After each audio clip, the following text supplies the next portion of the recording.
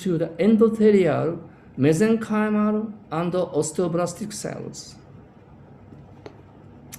So from this result, epithelial Mara cells could be reprogrammed by epigenetic agents. The progenitor stem-like cell can be directly reprogrammed into mesenchymal-like cell without the differentiation into stem-like cells.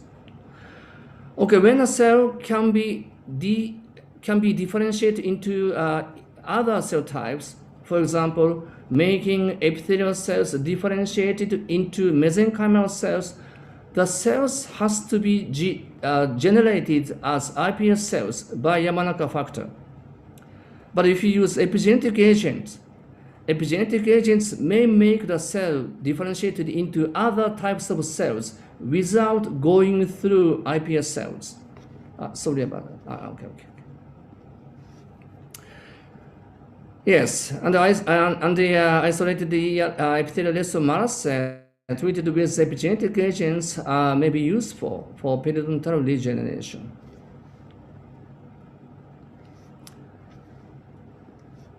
So, a conclusion of DNA methylation in oral disease. Aberrant DNA methylation, one of the epigenetic, may be involved in several oral diseases. Aberrant DNA methylation may be a therapeutic target, and epigenetic agents may be useful for regeneration of dental tissues. And the next I'm talking about psychosomatic dentistry in our oral medicine clinic, because I see patients as an oral medicine practitioner as well as a researcher. So this picture shows our university hospital. I'm working as an oral medicine practitioner in our university hospital. This is oral medicine consultation clinic where I'm working. In this clinic, we make a diagnosis for the oral complaint and the therapeutic approaches for them without surgical procedures. As you notice, unlike in the other dental clinic, I spent a brief time getting a face-to-face medical interview. This slide shows the prevalence of oral medicine-related diseases in the population. The prevalence of dry mouth, atypical odontalgia, and brownie mouth syndromes are much higher than the other oral mucosal diseases. However, clinicians often don't like to see the patient suffering from dry mouth, atypical odontalgia, and brownie mouth syndrome. Many clinicians often diagnose them as no pathological finding. Psychosomatic approaches are often needed for those patients. For example, this is brownie mouth syndrome case. 65-year-old woman, a chief complaint, tangling on the tongue. The patient has complained of tangling on the tip of the tongue and the lingual border since 18 months before. She has already visited 3 dental clinics, 2 otolaryngologists, and 1 oral surgeon. This doctor said no significant finding can be seen. She has been suffering from back pain and headache since 2 years before. She cannot sleep without sleeping agent. Her husband retired 2 years ago and stay in the house all day long. This is those cases really give a stress for the wife, actually. And this is the case of atypical odontalgia. The case, 55-year-old woman, tooth hurts during treatment. The upper right incisor was extracted since the tooth fracture was found more than 4 years ago. At the time, dental caries were found on the adjoining tooth, and the pulpectomy of the tooth was done. However, the pain did not disappear. The tooth was extracted. The pain appeared in the upper right second molar as well. The tooth was extracted again after pulpectomy. Currently, upper right second incisor and right upper first molar are treated, but the pain does not go away. So the dentists who don't know atypical odontalgia often do perfectomy and tooth extractions. But the patient still complain of tooth pain even after the tooth was extracted. So today I introduce our psychosomatic approaches focusing on Burnham syndrome. The main symptom of Burnham syndrome is pain. So therefore, these approaches for Burnham syndrome can be also applied for atypical odontalgia. So Burnham syndrome or BMS. BMS is a chronic intraoral burning sensation with no identifiable causes. BMS can be classified into two clinical forms, primary and secondary. Their organ local systemic causes cannot be identified in primary BMS, whereas secondary BMS is associated with an exact causative factor. So when you say this is BMS, Burnham syndrome, this usually indicates primary BMS, Burnham syndrome. This is the prevalence of Burnham syndrome. So overall, the Burnham syndrome in the adult population has been reported to be between 0.7 and 3.7%. This is very high. So in our clinic, we have around 80 new BMS patients every year. I see patients actually 2 days a week at the oral medicine consultation clinic in our hospital.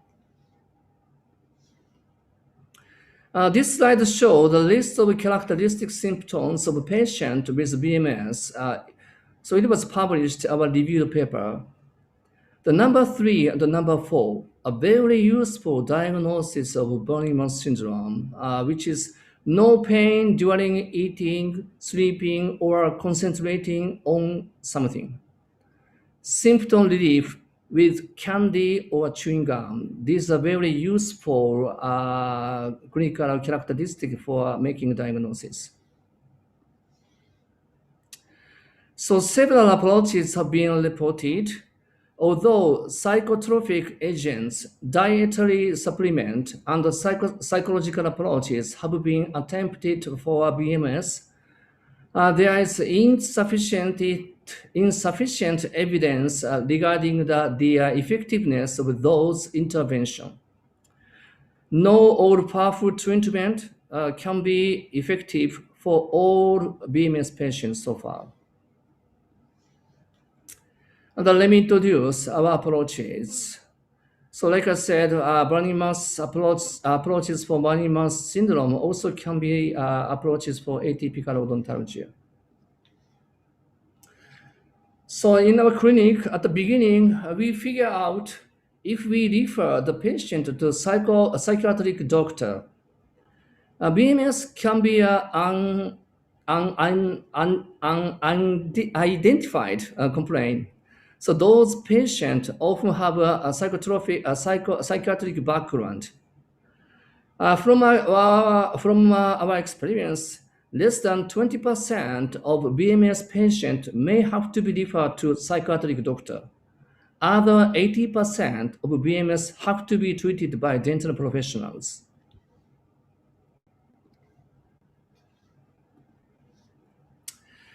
So our therapeutic strategies include cognitive behavior therapy, which is a psychological approaches, and pharmaceutical therapy. So let me explain briefly about cognitive behavior therapy, or CBT. So CBT is based on the idea that how we think, cognition, how we feel, emotion, and how we act, behavior, all interact together. Specifically, our thoughts determine our feelings and our behavior. This is a concept of cognitive behavior therapy. So before application of cognitive behavior therapy for BMS patients, we investigated cognitive characteristics of BMS patients. So we examined which cognitive characteristics, including cancer phobia, self-efficacy, pain-related catastrophizing, and anxiety sensitivity, affect BMS symptoms in the Japanese population. These results indicate that pain-related catastrophizing might be a significant cognitive factor affecting BMS symptoms. The pain-related catastrophizing in BMS patient is showing in the slide.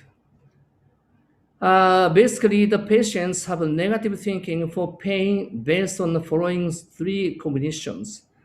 Thinking back, you keep thinking back on the symptom, always thinking back on the symptom.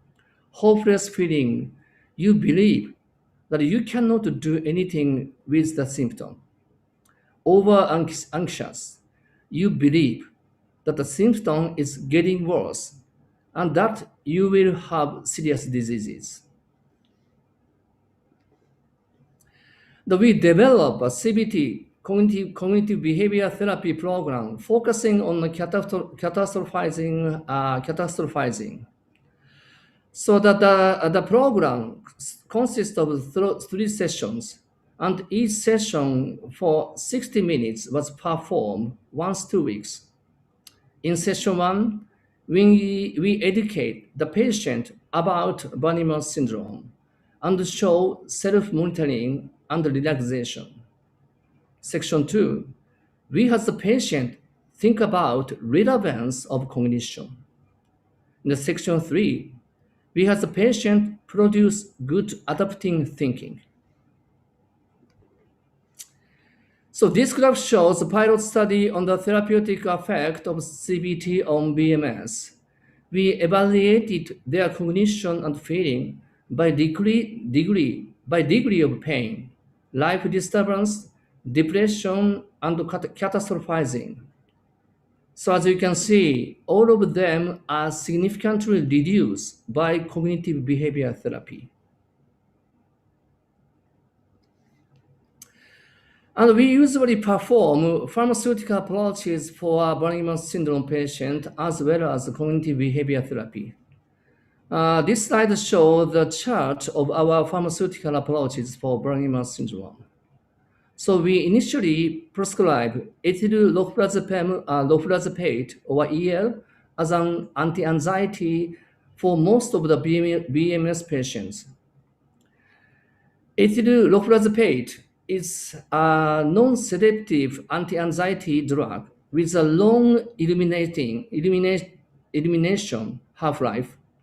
Therefore, a low dose of this drug may induce fewer effects of cognitive impairment, which is a major side effect of anti-anxiety. So we prescribe lofrazepate followed by antidepressant such as milnacipran or amitriptyline if the symptom persisted. So recently, we conducted a retrospective study for our pharmaceutical approaches at the end of 1 year. This slide shows how our approaches worked for the patients.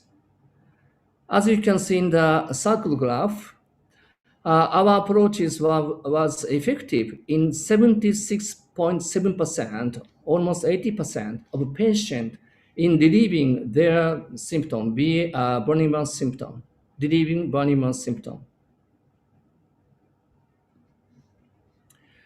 This graph shows drug history in treatment-effective patients. The graph on the left and the right indicate remission and non-remission respectively. In remission group, 86.2% patients achieved remission with ethyl-lofrazepate monotherapy. The remaining 13.80% did so after ethyl loprazepate was combined with milnacipran or amitriptyline, which is antidepressant. So, as I mentioned, no all-powerful treatment can be effective for all Barney syndrome patients so far. But from our clinical experience, ethyl loprazepate and cognitive behavior therapy can be added to anti-anxiety and psychological approaches respectively as new options for treatment of Barney syndrome. This is the conclusion of psychosomatic dentistry in our oral medicine clinic. I introduce our therapeutic approaches for BMS, cognitive behavior therapy, and psychotropic agent, including ethyl loprazepate and antidepressants. The antidepressants are effective for Barney syndrome.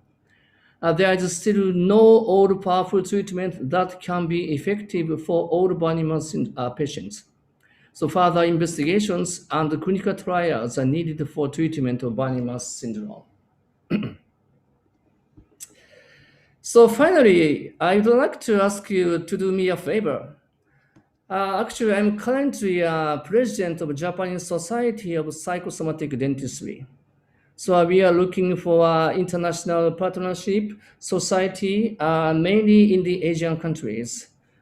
The Korean Society of Psychosomatic Dentistry is already in our partnership. Looks like there are many society, actually looks like many society of TMJ disorder and orofacial pain all over the world. I believe that most of the patients suffering from TMJ disorder and orofacial pain need to get psychosomatic approaches. But unfortunately, they have cared a little about the psychosomatic problem for the patients. So we'd like to spread the concept of psychosomatic dentistry to all over the world from Asian countries. And if you are interested in, please contact me. Okay. This is beautiful downtown Sapporo. Sapporo is a flame with autumn color right now like this. It is getting colder every day, day by day. This is the winter time of Odori Park in the downtown Sapporo. So we have international snow festival in the Odori Park every year. The winter time like this is coming soon in Sapporo. And finally, thank you very much for giving me this opportunity to present a part of my work online today. I hope everything get back to the normal as soon as possible. I hope to meet you all face to face in the near future after Corona pandemic. Thank you for your attention. Thank you very much for the great presentation by Professor Yasuhiro Abiko. Now we are going to the next session for the question and answer session. So all the participants, if you have any question, please raise your hand or you can type on the chat column. I'll let for Dr. Ernie Marlina. Yeah. Thank you so much, Dr. Teddy. I'm very keen to speak to you, Prof. Abiko, regarding the very interesting cognitive behavior therapy. I actually already thought that I need to ask your permission for me or for our staff to learn more about this psychosomatic disease in oral disease in oral cavity, since we found a lot of cases like this, but then we don't know how to proceed with any treatment. Pharmaceutical therapy sometimes or more often didn't work nicely with a case like this. So if you, after this session, would like to let us know how we can join the session, it will be wonderful, Prof. Thank you very much. It's very wonderful. It's really good. Yes. And then if you allow me to ask about the methylation of DNA, you thought that the epigenetic modification is actually a long stimulation. Your hypothesized that it must be a long stimulation, but do you think, is it merely because a low stimulate of the microorganism? So probably if the microorganism came in the more abundant number or in big quantity, the sort of the length of the epigenetic modification will become shorter. Do you think, Prof? Yes, as I said, microorganisms actually induce epigenetic modification. There are many papers already have shown that microorganisms induce epigenetic modification. And but so far, in the oral area, not so many people has shown that oral microorganism induce epigenetic modification in the tissue of in the oral tissues. So frankly speaking, I expect that Delhi gonna do this experiment in the near future. Yes. Okay, excellent. Then looking forward to see the result, Dr. D. One more, Dr. Dedi, if you don't mind. Yes, please, Yeah. Dr. Reddy. And do you think, is there any situation or factors that might changing the situation of the methylation of this DNA might change the or might causing the DNA mutation, Prof? Is there any in one point that DNA mutilation might changing the DNA mutation might become the mutation of the DNA? Sorry, can you say again? So you said that the methylation of DNA is actually the changing of this DNA without causing changing in the sequencing of the DNA. Yes, Yeah. yes. Methylation is actually epigenetic is actually a chemical modification around DNA, Yeah. not involved in the DNA sequencing. Okay. So there is no point that this methylation causing the mutation of the DNA. Okay. As far as I know, Yeah. okay. Once, let's say, once oral mucosa exposed oral carcinogen, okay. Yeah. So oral carcinogen induce Mm, often precancerous lesion mm, and transform to get malignant transformation. mm. In that process, oral mucosa may get epigenetic modification first, and then they get gene mutation later. Okay. Something like this process. Okay. Okay. Then so it can might be indirectly causing the mutation, if I'm not Yes, mistaken. it's on the way to go. It's on the way to get DNA mutation. Okay. Epigenetic They have to go through this DNA methylation first. usually. Okay, usually. Thank you Okay. so much, Professor. Not all, not all. Yeah, no. What a wonderful presentation, Prof. Oh, thank you Thank very you, much. Dr. Dedi. Yes, Dr. Limana, thank you very much for the good question. So for all the participants, is still any question? You can raise your hand or write on the chat box, or you can write in Bahasa Indonesia and I can translate to English if you don't mind. Let me answer.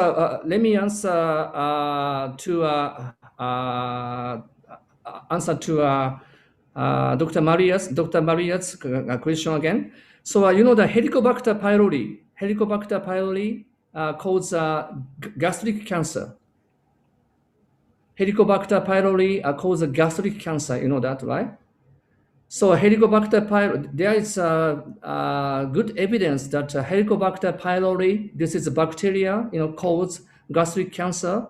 Helicobacter pylori easily give epigenetic modification on the surface of a stomach. Okay. So, but like I said, there is still less evidence that oral microorganisms are induced any epigenetic modification on the oral tissues so far. Okay, thank you. Yeah. Dr. Nimarlina? One more question, Prof. Abiko, I missed this. You said before that the lichen planus is actually a precancerous condition, but not precancerous lesion. I don't really get it, Prof. If you don't mind to, I probably missed the explanation. Thank you so much. Yeah, this is according to WHO classification. Lichen planus is categorized in precancerous conditions, not precancerous lesions. They say that condition somehow difference between condition and lesions. So precancerous condition is before precancerous lesions. Precancerous condition has less chance to get malignant transformation than the precancerous lesion. Okay. Okay. Thank you. Okay, thank you. And there is another one question, Sensei, from Dr. Fadil Ulum. He said, I have read about DNA methylation is one of method to distinguish cancer cell and normal cells. What's your opinion about using this method as diagnostic tools for early detection of malignancy or cancer? Is it possible to widely use in daily clinical examination? So, Prof. Thank you Abiko? very much. Thank you very much. Yes. Yes, I really think so because, like I show you, we got the DNA from a buccal mucosa. We got the DNA from buccal mucosa. So this is not a surgical procedure. This is not a surgical procedure. You can easily get, smear sample from buccal mucosa. It's not an invasive procedure, so it's really easier to apply the clinical diagnosis. Okay, thank you very much, Prof. Abiko, for the answer. Is any... okay. Thank you very much, Dr. Fadilulum. So, is still any question from all the participants?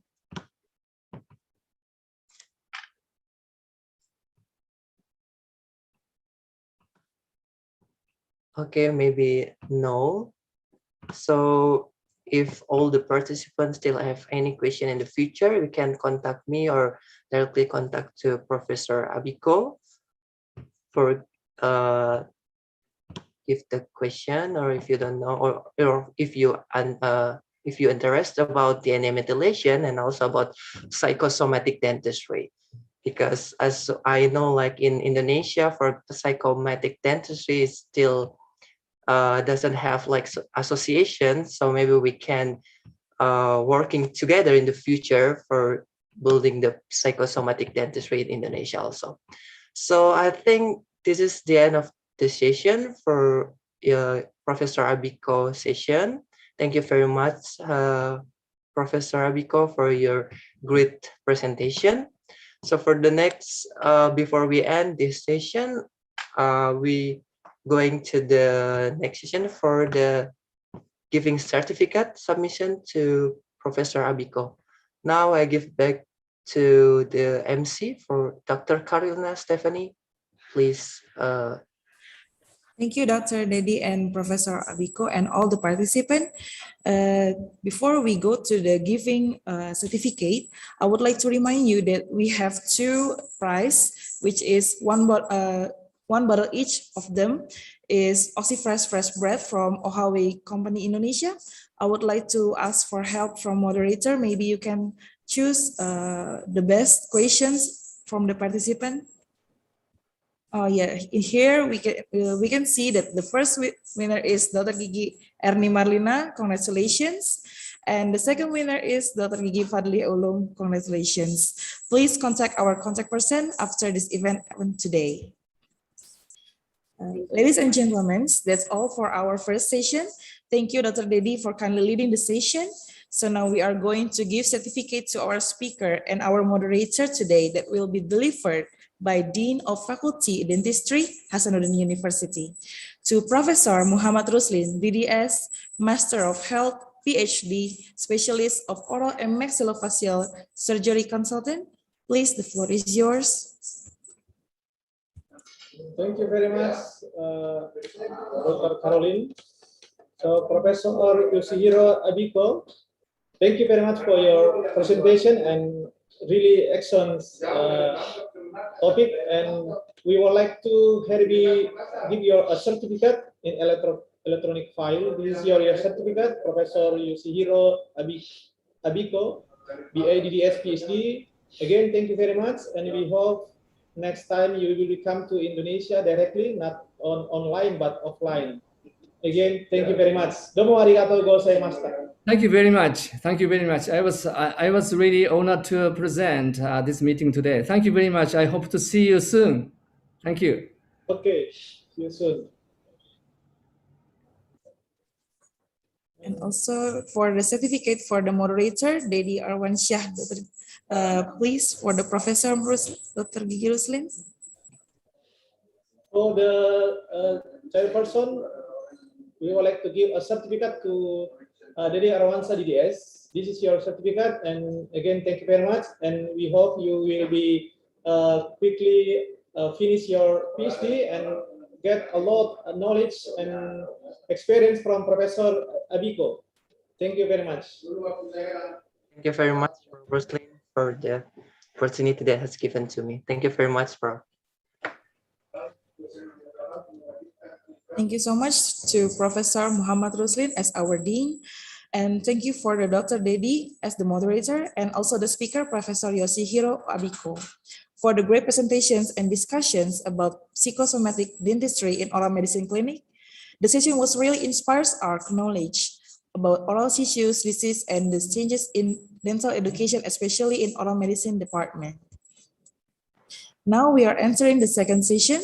For the second session, will be led by the moderator, Dr. Maria Tanumi Harja, DDS, MDSC. I would like to introduce you a brief introduction about our moderator. She is born in Makassar, February 16th, 1961, graduated her dental science in 1986, Faculty of Dentistry, Hasanuddin University, graduated her Master of Dental Science in 2001 from Melbourne University, and graduated her Doctor of Biomedic from Medical Faculty, Hasanuddin University. She is a senior lecturer of Faculty of Dentistry since 1986 till now in Hasanuddin University, and also a lecturer of Conservative Specialist Educational Program since 2017 till now in Hasanuddin University. She has a number of experiences as scientific speaker and several titles of scientific publications. To our moderator, please, the floor is yours.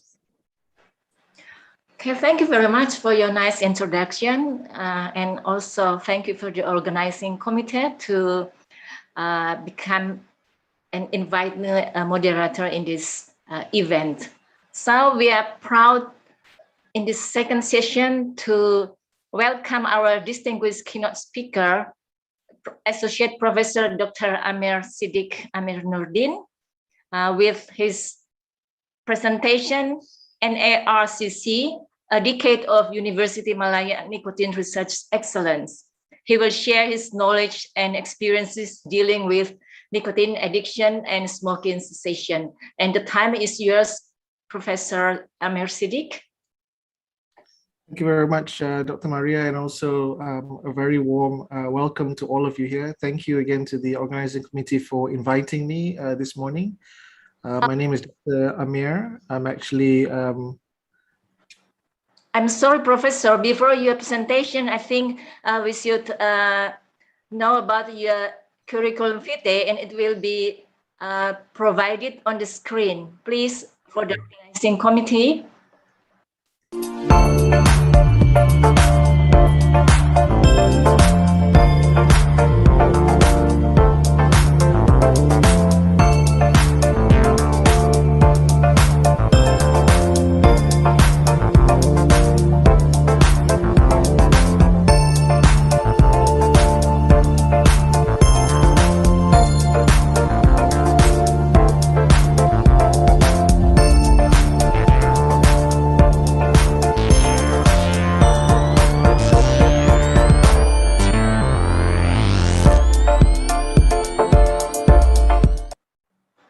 Thank you. And time is yours, Professor Amir Siddiq.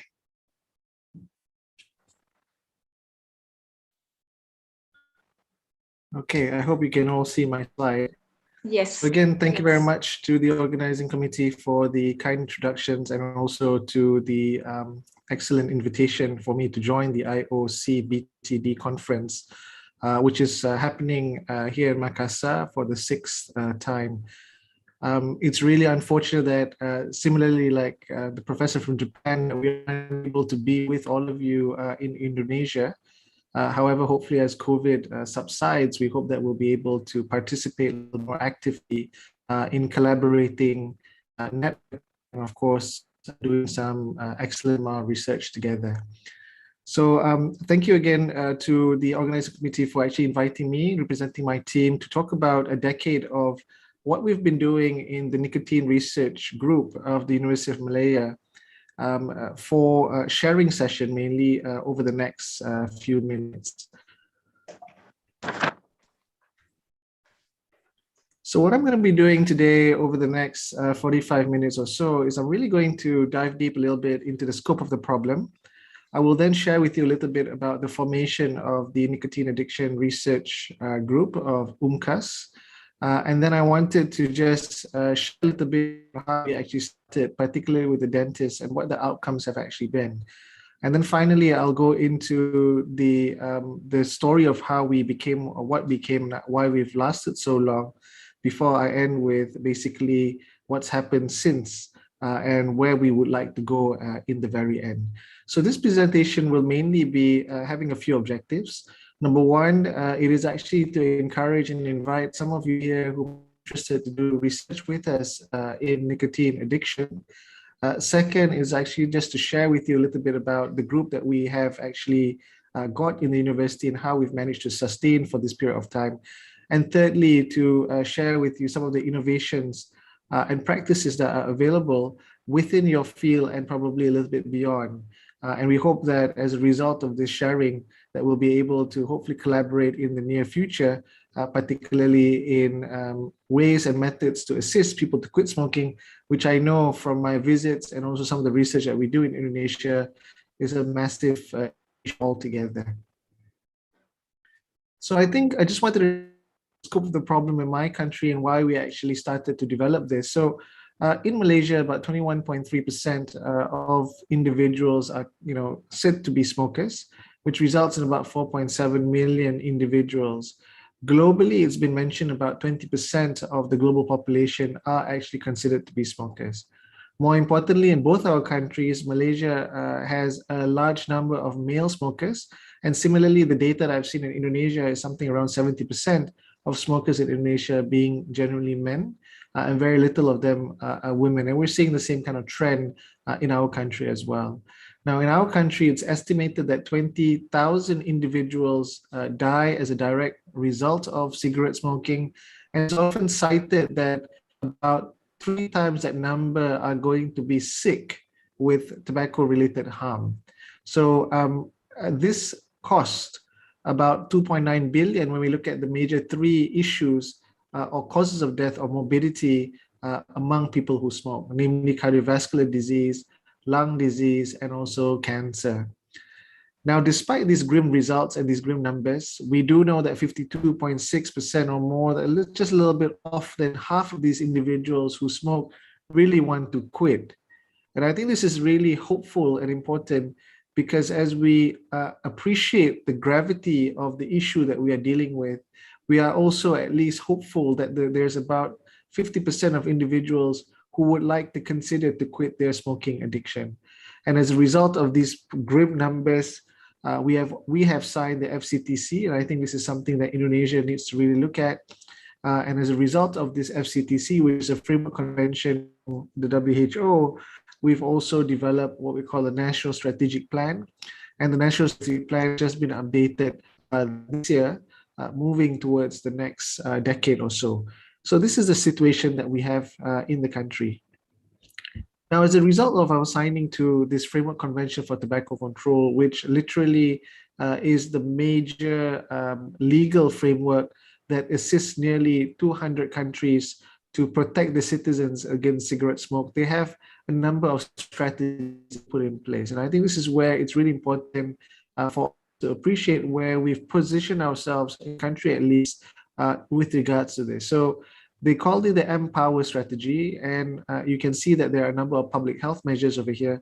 However, O, which is a center point there, is actually very related to clinical work, which is offering people methods to quit smoking as a result of their smoking addiction. So the others, if you look at the M, for example, monitoring, P, protecting, W, warning, E, enforcing, and R, raising taxes, these are mainly public policy levels. However, offering help to quit tobacco use or to quit smoking is probably the closest to clinical work that we can do. And therefore, we've positioned ourselves in trying to assist, at least in my country, methods and ways that people can consider to quit smoking as a result. However, we are not exhaustive. You can see that in Malaysia, there are a number of programs that are already in place, and this is fairly updated here. What I've actually done is the one that I've actually highlighted in the box here are the ones that we have particularly worked with the dentist group in Malaysia. And this is where the involvement have been in. Now, prior to our existence, the dentists were not part of this particular conversation. It's really after, and I'll share with you later the history, after we began that the dentists partook. And therefore, and I'll share with you later as well, that they've managed to take a piece of this pie and moved it in the right direction, as we'll see.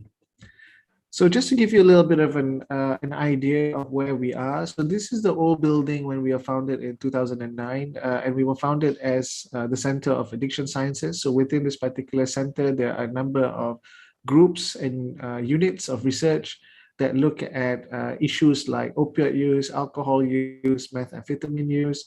At the same time, we've developed a nicotine addiction group within this particular center of addiction, where it's mainly focused on assisting people to quit smoking.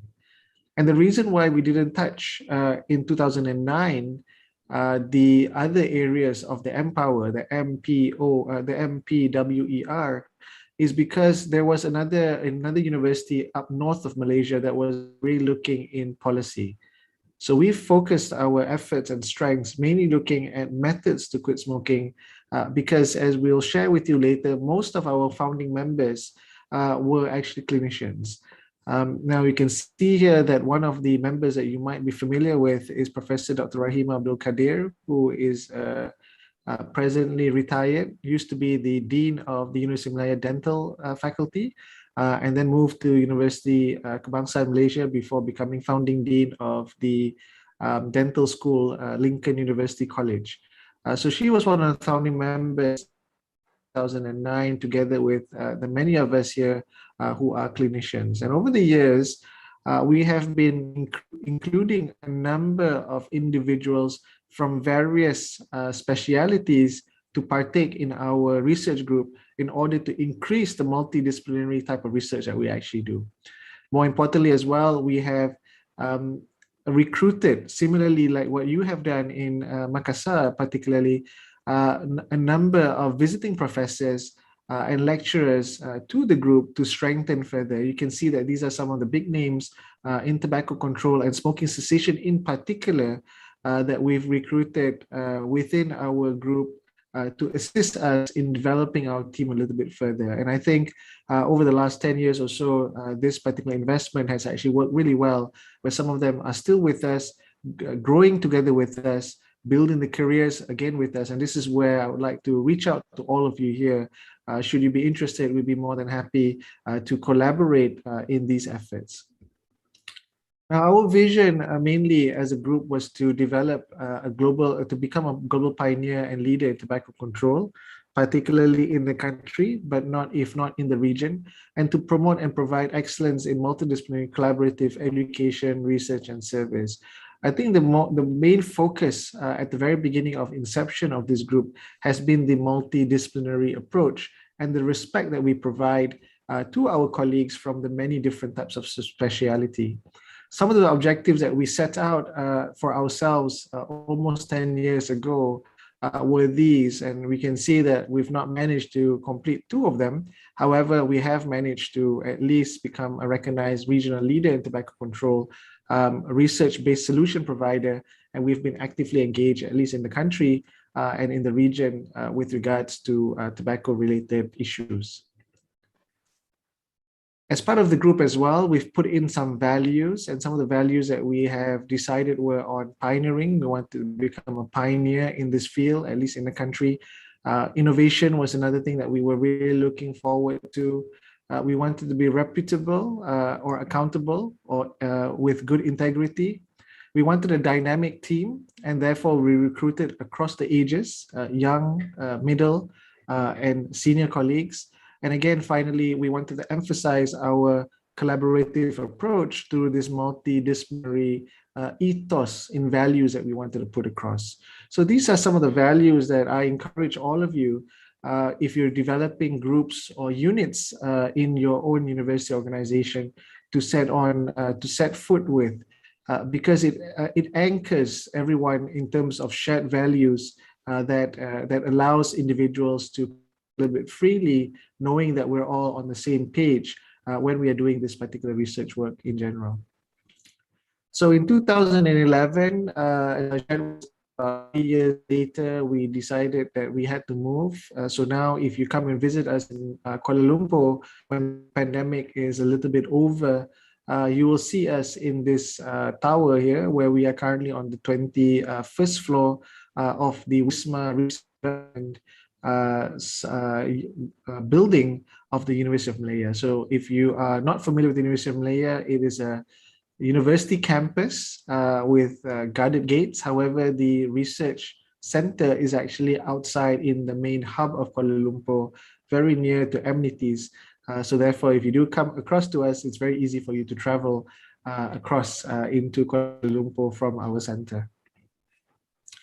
So just to share how we began, and I think this is where it was probably the reason why we were invited to share with all of you here, dental colleagues, is our name really started from a project that we developed in 2008, 2009, called the Empowering Dentists into the Smoking Cessation Program, where we received the grant in 2009 and really started the group in earnest. And this is the efforts of Prof. Hussein and also Professor Rahima, who noted a gap and together working collaboratively decided that in order for us to assist and get these dentists on board, we needed to develop a training program. So we actually did some research to first appreciate whether the dentists were interested or not. We then did a research to appreciate whether they were involved or not. And when those data came back to be not as favorable as we'd like to, we developed a training program for these dentists, and then we executed this training program. And I think to date, there are about 3 publications looking into this particular issue that we've published over the last few years. So if you wanted to know a little bit more about this particular work, it's already published in some of the journals out there. Now, more importantly as well, we developed a particular program that was very specific to dentists, knowing that, for example, you have a dental chair with you. So what we've done as a result of that is that during the time that Prof. Rahima moved on to University Kebangsaan Malaysia, we developed the first dental smoking cessation clinic. And in Malaysia now, there are at least 4 that I'm aware of, public dental schools and private dental schools that have taken on board the smoking cessation clinic within their own clinical setting. And I think Prof. Rahima also pioneered methods to actually assist people to quit on the dental chair itself. So these are some of the innovations as a result of the research that we've actually done.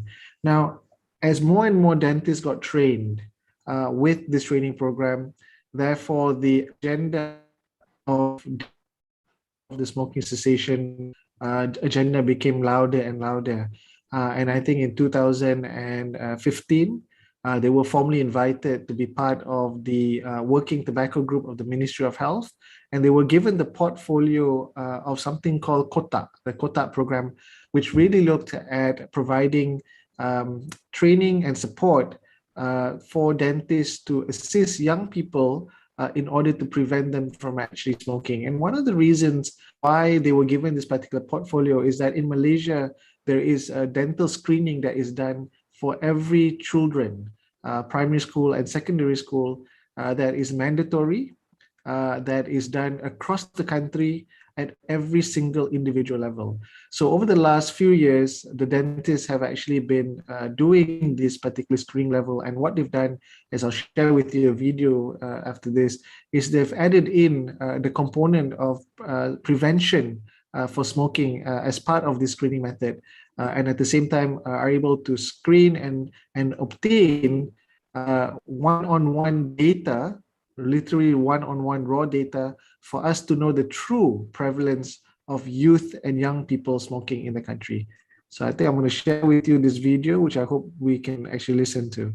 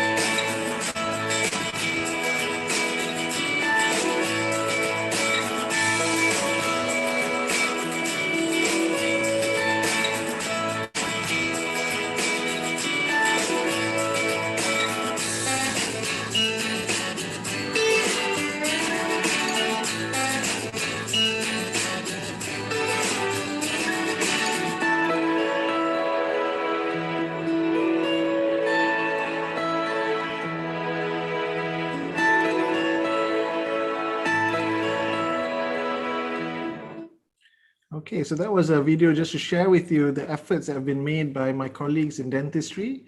And this was actually produced by Dr. Sharul, who again also has since retired from the ministry. But the legacy that he and his colleagues have left still are ongoing at this point of time. And as I've shared with you just now, in the current meetings that we have with regards to tobacco control, the dentists are now equal partners in our Ministry of Health, discussing about policies and methods to further strengthen the smoke-free agenda of the country. So I think just to move on a little bit, what we've also done along the way is that we've noticed that there was a gap in terms of training and teaching both healthcare and non-healthcare students in the university.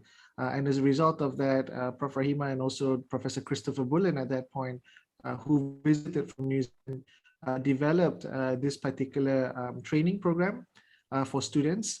Now, it had been quite quiet for quite some time. However, this year in 2021, we have revisited this again, and now it might be part of our elective student project within the university, where students will be able to learn a little bit about the dangers of smoking and how to become a good advocate in terms of preventing people from actually smoking. But the year that it all really changed was in 2015, when the country developed the National Strategic Plan. And within this National Strategic Plan, there was a target for a smoke-free country by 2045. As a result of this, and from experience that we gained from the New Zealand group who were moving towards a smoke-free New Zealand by 2025, we bid for something called the Grand Challenge Grant, which was provided by the university at about 500,000 ringgit per year. And we managed to get this for the 5 years from 2015 to 2020. And as a result of that, broke down the work that we've done into 4 levels of areas that we felt was quite important in order to assist the country to reach that smoke-free target by 2045. So the first one is something called training, where together with the experience from the dentist training and also the student training, we developed a smoking cessation training specifically for all healthcare providers in the country. And this is one of 3 training programs that are certified by the Ministry of Health that wanted to become a smoking provider in the country. As a result of this training as well, where there's lots of input in terms of data, we also managed to secure some funding and support from the International Tobacco Control Study, which is a 26-member study which initiated from Canada, which provides a lot of information that supports the training program so that it's consistently up to date. At the same time, we developed novel ways of treating individuals who wanted to quit smoking. The main important one that might be relevant to colleagues in Indonesia particularly is going to be the Malay group-based smoking cessation program. So we send people for training in New Zealand, particularly with our partners, and also the UK, and then redeveloped a quit smoking group-based treatment that is solely done in the Malay language, which again would be able to support and assist a large number of people in order to quit at minimum cost. We've also decided to work on innovations where we have with us an app that we developed and also working with Bedfont Group, which does the Smokerlizer. We've managed to incorporate their portable Smokerlizer into our app. And again, this will allow people who are digitally savvy to also access methods to quit. Now, we understand that at the end of the day, we would like to prevent people from starting. So together with other colleagues, we've also developed an advocacy group that targets the university students, hoping that they don't start. And if they do start, to quit early. But more importantly, we have within us, the universities working with schools. And I'm aware that in Indonesia, sometimes that's also the same, where universities will work with certain schools. As a result of this, we have ambassadors from the university that will be able to help and assist young people to prevent them from starting smoking, and for those who do start smoking, to find methods to quit smoking. So we do in order to further improve the ecosystem, what we found from the early 2000 mega campaign called the Tak Nak campaign in Malaysia was that we spent about 200 million ringgit on this campaign, which was a massive campaign to prevent people from smoking and also to encourage people to quit. But what happened during that time is that we did not provide the solutions for people to quit when the smokers came to the clinics or the services. So we didn't want to make the same mistake again. And this is something that you might want to think about as well in the countries that you're working in, is that we decided to then build the base. And this is where the quit smoking clinics were strengthened. Treatment was made sure to be provided, both pharmacologically and also psychologically. The clinical practice guideline was updated. The training programs I shared with you just now was strengthened, and then we developed a quit line. So we had a number of consultations with a number of colleagues, and as a result of that, the training program that was set up, we built capacity, where you can see there's a number of universities that participated with us from many disciplines in health. So within this group, there are respirologists or pulmonologists, family care physicians, psychiatrists, dentists, pharmacists, and nurses particularly. So we really had the multidisciplinary approach in order for us to even the speakers that we wanted to provide training for. So these are some pictures of some of the trainings that we did. So overall, over the last 5 years, we've managed to train about 4,000 healthcare providers. And we would consider this to be quite a success, because for every person who's trained, they will advocate probably to their spouse, which will mean that about 8,000 people are trained and become advocates. And if they share this information to one kid, then you will have almost 12,000 individuals who at least advocate to prevent people to quit smoking. And what is the impact of this? Well, I think when we started in 2009, if you were to write about anything related to smoking in the papers, you will not get any response.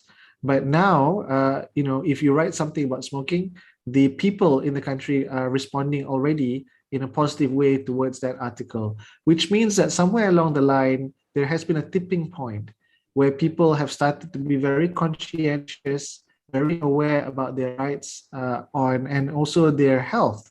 And I suspect that some of it is because of the efforts that we did during this particular way, where we were able to then develop more lay advocates for our country.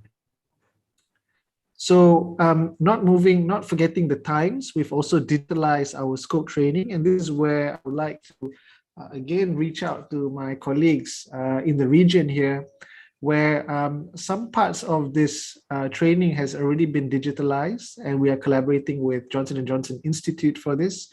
And therefore, if you're interested to have this training in your country to assist people to quit smoking, then we can probably think about ways that we can actually work with you through our partnership with Johnson & Johnson at the moment. Yeah.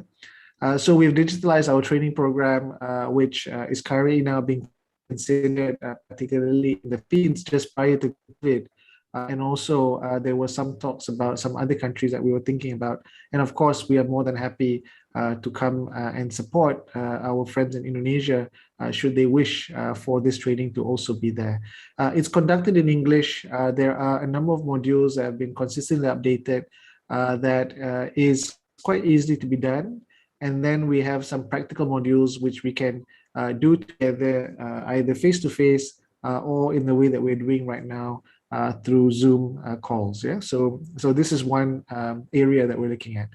Some of the other outputs that we've also developed as a result of the Grand Challenge grant that I shared with you just now. One is our smoking cessation app. Again, it's available at the moment on Google Play, only on Android, mainly for smokers. And like I said just now, which I think is a bit relevant to all of us here, is what I call the GBTM, or the group-based treatment in Malay. So maybe our languages are about the same. So Indonesia, Brunei, Malaysia, Singapore probably have a population that can understand Malay and might need the kind of assistance in this language, which we are also, again, quite keen to consider in providing some support if need be, or if not, at least opportunities for research for all of us over here. So currently my PhD student is already pilot testing this and the data hopefully will be out quite soon. Now, not forgetting, like I said, at the very end, it's also important for us to advocate about the dangers of cigarette smoking, particularly for young people. So what we actually did in the university is that we developed a nicotine club or a club against smoking. And these particular students become advocates. And as I shared with you just now, as they work with the schools, they become peer support advocates, and the information and knowledge that they have is then trickled down to the young people. And therefore, we have a movement of young people who are against cigarette smoking, which hopefully will assist their peers to prevent them from smoking. And more importantly, if they are smoking, to encourage them to quit and to know where to find the help in order for them to quit. So these are some of the training that was actually done. This is with colleagues from the Ministry of Health. And in this particular picture on my far right, top right, is actually our campaign in the university that we had during 2018. So we've also developed some along the way, again, to train our advocates and our trainers. And then, of course, as I shared with you just now, we went to the schools together with the students that we've actually trained. So it was a train-the-trainer session for the lecturers, and then it became trainer-trainer session for the university students before we then went to the schools and basically did what we preached within our program. So what's been happening after the Grand Challenge that has allowed us? So we've been a little bit lucky to receive a number of grants. So in Malaysia, there is something called the Long Range Grant, which we've actually managed to get in 2016, and we've been collaborating with Harvard University for that. And then subsequently, we've managed to secure 2 other grants, namely to fund the ITC, and more recently, we are working on more electronic cigarette related work in both the eValley project and the MSense project, which we hope to hopefully get some funding as early as next year. So this is just to share with you a little bit about one of the projects. Again, this is led by one of your own, Professor Nur Hayati, who's currently the Dean in University Kebangsaan Malaysia. She retired from the University of Malaya and moved across to our other university. And when she was with us in University of Malaya, together with her, we actually developed a project that really looked at nanotechnology or nanotechnology, particularly in terms of the harms of smoking, but more importantly, in solutions to assist in preventing cancer. So my work with Prof. Nur Hayati was mainly looking at getting more information, particularly about secondhand smoking, and also methods that we could assist young people to prevent them from smoking, because as you remember just now, the dentists are pioneers in our country, at least for the Kotak program. So together with the Ministry of Health, this is Dr. Sharul over here.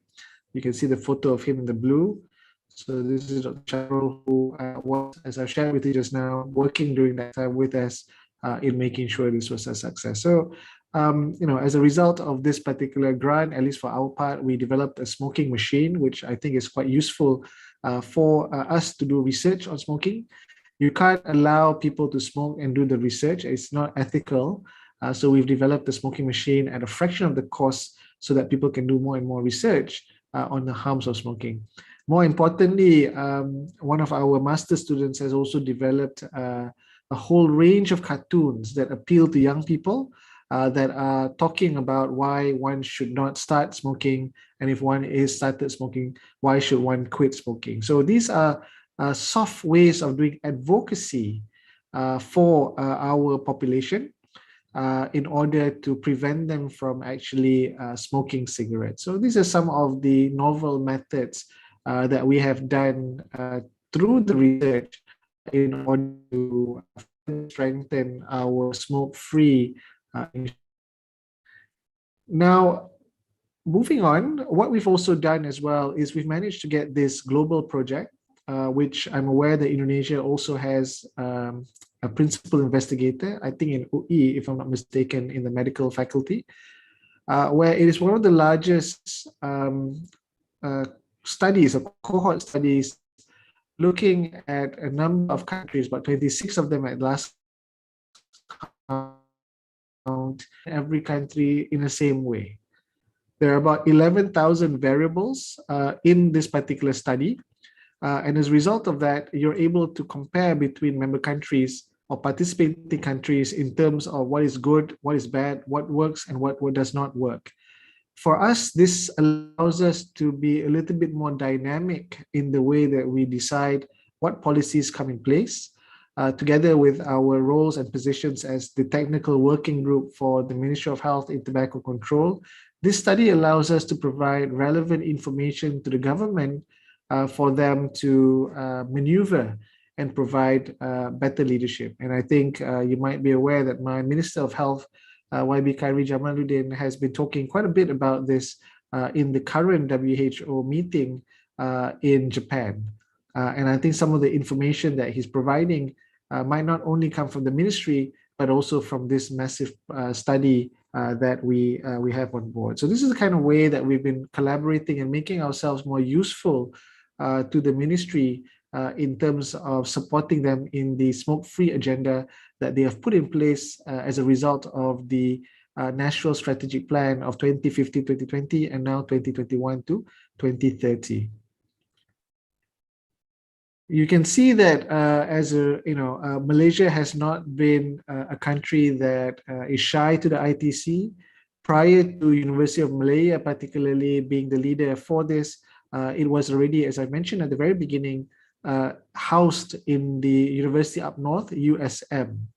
However, as USM started to lose its people as a result of sustainability issues in terms of this particular agenda, we decided to assist by taking on some of the weight and hoping that USM will develop before maybe they might want to take this back. And I think this is important because our initiation of this center and the strengths that we have mainly look at offering people to quit smoking. We are not supported very much at the moment with public health colleagues, although we have them within us, but the majority of us happen to be clinicians. And I think this is where it's really important for all of us to at least understand what is the niche that you bring into your respective units, what is your strength and weaknesses, and when not to overlap. And this is something that we've been doing consistently. However, as I shared with you just now, as our team is quite big, fairly robust at the moment, we decided to take some of the slack for the country and develop this ITC, which we've launched our first wave in 2020 and currently awaiting further publication for this. And this is, as I shared with you just now, this is the way that we've been using ITC in terms of assisting present policy. And you can see having the ITC with you, again, is very advantageous because they have a lot of networks that come together with them, which we have been slowly working with our partners in Canada to connect with. And again, this is some of the advantages that some of you might have seen when you're working collaboratively across multidisciplinary groups. Again, when you are part of the group, you've also access to this. Therefore, our dental colleagues and our pharmacy colleagues and our nursing colleagues in Malaysia, particularly through working with us, have access to these other countries as well, where they can do other projects, PhD studies, or even look for supported grant. So moving on, this is moving towards the final few slides. Another thing that really supported us, and I think this is something that might be of interest to some of you here, is that we managed to secure another grant which looked at EVALE. So EVALE is actually the lung disease that was postulated to be caused by vaping or using electronic cigarettes. So during the time when the EVALE scare was out, which was around 2018, if I'm mistaken, we actually worked with the Ministry of Health and managed to secure the contract in order to study the risk or the prevalence of EVALE and the consequences of EVALE for individuals who were using these particular products. Now, I have to admit that the recruitment is very difficult because when we were recruiting, it was during the height of COVID in the country. So number one, you had to have a lung disease. Number two, you had to have using electronic cigarettes. Number three, it must not be related to COVID. So the numbers that we recruited, despite the fact that many people came with lung disease, most of them came because they had COVID. There was only a fraction of them that were having problems with EVALE or EVALE-like symptoms as a result of their vaping. But I think the research work is equally still important. It's really important for us to really understand and appreciate this risk, because at least in our country, this particular problem doesn't seem to want to go away. And already, sadly, there are some rumors that the government is caving into the pressure groups and will subsequently regulate electronic cigarettes, when initially the government's stand has always been to ban electronic cigarettes. So in Indonesia, there is no particular regulation at this point of time. However, because the smoking prevalence is very high in the country and the startup costs for electronic nicotine delivery devices is fairly steep in your country, therefore the uptake of electronic cigarette has not been as popular as it has been in Malaysia. Now, Brunei, Singapore, and Thailand have all banned the selling of these particular products. So we are both really in a situation where, if we don't do anything about it, we are really going to lose quite a bit of, or we're going to have some difficulties in convincing others to believe us, because we are unable to even do the right policies in place. And this is one of our major concerns at the moment. Should the electronic cigarettes be regulated, which means that they're allowed to be sold in the country. Now, more recently, my team has also, together with colleagues in the US, and you can see here a number of other countries, including New Zealand, South Africa, Holland, Lebanon, have worked on the grant and managed to be shortlisted for something called the UK Cancer Research Grand Challenge. There are a number of countries looking at both the clinical and chemical aspects of electronic cigarettes, and also looking at the chemical constituencies of these particular products, and for us to actually answer the bigger question of how do we, as we study this particular product, reduce the risk of cancer for the world population. So we are just starting on this project. It will probably, it will be defended at the end of this month, and we really hope that we will have a favorable reply, because it has taken us almost 5 months to prepare the proposal. And I guess all of us here coming from Asia, working with colleagues in the US with the US time zone, can be a little bit challenging in terms of waking up and making sure, especially when you have, as you can see down there, almost 6 to 7 countries across the globe. It was a logistic nightmare for us, but we've managed to get it across the line. It's related, and we really are hoping for a favorable reply in order for us to answer more questions on whether there is any harm or benefit in terms of using these particular products. So this is just a little picture of all of us, probably in the meetings during the day, because if it was a meeting during the morning, early morning at 3 a.m. or the late ones, I'm probably not looking as happy as I am at this point of time. So finally, all research is useless if it is not disseminated, if it is not shared, if it is not, pushed across into public policies or into public domain.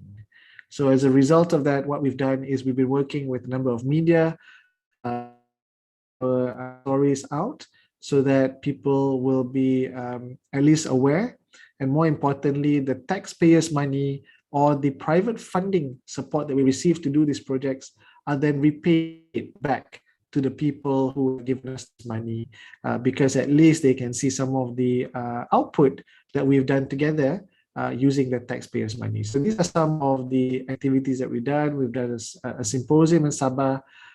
We celebrated World Tobacco Day in the hospital. We've also done one in the university. And then we recently had an international conference. This was in 2018, and the subsequent one was supposed to be in 2020, but we all know what happened to 2020. COVID came along. So we will probably have a smaller one at the middle of this next month, which I can provide to the organizing committee if you wanted to have a listen. And basically what will happen during that little symposium, which is only about 4 hours, is that we'll be sharing almost all the research work that has happened over the last 10 years or so, in order for, again, information dissemination to colleagues and potential stakeholders as well. So this is the final end, the second 3 last slides. But what I wanted to share with you is this is where what we have done. And then secondly, as you can see, we've put in some strong amount of work, but we are really now looking into the fundamental research group or the lab group. And I think we initiated this with Prof. Nur Hayati and her team using the nanotechnology, whereby we looked at tobacco in that sphere.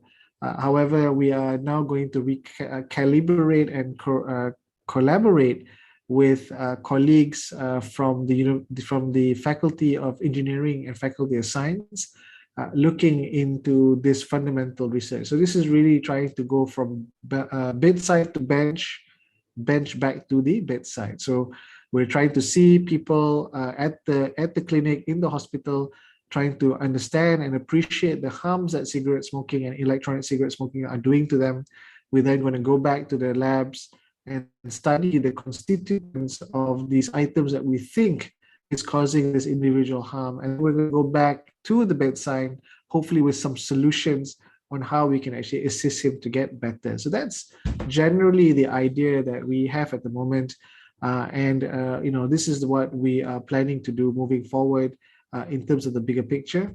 You can also see, look at this bigger picture as well, and this is sort of moving towards the end now, that we have already needed to take on board everything that colleagues in USM used to do, including, for example, public policy, mainly that we've had to slowly do so because of the funding that we've received and the difficulties that the other group has in terms of their team.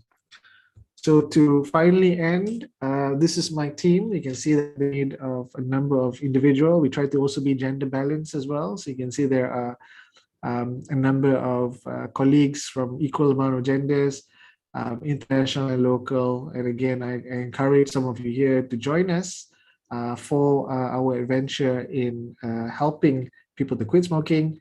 And I think colleagues in Indonesia have a bigger responsibility, particularly because of the sheer amount of smokers that you have and the sheer amount of numbers. But again, I think it's a very good and rewarding career for all of us.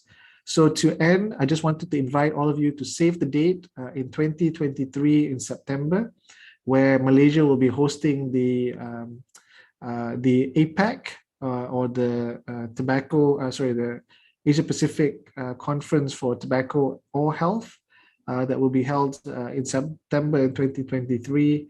And I just wanted you to be on our mailing list and consider to share with us some publications over the coming year. So I'm going to end over here, and I'm going to pass back to Dr. Maria as the moderator and chairperson, should there be any questions that anyone would like to ask me. So this is my contact details, which you can actually find me on.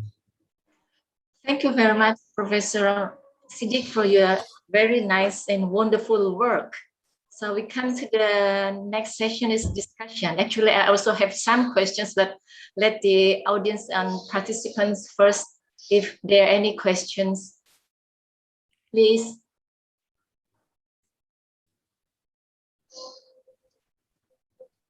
While waiting for other questions, may I have some questions for you, Prof. Siddiq? Of course, no problem, Dr. Maria. I think it's very tough work because it collaborates with multidisciplines fields. And I'm just wondering, why is the focus about the smoking cessation compared to like drug abuse? And secondly, do you have any problems in your smoking cessation program during this pandemic COVID-19? Because I mean, many people feel stressed and stay longer at home. Yep. So your first question, why is the emphasis on smoking cessation? So my mentor, Prof. Hussein, when he developed the University Malaya Center for Addiction Sciences, had actually divided all his captains to do certain addiction work.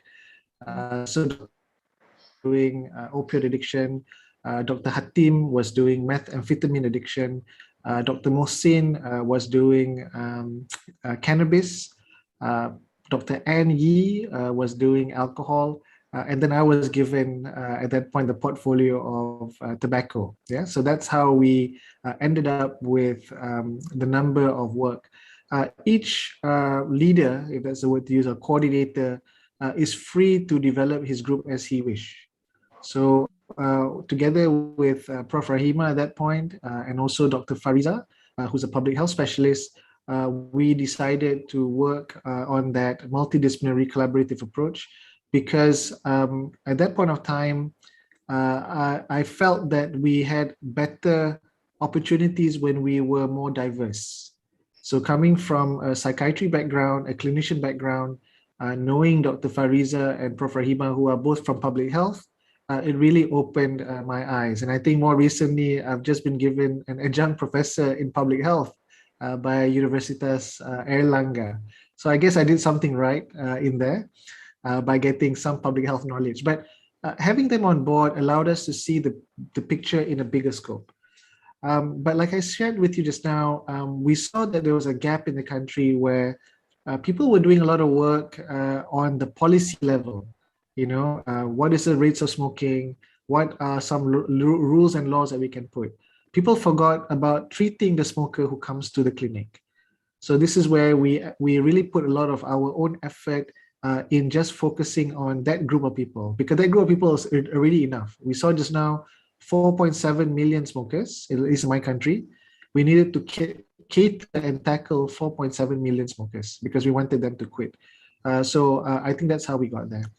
Now, in terms of the challenges during COVID, yes, a lot of challenges.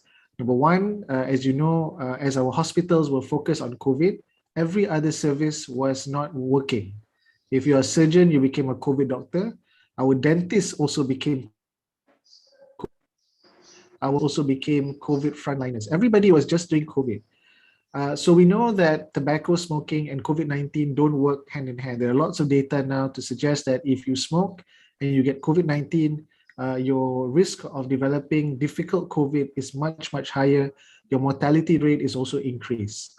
However, at the same time, the service, at least on the ground, was limited because everything was invested in COVID. This is where the quit line and also the digitalization really helped. So the ministry, together with some of us, had already started to develop an online platform to assist smokers that quit. And when the scare of smoking and COVID-19 was at its peak, we saw a huge rise in callers that wanted to quit smoking. So this is where, again, technology came in. We had to be innovative, working with our pharmacy group. This is, again, Dr. Maria, the beauty of multi-collaboration. If you ask a doctor how to give medication, he only knows one way. But when you have the pharmacist on board, they can tell you many ways of being able to dispense the medication through the legal channels in the country, because that's what they do. Similarly, when we had the dental colleagues, we had to ask a lot of questions to identify a smoker. They have to open their mouth. They could look at certain parts of the teeth, and they know that you were probably smoking because of certain changes in the mucosa that they could identify. So this is the kind of work that allowed my team to be very broad in the way that they address these particular individuals and are able to respond to the situation like the COVID experience. I think if you just gave us medical doctors, I think we would have a poor way of solving the case, because we only have one way to solve it.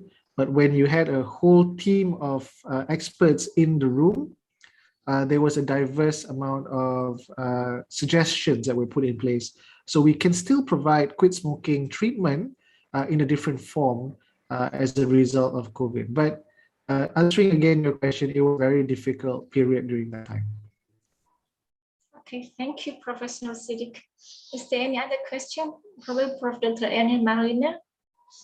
Yeah. Good morning, Dr. Amer. Hello, It's Dr. nice to meet you in person. Yeah, I'm the one who troubling you with my email. I was going to say that, yeah, it's nice to put a face to an email. Yeah, thank you so much, Bob.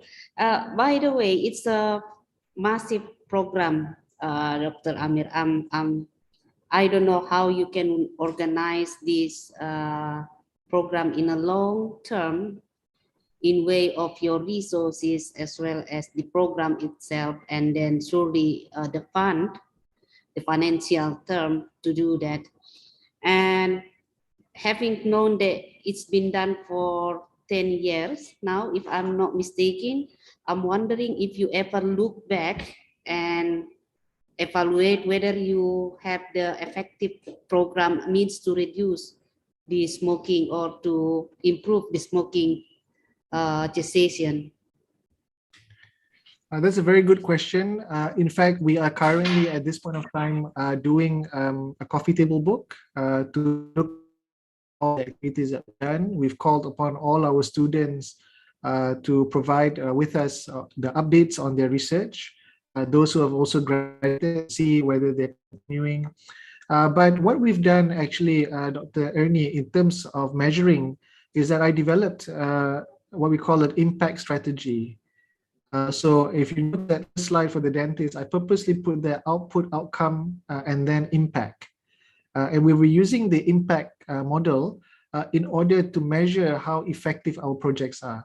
Again, another telltale point in my presentation, again, to show impact, was the journey of the training program. We started, as I shared with you, with the dentists in 2009 with Prof. Rahima and Prof. Hussein. That training program evolved into a curriculum for students.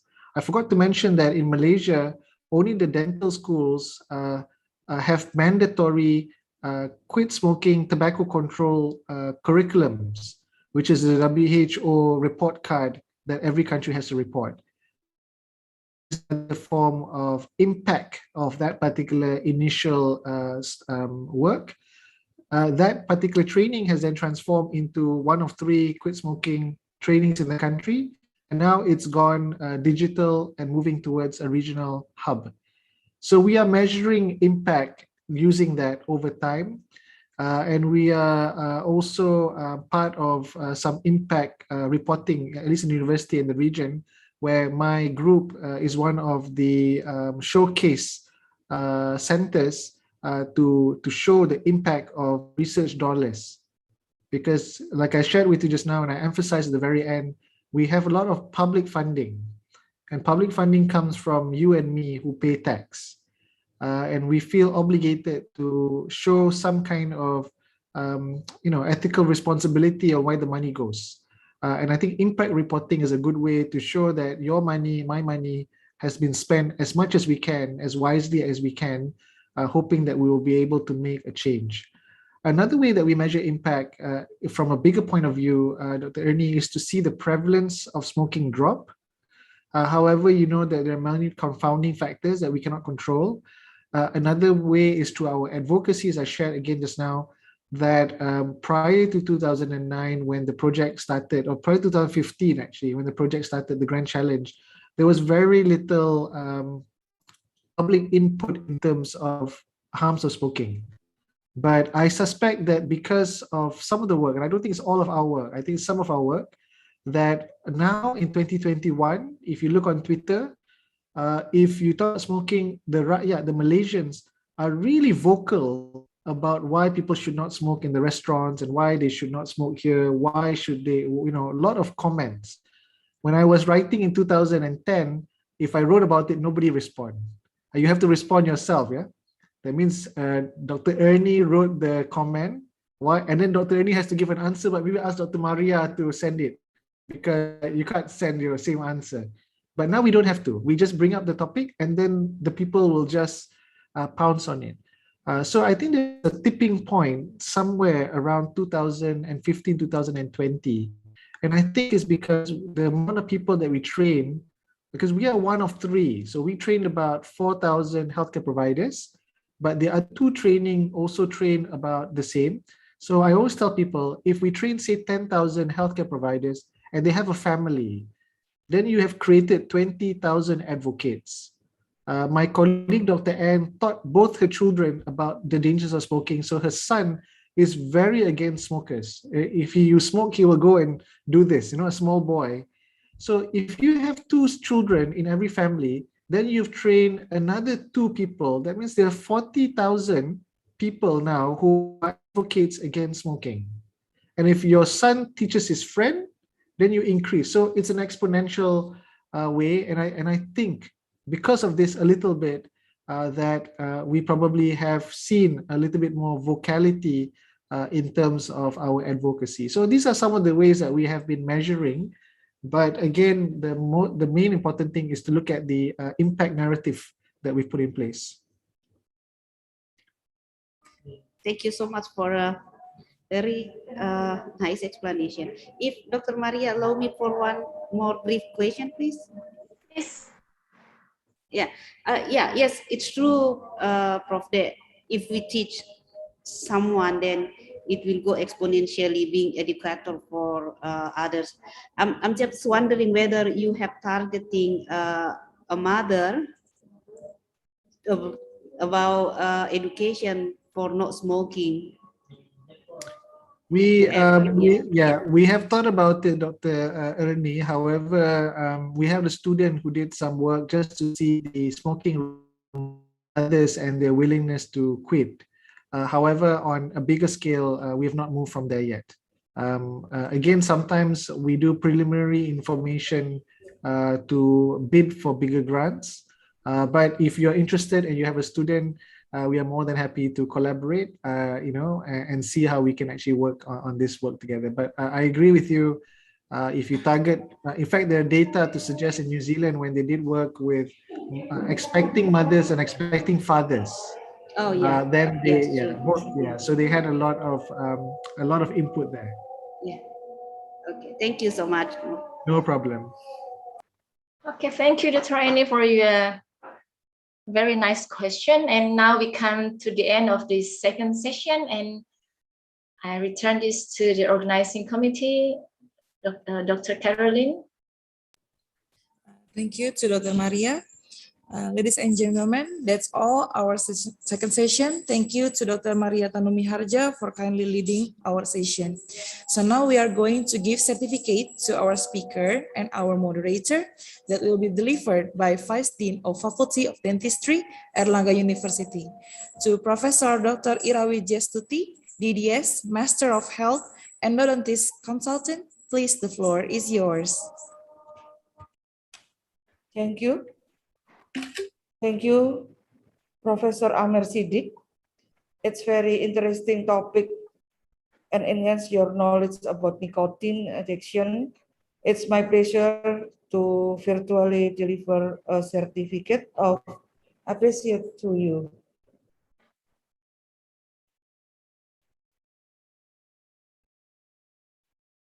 Thank you. Thank you very much.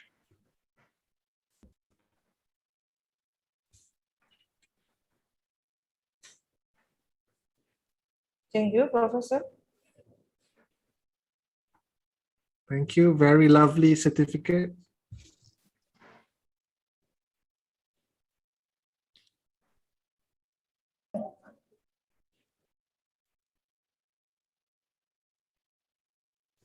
Thank you, Prof. Ira, for the certificate, and also for the organizing committee for this ICoBTD.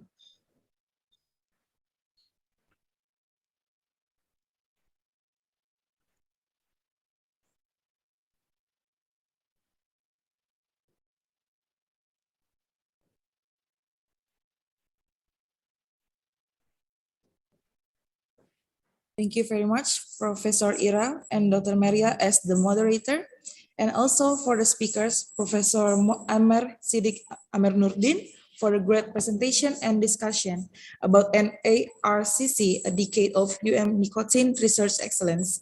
The session was really inspires our knowledge. As the second session ends, dear all participants, we will take a break for 1 hour, so make sure you're still connected to this webinar to hear another session.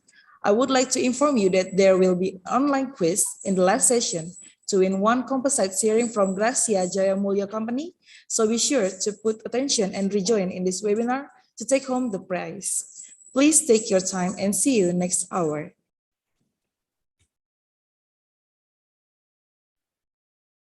Thank you. Thank you so much for Professor. Thank you, Prof. Ira, for kindly being here with us, and Dr. Maria as well. Prof. Amir. Thank you. You're Yeah. welcome. Have a nice break lunch, Prof. and Dr. Maria. Thank you. You're welcome. Thank you, Dr. Caroline. I will. Thank you, Doctor.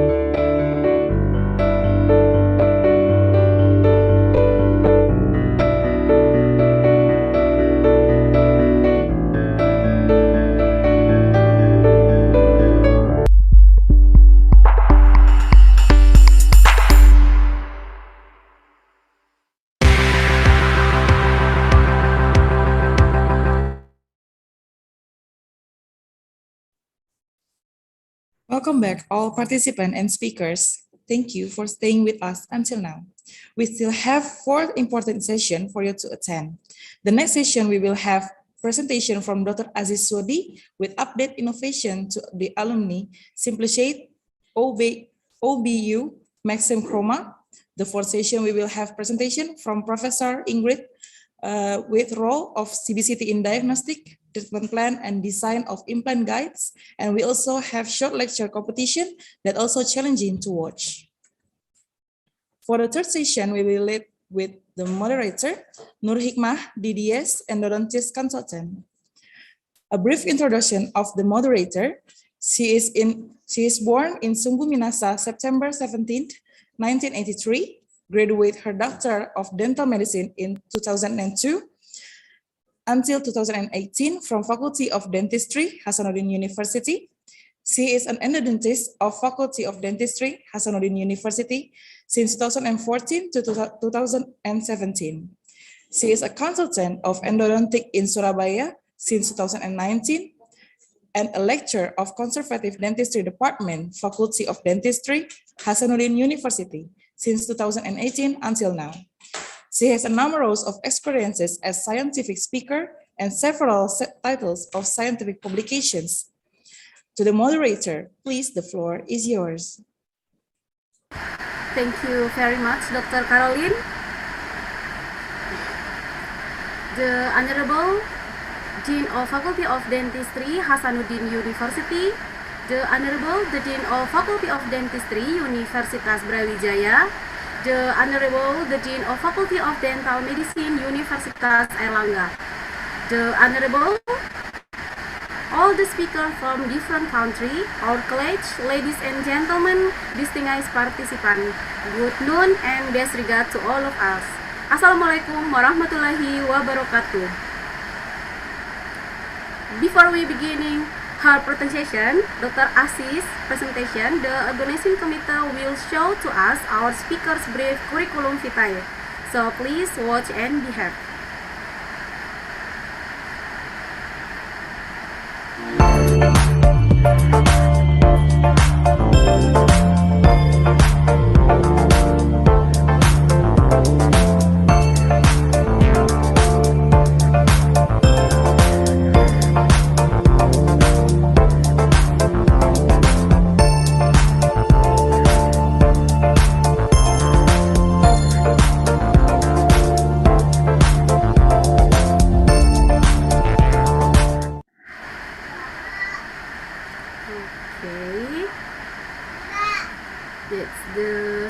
Brief curriculum vitae. Now, allow me to welcome the speaker to deliver her presentation, and she would like to present his paper with the title Update Innovation to the Alumni Simplishade OBU Maxcam Chrome.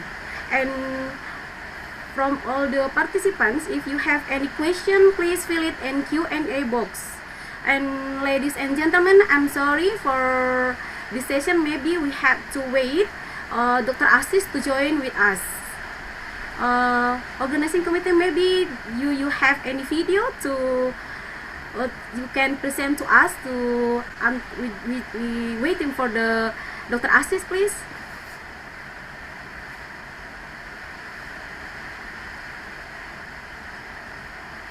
We're waiting for her, and maybe we can watch a video from the organizing committee, please.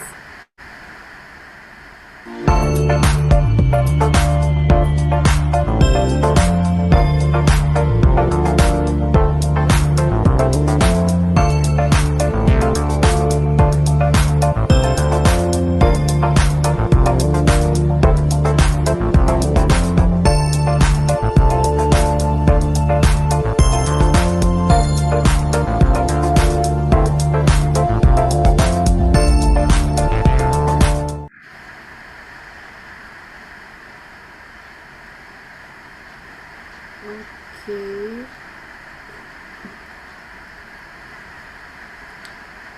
Before we waiting for Dr. Aziz, I'd like to read again the Dr. Aziz CV Dr. Aziz Sadi is the product manager of Calfoker and support the APEC region in management of co-restorative and endodontic solution product portfolio. And Dr. Aziz, he has over 8 years of experience in healthcare management and dental industry.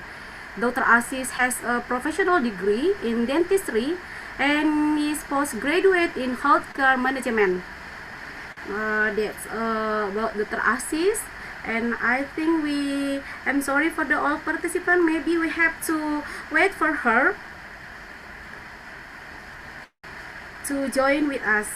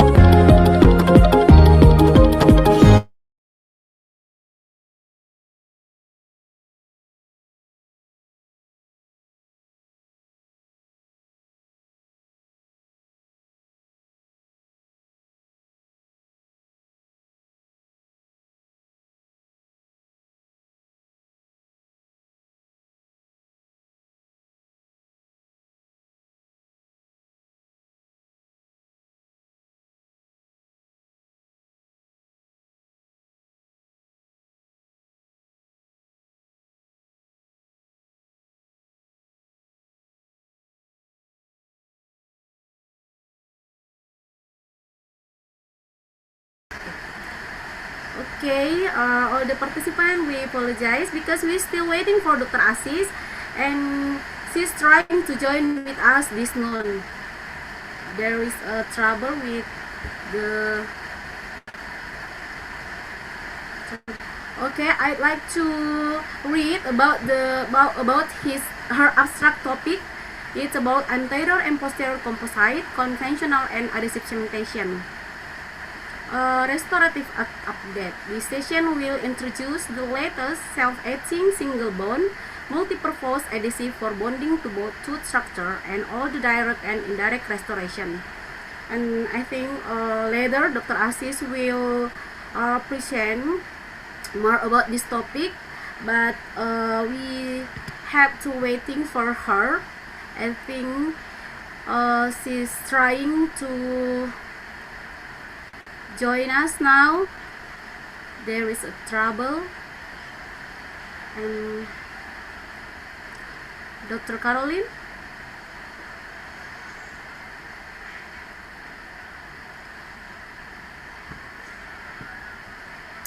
We're waiting for her.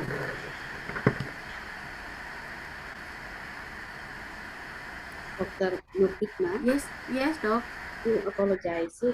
I think Dr. Asis is already here with us.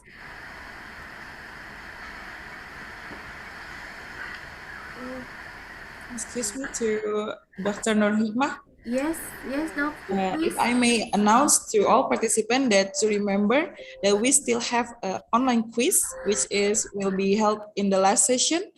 With the winner will take home one sharing of composite from GGM. So please stay tuned. Thank you, Dr. Nurhikmah. You're welcome. So we have one composite, Dr. Caroline, yeah? Yes, Doc. So please stay tuned to all participants because the prize is really valuable. Okay, thank you.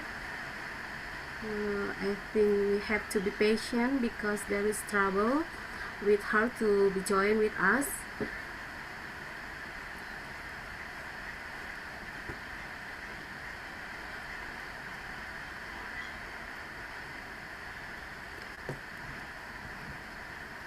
Maybe it's about 5 until 10 minutes.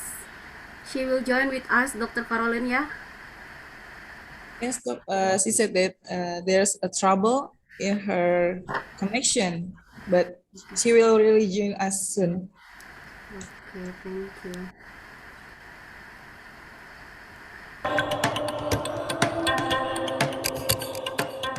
Chlorine dioxide, or ClO2, is a powerful oxidizer proven in the effective treatment of viruses, bacteria such as listeria, fungi, algae, biofilm, and parasites, including Cryptosporidium and Giardia, which can spread rapidly in swimming pools and potable water supplies. ClO2 is a highly soluble gas. In either gaseous state or dissolved as a liquid, it is effective in eradicating airborne spores and waterborne pathogens. Despite its name, chlorine dioxide should never be confused with chlorine, as they are two distinctly different chemicals in both structure and behavior. ClO2 is formed when a chlorine ion creates an extremely strong bond with an oxygen molecule. The result is a potent oxidizing and disinfecting weapon against all pathogens. It disinfects by disrupting the transportation of nutrients across the cell wall, regardless of the metabolic state of a microorganism or pH of the solution. After use, it rapidly breaks down to chloride, a common salt with no toxic byproduct. ClO2 is singularly effective against biofilm, the layer of bacterial slime which builds up in pipework, water storage tanks, and reservoirs, leading to blocked pipes and decreased water quality. It also oxidizes iron, manganese, and other metals which initially encourage the growth of biofilm.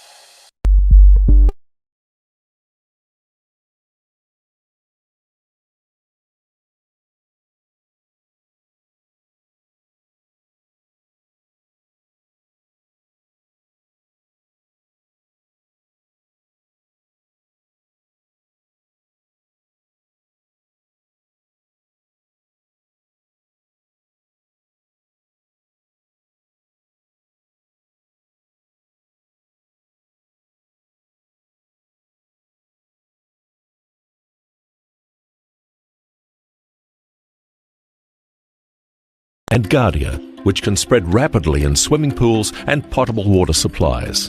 ClO2 is a highly soluble gas. In either gaseous state or dissolved as a liquid, it is effective in eradicating airborne spores and waterborne pathogens. Despite its name, chlorine dioxide should never be confused with chlorine, as they are two distinctly different chemicals in both structure and behavior. ClO2 is formed when a chlorine ion creates an extremely strong bond with an oxygen molecule. The result is a potent oxidizing and disinfecting weapon against all pathogens. It disinfects by disrupting the transportation of nutrients across the cell wall, regardless of the metabolic state of a microorganism or pH of the solution. After use, it rapidly breaks down to chloride, a common salt with no toxic byproduct. ClO2 is singularly effective against biofilm, the layer of bacterial slime which builds up in pipework, water storage tanks and reservoirs, leading to blocked pipes and decreased water quality. It also oxidizes iron, manganese and other metals which initially encourage the growth of biofilm.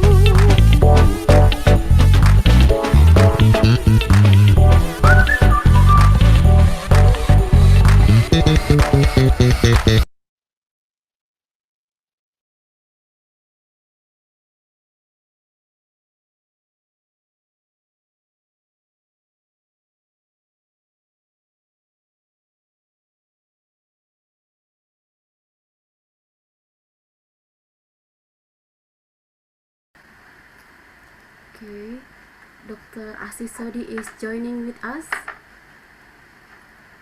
Dr. Asisodi, are you joining with us now?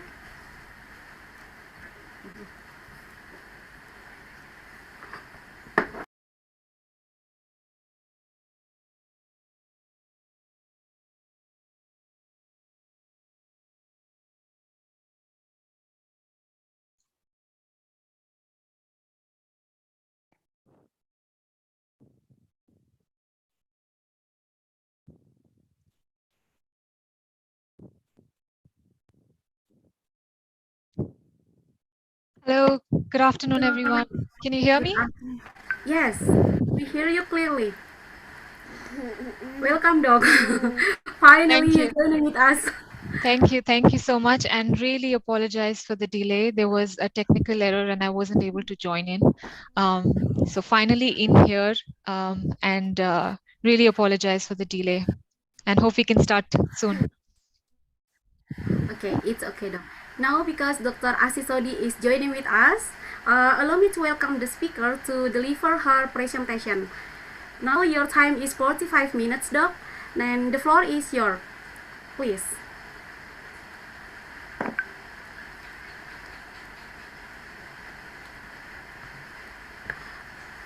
You still would you like to unmute your yes? Sir. Yes, I'm going to start to share my screen now.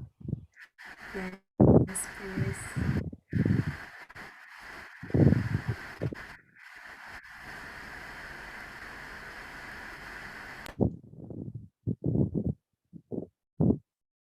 Okay, so I hope you can see my screen now.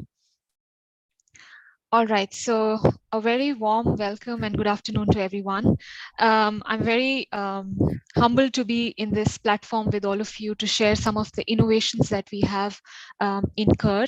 And today I'm going to share the innovations that help you simplify, help our clinicians simplify their restoration as well as their inventory needs. So I will dive right in.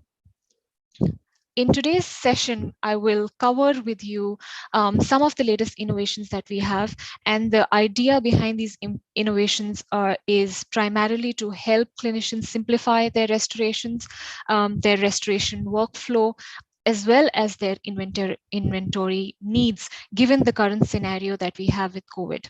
The three highlight products that I will share with you are SimplyShade, which is a simplified universal composite system, OptiBond Universal, which is our single bottle universal bonding system, as well as Maximalite cement, which is a self-adhesive cement. However, it can be used universally for bonded resin indications as well. So I will start with the first product that we have lined up today is SimplyShade. It is the latest composite that CUR has introduced in the market.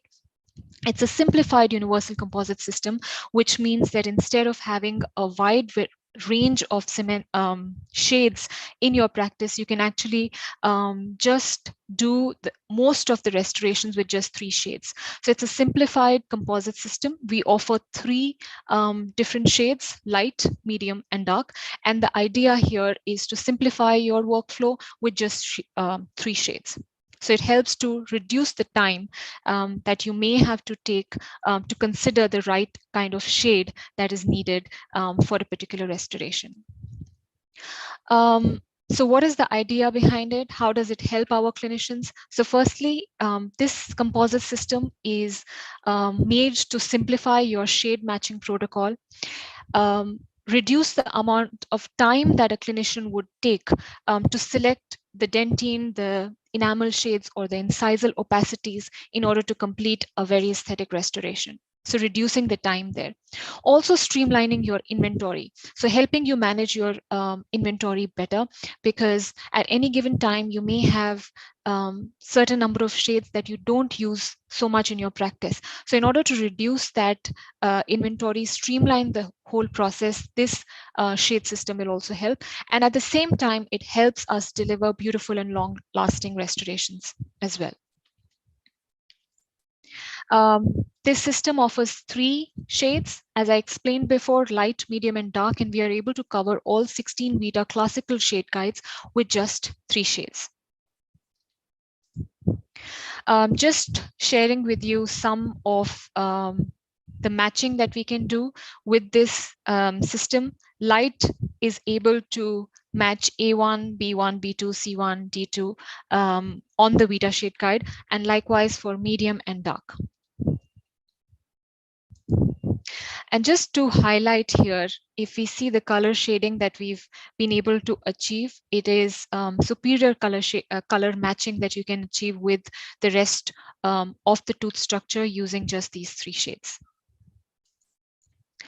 So why did we come up with these 3 shades? Just a bit of a background for this idea and innovation is we got some VOC from our key clinicians, from our customers, and try to understand what their requirement was given the current scenario with COVID, with a lot of emphasis on reducing chairside time as well. So reduced inventory is something that our clinicians were looking for. They're also looking for making shade selection easier, so the time that we spend doing so is reduced, and also simplifying our workflow. So with that idea in mind, we came up with this simplified system that is able to cover 16 Vita shade guides, Vita shades with just 3 shades, so light, medium, and dark opacity. We also have 2 accessory shades. We have a bleach white, and then we have a universal opaque as well. So just to give you a little bit of information on also what is the science behind this product that we have used, what technology are we using that helps us deliver superior aesthetics, yet using less number of shades. So we are using the same technology that we've used in the previous composite that is available in the market at the moment. It's called Harmonize. So the technology that we use is called adaptive response technology. And what it really does is this technology and the filler network that we've used helps to adapt to the behavior of the clinician, also adapt to the opacity or the aesthetics of the surrounding teeth. So helps to achieve you more easy restorations, more aesthetic restorations, and also helps in the work process because it adapts to the behavior of the clinician at the same time. So that is really the technology that we've used in this composite. And this technology is derived from the filler network that we've used. So there is the really fundamental components of our filler network are zirconia and colloidal silica. So zirconia has a positive charge. We have silica particles which have a negative charge, which are then fused together to form spherical balls, which are further infused into the resin matrix. So that's really the fundamental of the filler technology that we've used for the ART or the ART technology that is used for both Harmonize as well as Simply Shade. So adaptive response technology helps to adapt to the behavior of the clinicians. So as they're working with the composite material, the material is very non-sticky. It is very easy to use. It doesn't slump off the tooth surface as a result of the ART technology that has been used, and also helps to blend with the teeth, adjacent teeth much better. So an improved chameleon effect because of the silica and the colloidal silica as well as zirconia particles that have been infused into the resin matrix. This material is about 81% filled and is indicated for both anteriors as well as posteriors. We have some internal data on file, which is just to also see the performance of the material in terms of polishability, the ability to maintain its luster as well as gloss over a period of time. So we've seen Simply Shade to perform well against many of the others in the market in terms of polishability as well as the gloss that you see on the restoration after tooth wear. Strength is an important component and important features that our clinicians look for. This material has high flexural strength and volumetric wear is low as compared to many in the market. It has a high, and this is attributed to the high filler loading of the material. So it's highly filled, as I explained, about 81% filled, and this helps us to use the material in anteriors as well as posteriors and delivers a higher resistance to chipping or fracture over a period of time. And this study is actually done in the University of Alabama.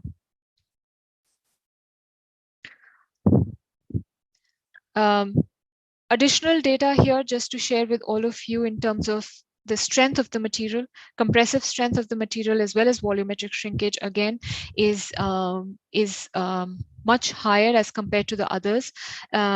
This is important again when the material is being used in posterior teeth, especially. We want to have ideal compressive strength so the material is able to deliver the clinical success that our clinicians are looking for. One feature that I want to also share here with you is the radio opacity of the material. And I think radio opacity is also what we've heard our clinicians look for in materials when they're using it in the patient's mouth. Secondary visits, tertiary visits that happen. It's important to be able to distinguish the restoration from the rest of the tooth. So Simply Shade is almost 300% more opaque than many others in the market. So that helps you to really clearly differentiate the restoration from the rest of the tooth structure.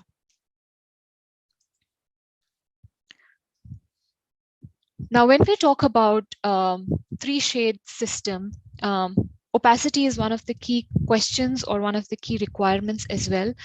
So if you look at a comparison of SimpliShade versus others in the market, for example, Omnichroma or Filtech, we have found the opacity of SimpliShade to be higher as compared to Omnichroma in particular, and that has helped many of the clinicians that are using the material to deliver much aesthetic restorations, much more lifelike restorations without having the need of using a opaquer or a blocker to deliver the ideal opacity for the restoration.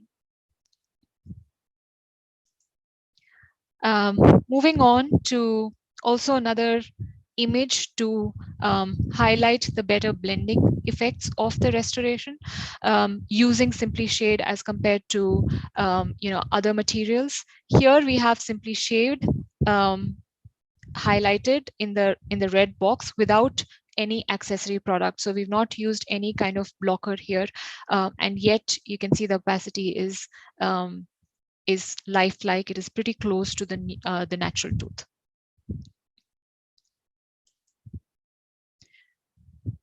Also, some of the clinical images from our KOLs. This is courtesy Dr. Matthew Miller, who is one of our KOLs based in the US, who has shared some of his patient images here using SimpliShade and also highlighted the aesthetics that he's been able to achieve using light, medium, and dark shades.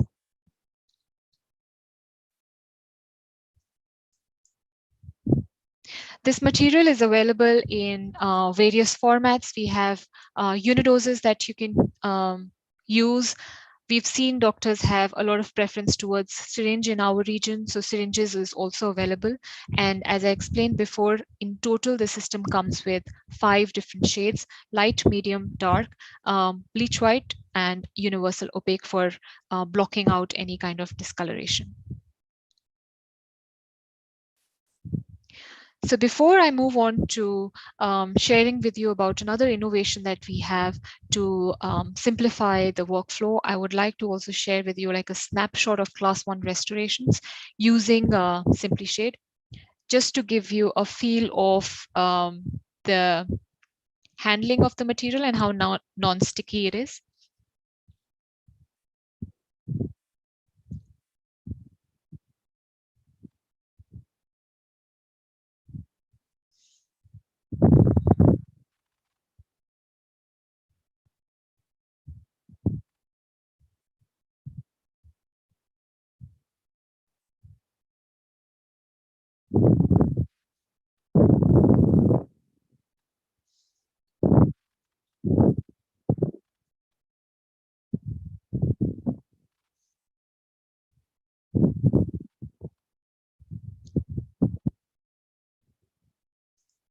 And based on the opacity of the restoration, or based on the shade that we are using, light or medium, our recommendations for curings are in the range of 10 to 20 seconds. And if it's a dark shade that we are using, then the recommendation is about 20 to 40 seconds based on the strength of the light that we are using. So another video for you to share with you, a class 3 restoration, just to highlight how easy it is to place on the anterior teeth as well. And you can notice that there is no slumping. It really adapts to the behavior of the clinician.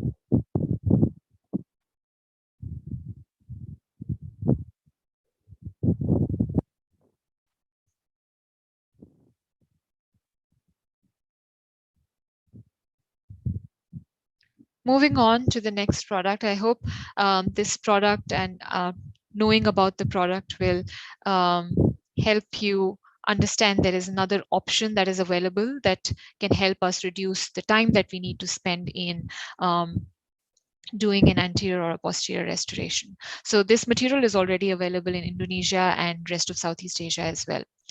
The second material that we are talking about today that I'd like to share with you is OptiBond Universal. It's been in the market for about 2 years now, over 2 years in our region. This is a single step, one bottle universal adhesive system. It is based on the GPDM technology, the GPDM monomer that we have used for all of our OptiBond family bonding agents. This family has been available, has been performing in the market for over 20 to 25 years. And so a really reliable monomer that has delivered high clinical success. So we have OptiBond FL. Many of you may have already used FL. We have Solo Plus or S. We have Extra Universal, and now we also have OptiBond Universal. So firstly, what is a universal bonding agent? There is a lot of noise in the market about universal bonding agents, and how do we really define universal bonding agents?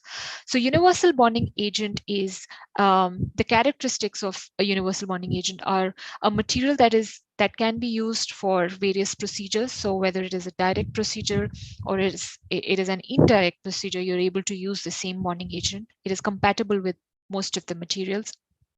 So you don't need to change the bonding agent based on a different material that you're using, say, for example, Emax or gold Rexilium or composite.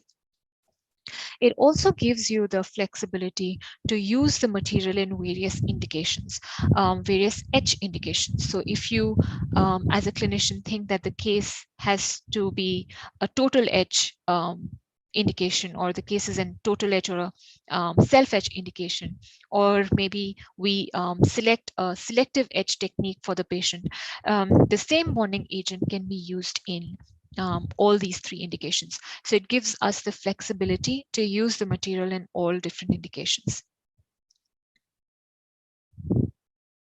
So really one bottle, one step, reducing inventory, reducing the number of steps that we have to do to complete the adhesion protocol. So if I had to summarize what this bond has to offer, it is a one-coat procedure. This material is based on Kerr's GPDM monomer. The key monomer that we use is the GPDM monomer. I will share a little more about how the monomer is structured and the advantages in the following slides. It is compatible with all etch indications. Another part of its chemistry is the fact that it is based on a ternary solvent system. This is a proprietary technology that we use, which is a 3-in-1 solvent system that has been used for our universal range of bonding agents. So I'll share a little more about GPDM as well as our ternary ternary solvent system in the following slides. So when we say the bond can be used in direct and indirect applications, what it means is it can be used in direct workflow, direct restorative workflow. So light cured composites or compomer restorations, core buildups that you may have to do, composites or metal repairs that you may have to do. Indirect restorations would refer to procedures like cementation, veneers, crowns, inlays, onlays. All of these are categorized as indirect restorations. So the material, the single adhesive system that we have here, which is a one bottle system, allows us to use the same bond in direct as well as indirect restorations. So when we use this bond, what is our requirement for the bond to do on the tooth? What is the role that we want it to play on the tooth? And likewise, what is the role that we want it to play on the restoration side? So for the tooth, we want the material to be able to penetrate the tooth. So our tooth is, as we all know, is a hydrophilic substance. It loves water. So we want the material to have hydrophilic properties.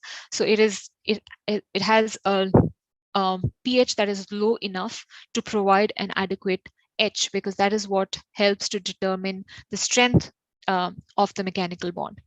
Also, we want the material to have low viscosity or sufficient viscosity to penetrate the etched enamel and the dentinal tubules. We also want the material to be hydrophilic enough because, as I said, the tooth is hydrophilic. So for a good contact with the tooth, we would also want the material to have hydrophilic properties. And these features or these actions on the tooth surface would help us to prevent post-op sensitivity, also reduce any kind of shrinkage and prevent the chances or minimize the chances of gap formation. On the other hand, for the restoration side, now our restoration, which could be made of composite materials, for example, in a direct restore workflow, the restoration is a hydrophilic or a hydrophobic substance. So hydrophobic would mean that repels water, doesn't like water, doesn't mix with water. So we would want our adhesive to also facilitate the copolymerization with the resin. So we are able to form a strong bond with the composite material.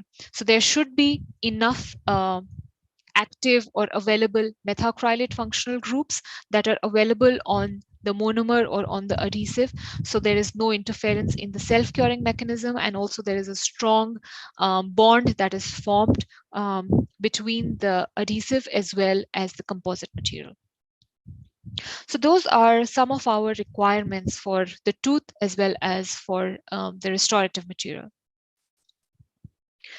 Now, if we have to look at how our monomer as well as the solvent system really help us to deliver that. The monomer that we use is GPDM. It stands for glycerophosphate dimethacrylate monomer. This allows for effective cross-linking because of the methacrylate groups that it has. It has both hydrophilic as well as hydrophobic properties. So it has a double action on the tooth structure. It is able to bond with the tooth structure as well as the resin material, and delivers a much higher bond strength because of the fact that we have two methacrylate groups here. So looking at the molecule, if you look at the image here, it is a bipolar molecule, two poles. There is a phosphate group on the top, highlighted in pink. These phosphate groups actually help to etch the tooth surface and form an ionic bond with the calcium ions of the tooth. And then we have dimethacrylate groups. So two methacrylate groups which form the second pole of the monomer. And these two methacrylate groups actually help to bond with the composite material. So form a stronger bond with the composite material, as there are two functional groups. So the covalent bond that is formed is actually a cross-linking covalent bond, which is stronger.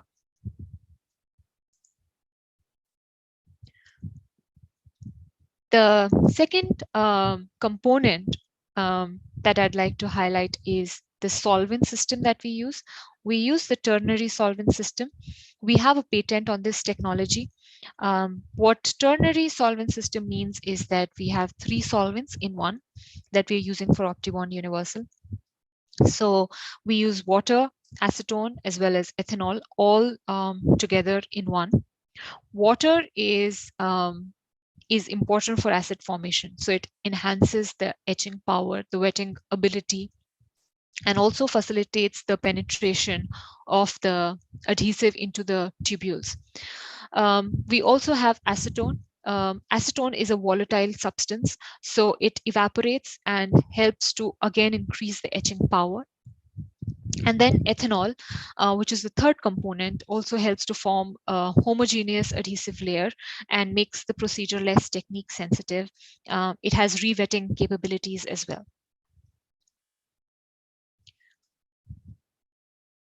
So if you really see what is the function of ternary solvent system in the universal bond, it helps us to deliver the best of both worlds. So what we want is a high or a strong bond with the enamel, we also want a strong bond and want to minimize the post-op sensitivity with dentine. So as I explained, the acetone of the ternary solvent system is volatile, so it evaporates from the surface of the tooth, and as it evaporates, it increases the concentration of the GPDM monomer. Now, because of the increased concentration, this also helps to increase the acidity of the bond, and then that in turn helps to increase the etching power of the bond. So a stronger etch pattern, we are able to achieve a stronger etch pattern by lowering the pH on the enamel tooth surface. The hydrophilic properties of the bond, the solvent system with water as well as ethanol, they allow the revetting to happen for the collagen fibers. So this helps in effective dentine penetration, so deeper resin tag formation as well as a thicker hybrid layer. So better dentine bond strength while minimizing the chances of post-op sensitivity. So all in all, this ternary solvent system helps to deliver the best of both worlds for a universal bonding agent. So just to summarize, the key proposition of this bonding agent for us is in terms of etching. We are able to deliver etching of the tooth surface with a combination of water, acetone, as well as the bipolar molecule, which is GPDM. Helps in better penetration of the dentinal tubules. With the dual methacrylate groups that we have in the GPDM monomer, we are able to form a cross-linking covalent bond with the composite material, and that helps to deliver a stronger bond with the material as well.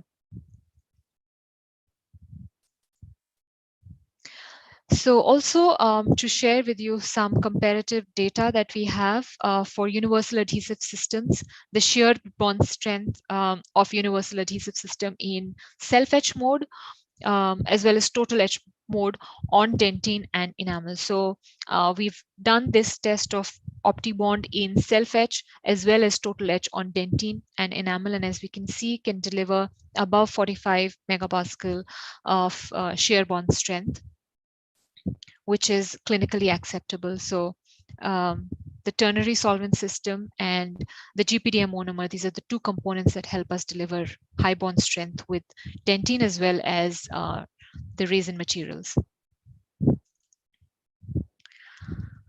Okay, so would like to share with you a short video that summarizes the key features of the bond. And after that, I will move on to the third material that we have, which is focusing on the indirect workflow, which is called Maximilite. So before that, I will play the video.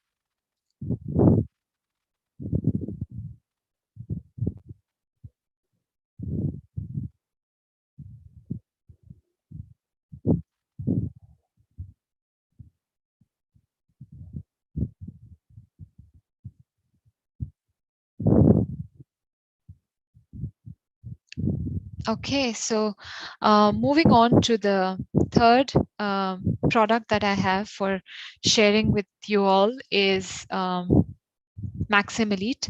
Maxim Elite is a resin cement. It is many of you may have already used it. We also have a Maxim Elite Universal Cement that is coming up in a couple of months. So Maxim Elite Universal Cement is again based on the same ideology of helping our clinicians simplify their inventory, reduce the number of steps, reduce the number of products that they need to have to complete their restorative workflow. This is for the indirect workflow for cementation. It is the same trusted product that we've had in the market already, which is Maxim Elite and Maxim Elite Chroma. Chroma is an addition to Maxim Elite, has an additional feature to Maxim Elite, which helps to give a color changing indication to our clinicians, which actually talks to the clinicians, lets them know when it is the right time to clean up. It is now a universal cement, which will be available in Indonesia very soon in the coming months. So why did we come up with universal cement? I think we spoke about this a little bit in the previous slides. The idea of universal is reducing inventory, reducing time, reducing number of steps that we need to complete our procedures. So this fits very Sorry, well. Dr. Aziz. Sorry, Doc. Your time 2 minutes left. Okay. Okay, thank you. Thanks for that. So in 2 minutes, I will then just cover the very top line features of the product. What makes a universal cement? It is compatibility with all substrates. It should be simple and flexible to use. So you should be able to use it in a self-adhesive mode. And if you needed an additional bond strength, you could use it with a resin as well. Resin cement, additional bond strength, you could add a bonding agent to it to have additional bond strength. So what it means is that the cement can be used in self-adhesive mode where you don't need to use a bonding agent. You can use it with all substrates. However, in cases where you think that there is an additional need of a higher bond strength, you would couple it with a bonding agent. It is compatible with all the leading competitors that we have in the market. Also can be used with our OptiBond Universal. So it is compatible with OptiBond Universal. Any technique where we require additional bond strength, the cement has the flexibility to be coupled together with a bonding agent. This cement, if we compare it with many others, has higher shear bond strength to dentine in the self-adhesive mode. So it gives us the confidence to use it in a self-adhesive mode. We have multiple data here that I'm going to just quickly skip. Just want to share with you the technology behind it. The cement is based on the same technology as our bonding agent. So GPDM monomer is what we are using, the same bipolar monomer as OptiBond. Doc, I'm sorry. I think we're running out of time. Okay. All right, no worries. I think I covered the main features of the product. So over to you. Well, okay, please. Because the next speaker is about are waiting for us on their schedule too. I'm sorry, Pat. All right. So I think I will leave it to this. If there are any further questions, we can maybe cover them later. But thank you so much for the opportunity to sharing this with you. Okay, thank you very much, Dr. Aziz, and for the presentation. And we're very sorry because we are running out of time on the schedule. The next presenter are waiting for us. Okay, and I will stop sharing. Thank you for thank you for your nice presentation, Doc. Now maybe I like to read in Q&A box. No question. I think there is no question. And Thank you very much, Doc, for your nice presentation. Because we are running out of time.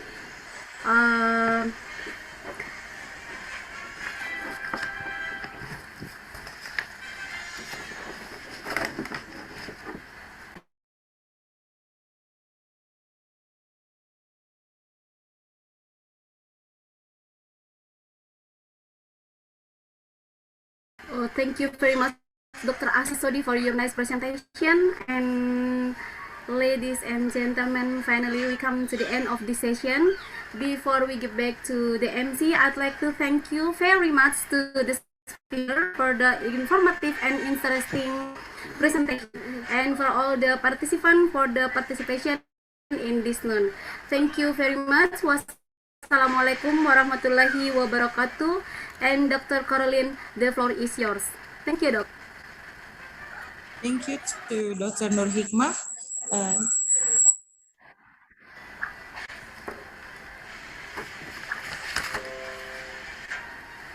Thank you to Dr. Nur Hikmah. Ladies and gentlemen, that's all our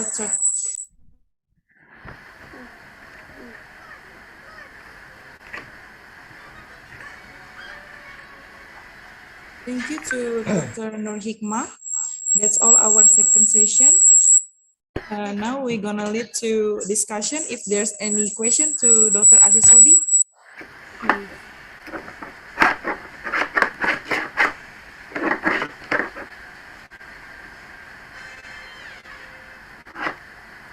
I think there is no question, Doc. We can go to the next speaker. Okay, so that's Thank all. you, Dr. Caroline. Thank you, Dr. Nur Hikmah. That's all for our third session. Thank you, Dr. Nur Hikmah, for leading the session, and thank you to the speakers. Next, we're gonna give the certificate to the speakers and moderator, to Vice Dean of Faculty of Dentistry of Bariwijaya University, to Juliana Ratna Kumala, DDS, endodontist. Please, the floor is yours.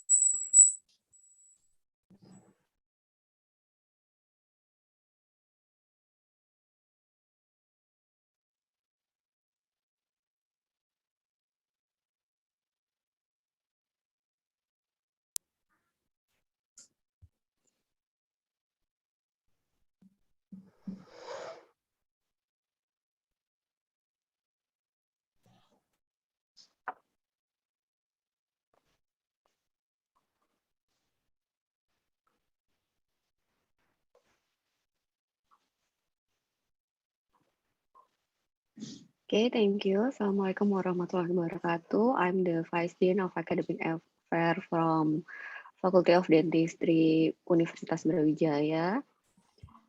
Thank you for the speaker, Dr. Aziz Sodi. The matter is very interesting. This is the certificate that we can give you.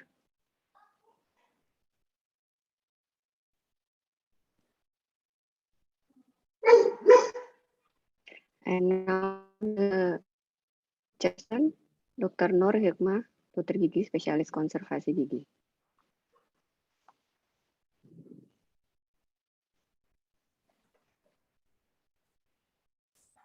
Thank you so much to Dr. Juliana, Dr. Nur Hikmah as the moderator, and also the speakers, Dr. Aziz Sodi, for the great presentation and discussion about update innovation to the alumni, Simplishade, OBU, Maxim Chroma. I believe that presentation useful for us. Next, we're gonna go to live quiz.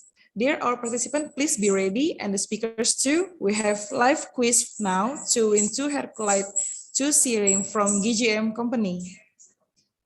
Please, to all participants, first access menti.com.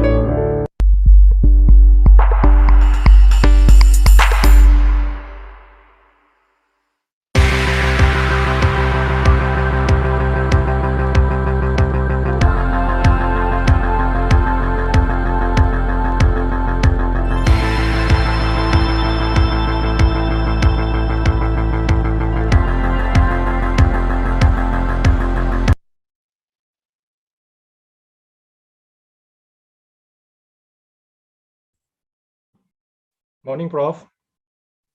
Good morning. Hello, Dr. Fadil. Yeah. Good morning, Prof. Ingrid Rozilo Kalinowska. Good morning. Okay, can you hear my voice? Yes. Can you hear me? Can you hear me? Because I can hear you very clearly. Yes, I can hear you, but my network is going to be low. Okay. I'm sorry.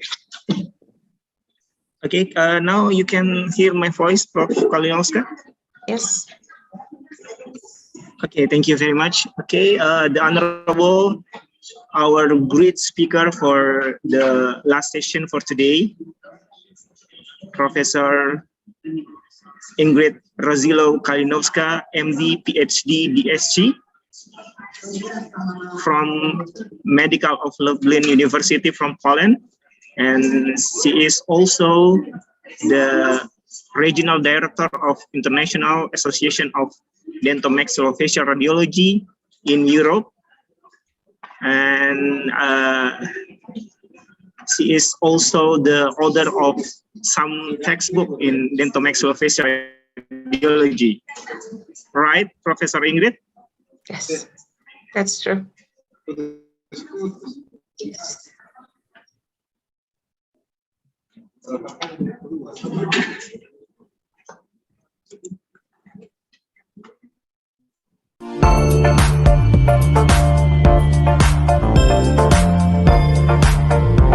Hear my voice, Professor?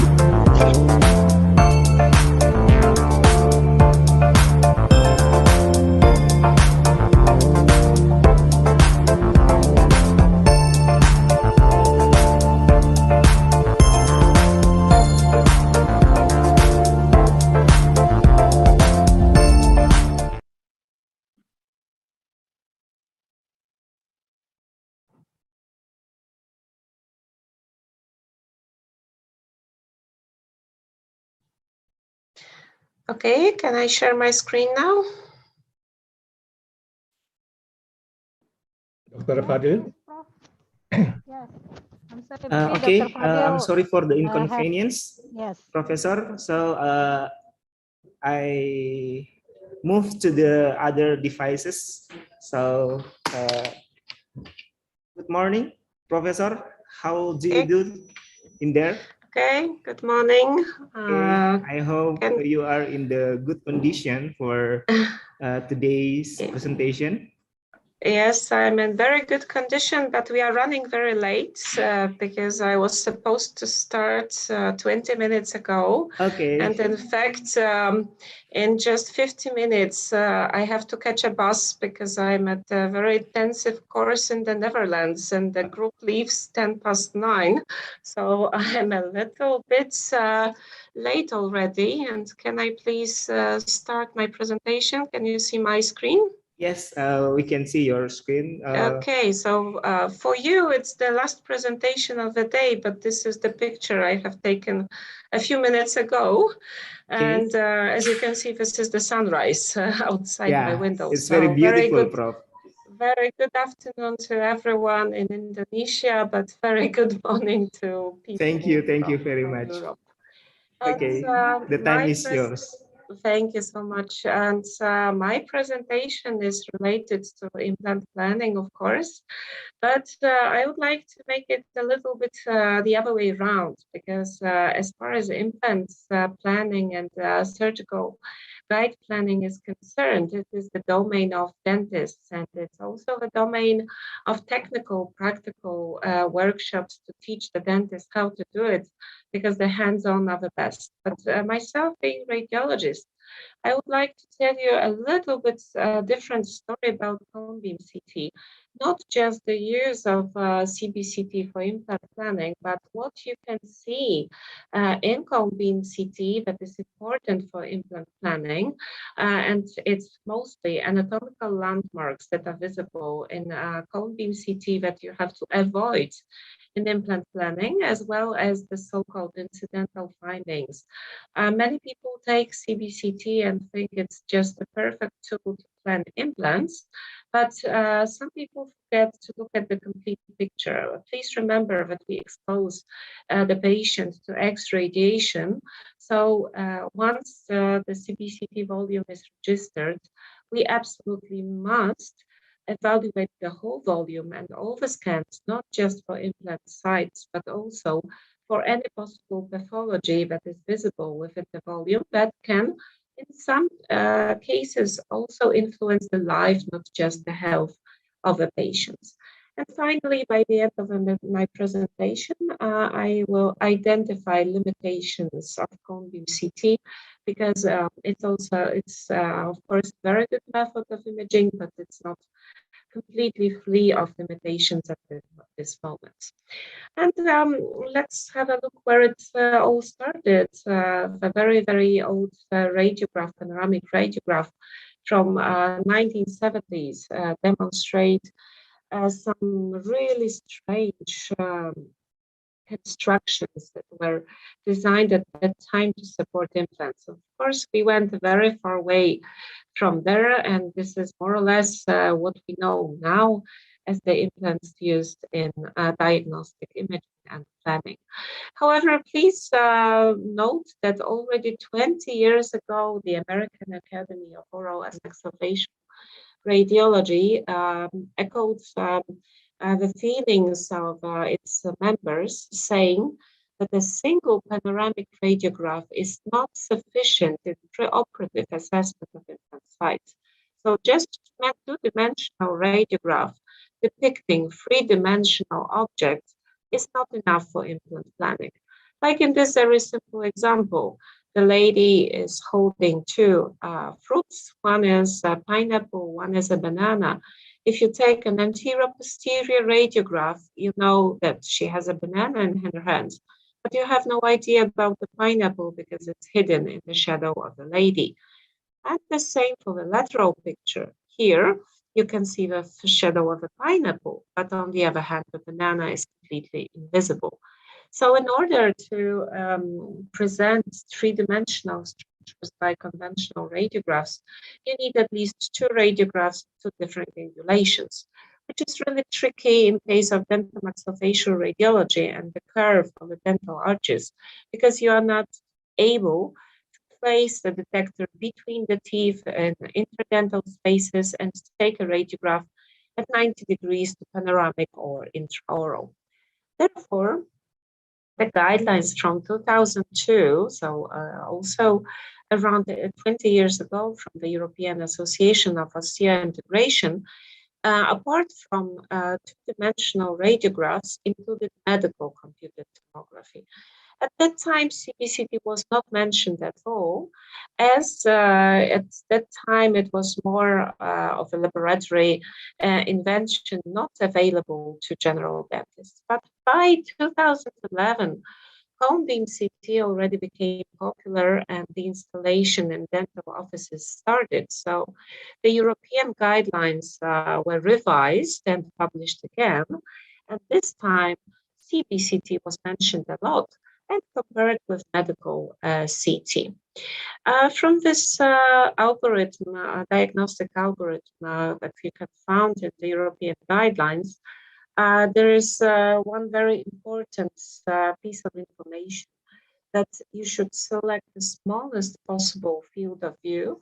So if you use cone beam CT just for implant placement, if it's a one implant, go for small field of view, go for bigger fields of view only with multiple implants, and then also whenever possible, go for low dose protocols, unless you want to export images to some external software for implant planning, or if you want to use it for dental related factors as well.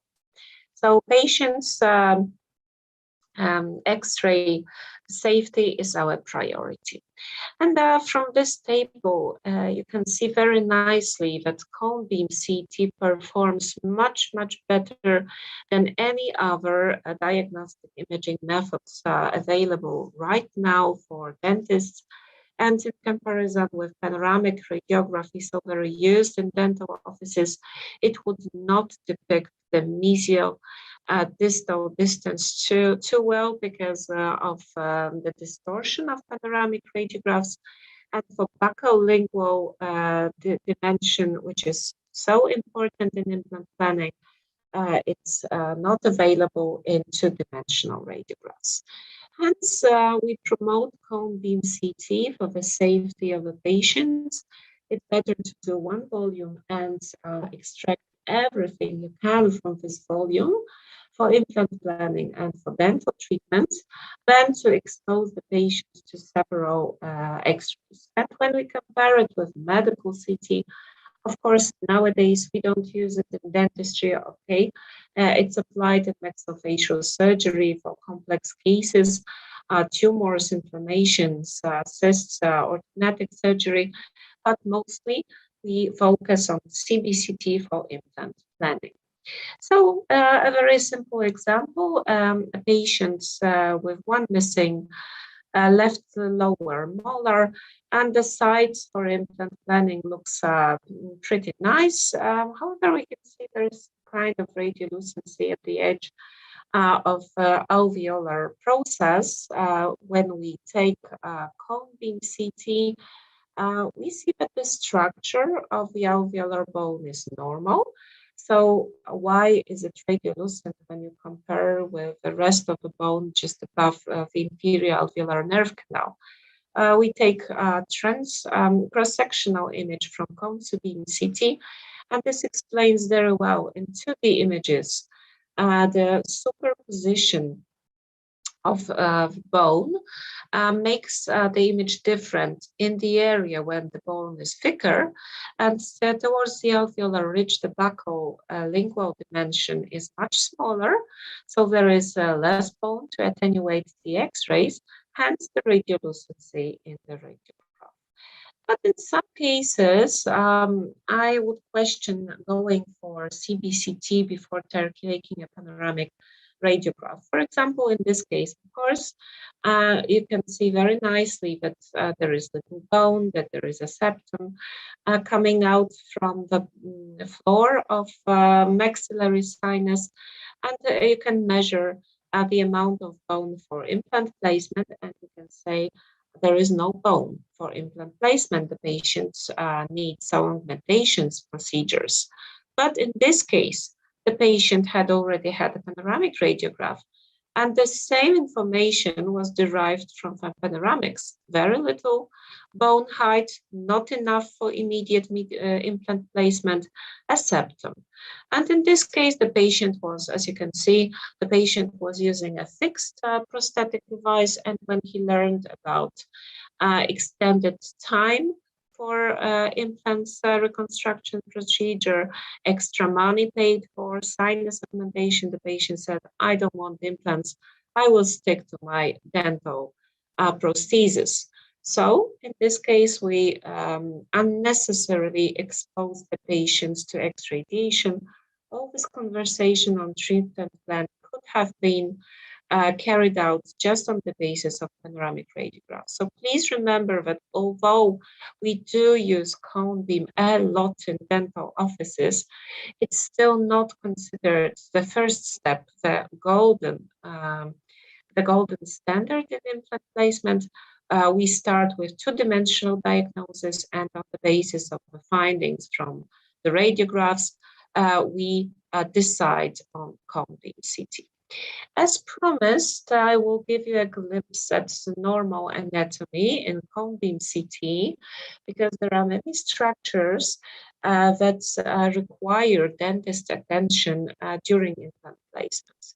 And we all are aware that maxillofacial area is a very complex part of the human body, including multiple bones, lots of nerves, blood vessels, channels, and of course the teeth. And one of anatomical structures that one must avoid during implant placement is nasopalatine duct and incisive foramen. So it's extremely varied in clinical practice, because it can be one incisive foramen and up to 3 nasopalatine ducts with opening in the floor of the nasal cavity. But it can be one big incisive foramen. And as you can see in these periapicals, sometimes it's just one foramen, but sometimes you can see a very large radiolucency with sclerotic rim in the midline. And this is not anatomical variant anymore. This is a cyst, incisive canal cyst that has to be treated by surgery. And another case of incisive canal cyst, if it goes upwards, we call it nasopalatine duct cyst. This is not an inflammatory cyst, so it will not recede following endodontic treatment, but definitely limits the amount of bone in anterior maxilla, even if it's not a cyst. In this case, it is a large cyst, so it requires surgical treatment. Same here, very large cyst. And it looks like a little bit like a Mickey Mouse. We can perceive that there used to be 3 nasopalatine ducts, and after activation of epithelium, a cyst formed following this shape of previous 3 ducts. But in some cases, it's just a foramen that limits the available bone for implant placement in anterior maxilla. Next, it's of course the floor of nasal cavity. We have always to bear in mind when planning implants, and in this case, the patient is edentulous, and the bone loss was extremely extensive, so there is hardly any bone in the maxilla for implant placements. One of the appearances of nasal cavity may be a little bit misleading. One might think it's nasal lacrimal duct, but in fact, it's because of a very large anterior recess of maxillary sinus that the nasal cavity looks a little bit receded. So please remember that in some cases, the maxillary sinus can go all the way towards even the lateral incisors. So this is the part of maxilla when you would normally expect just the nasal cavity, but sometimes under the floor of the nasal cavity, you can see this recess. And again, in case of implant placement, it limits the available bone for implants. And if you do not perform imaging diagnostics, if you are unaware of that, you may unintentionally place your implant inside nasal cavity or maxillary sinus. Just to make you aware, one of the important anatomical landmarks, it's nasal lacrimal ducts that open an internal canthus of the eye, and are used to pass the excess of tears into the nasal cavity, and it's visible in cone beam CT as well. So for the anatomy, as you are perfectly aware, there are 4 sinuses, and some of them are paired sinuses, some of them a single, like sphenoidal sinus. But all the most important sinuses for implant placement are the maxillary ones, and one must always survey the floor of maxillary sinus for implant placement. And as I have already mentioned, in some cases, the anterior recess can go all the way to the front. This time it's around the right upper canine. And another example of cross sections from cone beam CT demonstrating this big recess. And one of the important features of maxillary sinus is that it also can be air-filled within the so-called alveolar recess, and the alveolar recess can go between the roots of teeth, mostly the molar teeth. But as you can see in the right top corner of my slides, in this case, the sinus pneumatizes also the furcation of the molar tooth. So in case of extraction of tooth 6, following the extraction, you will get very little bone for implant placement in that side. So you also have to remember about that. Sometimes we are surprised though, when I get a referral with a patient who is edentulous, and I think, okay, edentulous, probably I will not have much to do because the patient doesn't have any bone. So I will just write about anatomical conditions and skip the implant planning, but no surprise, this is a patient who is edentulous, but luckily for the patient, he or she had the sinuses which were congenitally smaller, so hypertrophic. And in this case, the floor of the sinus is at higher level than the floor of nasal cavity. So good news for the patients, lots of nice bone for implant placement. Then we got a lot of canals for blood vessels and nerves in the maxillofacial area. One of them is a good example of nutritive canal.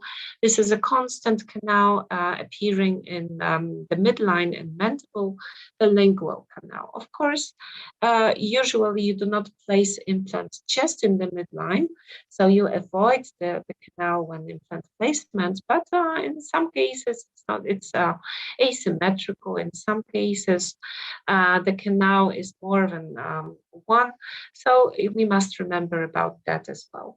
And if you ask if it's visible in plain radiographs, it is. It looks like a kind of a ring in periapicals or panoramic radiographs. It's just because of the direction of the X-ray being along the axis of the canal, so that the bones of the canal overlap and create a kind of and a very nice study by American colleagues in over 4,000 CBCT scans, they identified some accessory canals in maxilla and mandible in as many as 43% of the patients. The majority of the canals were in mandible.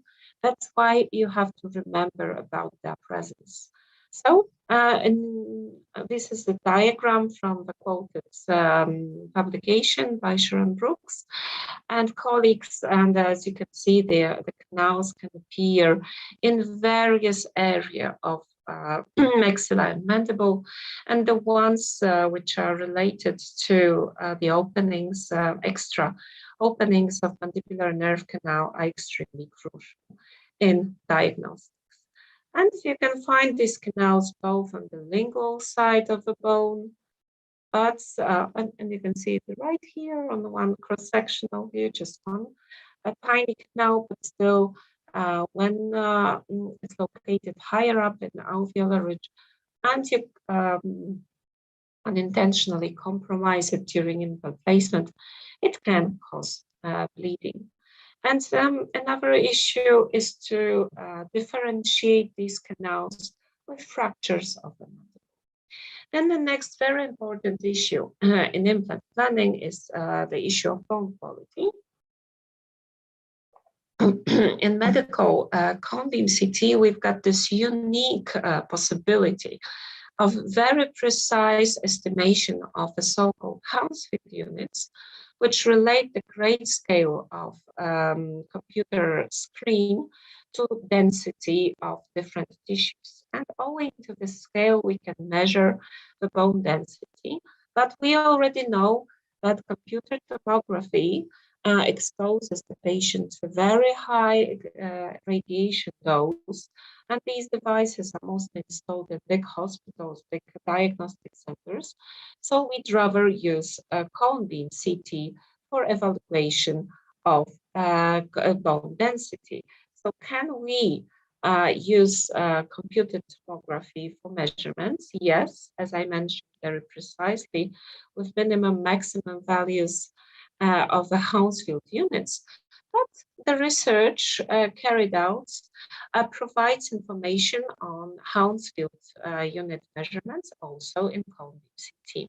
However, traditionally, we rather look at bone quality than bone quantity in cone beam CT using the division into 4 types of bone, from the most sclerotic to the least sclerotic, with D2 type being the best for implant placement for primary stability, with thick cortex and nice spongeous bone, but not too thick. However, you can find a lot of research on the internet saying that cone beam CT can be applied for measurements of the density of a bone. However, the gray levels from CBCT are influenced by device and scanning settings. So what we can do nowadays, we can use the provided software that gives us a kind of a roadmap of bone density around the planned implant site. So in this case, I place the implant incorrectly. A part of the implant is in the sinus, so obviously there is no bone around the implant, and this is the area.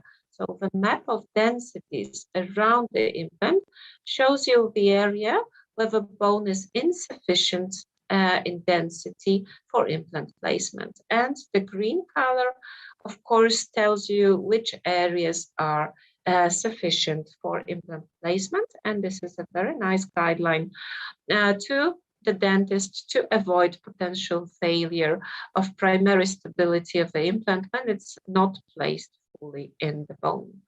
And in other research, cone beam CT was also compared with multi-slide computed tomography and micro CT, but you do know that micro CT cannot be used in humans. It can be used only in laboratory studies. So CBCT performed very well in evaluation of fractal dimension of the bone and bone microstructure, so it can be used in clinical practice. Then, because of my time limitation, I will not focus a lot on implant planning. I think that the ones who are present in my lecture, they are perfectly aware that without cone beam CT, nowadays we are not able to perform any implant placements.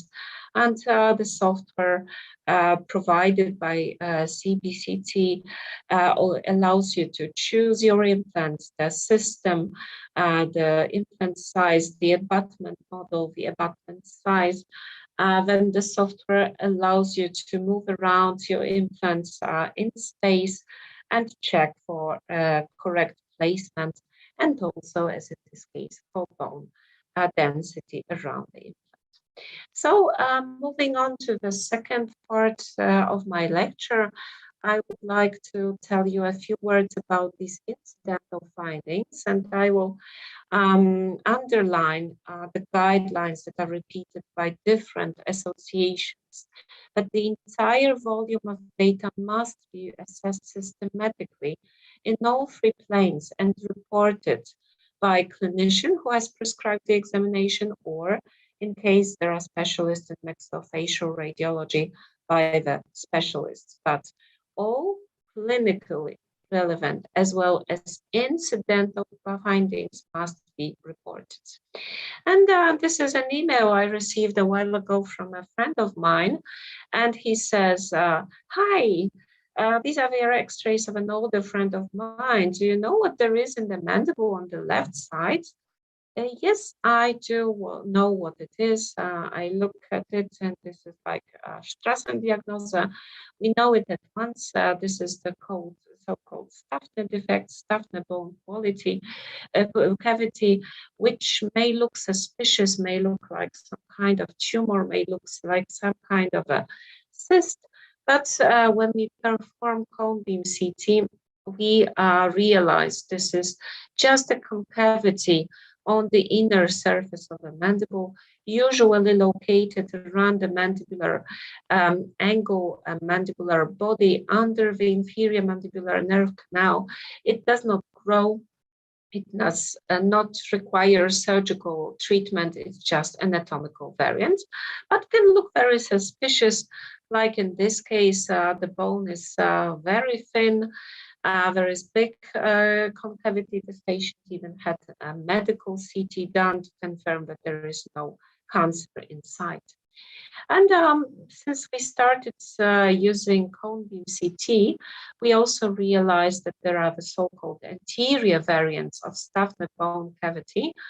Together with my Turkish colleagues, we published a paper in which we summarized 66 cases of this anterior Staphne defect, also reporting 6 new and 6 the previous from literature. But now we know it's present. We see it more and more often.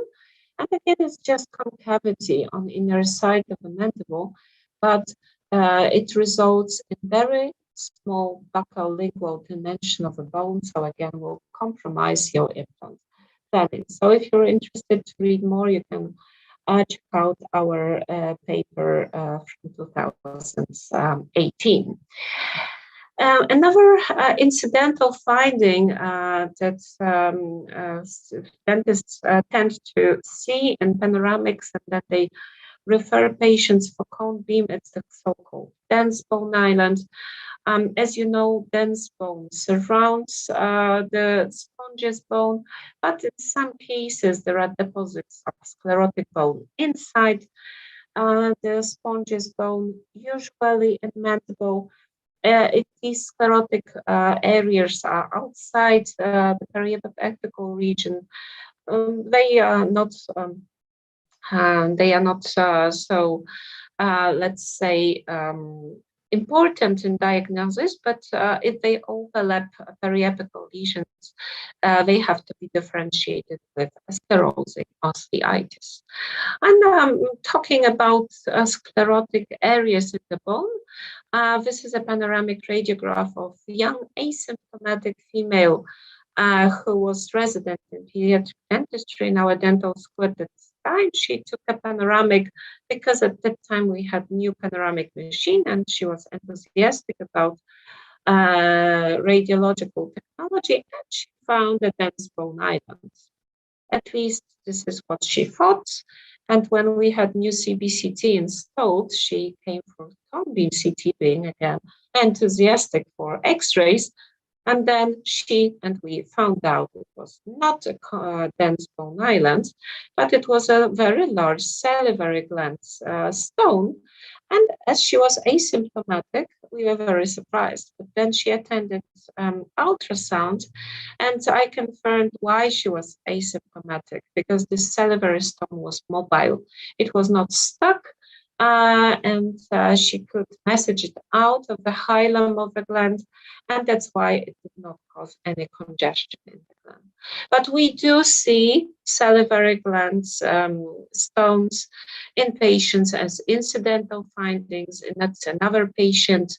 The cone beam CT was taken with 4 implant placement, not for salivary stone, and we've got a large one in the duct of right submandibular glands.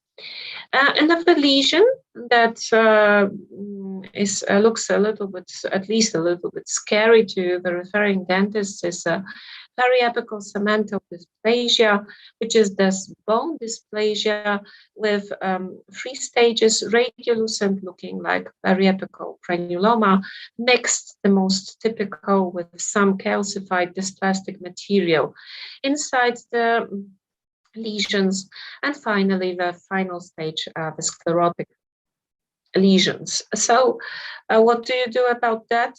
Do not treat the teeth by endo. Endo will not result in treatment of the lesion. Just leave it alone. The teeth most probably 99% will be vital.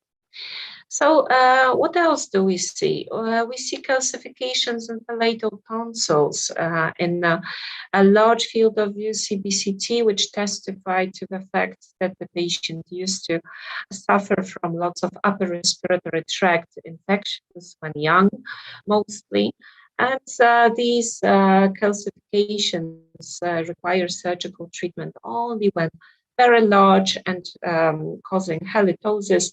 Otherwise, again, leave them alone, but be aware of their presence, because in panoramic radiographs, they cast shadows on mandibular angle and mandibular ramus and may look like salivary stones.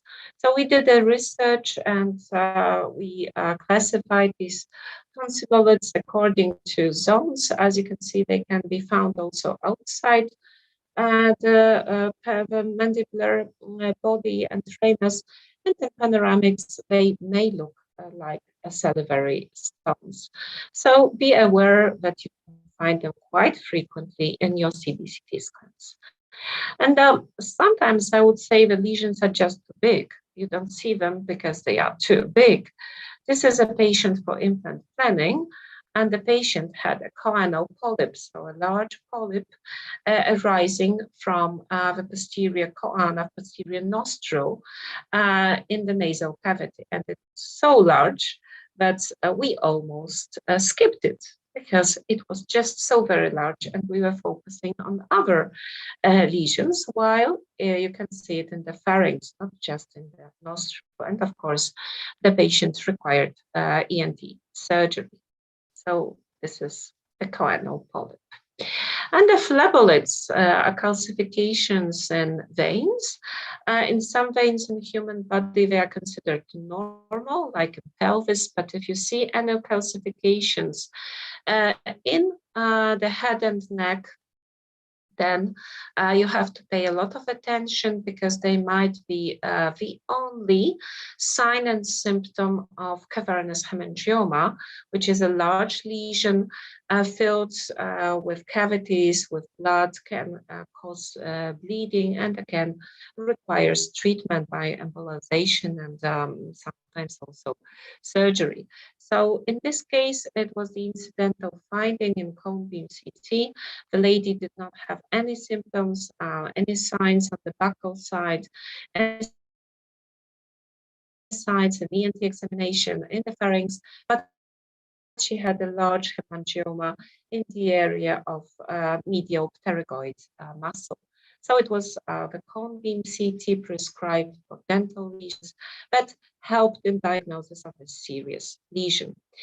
Sorry for this, for the quality of this radiograph, but it's not from our department. The lady was referred because of the calcification around right mandibular ramus, which was considered to be salivary stone. But in cone beam CT, we see it displaced. So it's not related to the bone itself. At the same time, we diagnosed the mesiodens that was not visible in panoramic radiograph, and the lady didn't know she had this impacted mesiodens for 30 years or so. And the calcification was in not in the salivary glands, not in the bone, not the phlebolid, but in the skin itself.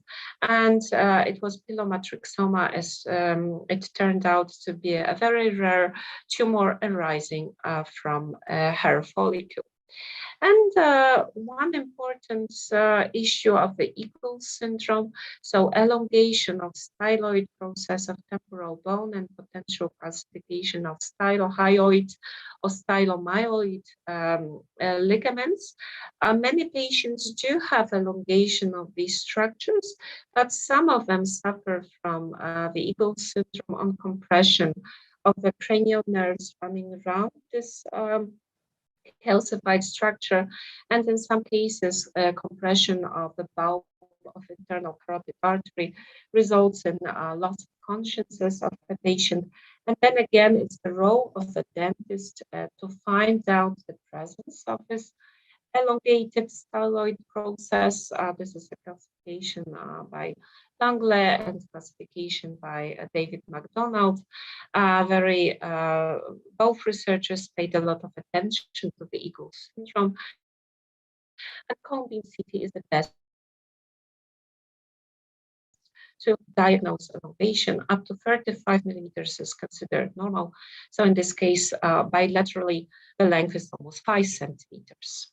And another case of elongation of the styloid processes. And in some cases, cone beam CT performs much better than radiographs, but in some cases, radiographs cannot demonstrate what CBCT depicts at all. And this is a patient for implant planning, but during orthodontic treatment.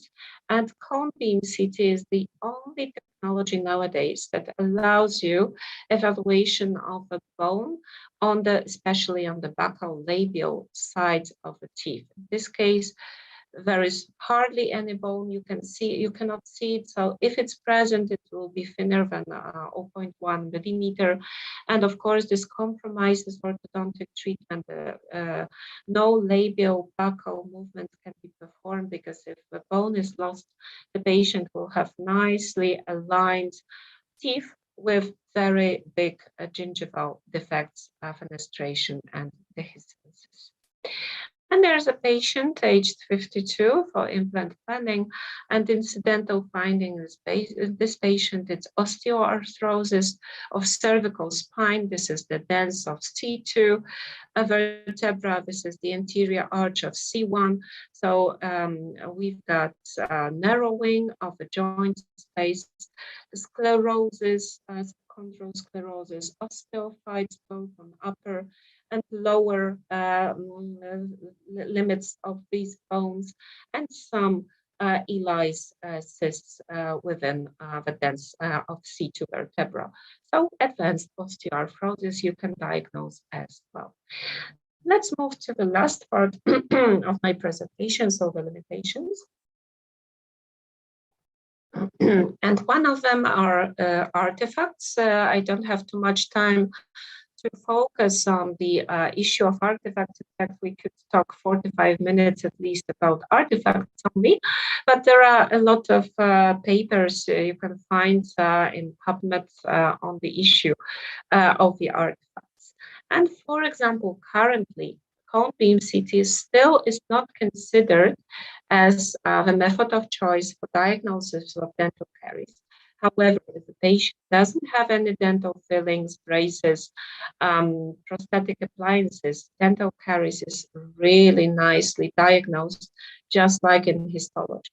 But with any fillings, we've got some kinds of artifacts that hamper our diagnosis. Of course, the things are getting better. So the companies are working very hard to deliver the products that eliminate the artifacts. So this is an example, the artifacts from endodontic treatment, from posts and pins in the teeth, or simply just from endodontic material.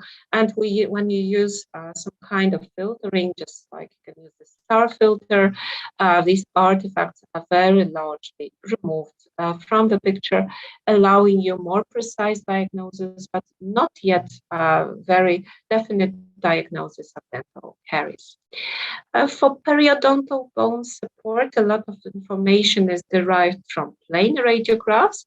However, cone beam CT can also be helpful, and I think that in the future it will be used more frequently with more evidence-based cases and papers to demonstrate that cone beam CT is better in showing you the extent of the lesions, and usually the extent is bigger on the palatal side than on the buccal side, and the bone loss in 2D radiographs is underrated.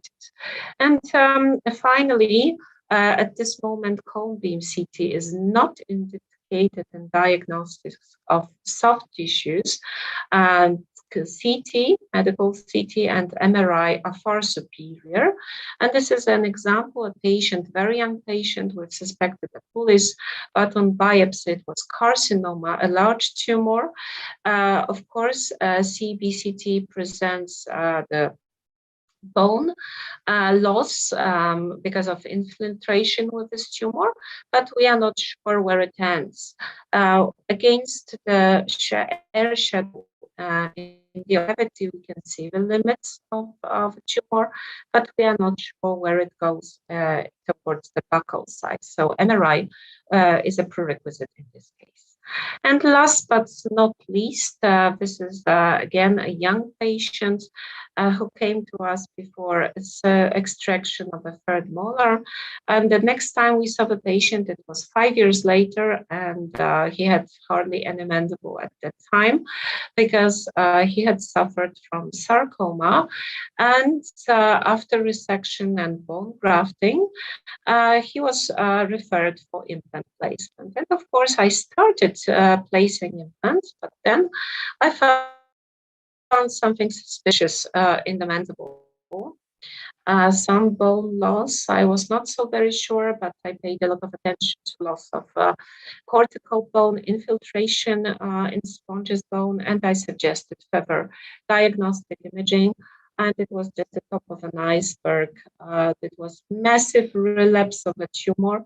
So instead of implant placement, the patient was referred for next oncological therapy. And unfortunately, the tumor progressed and the patient died around 2 years ago.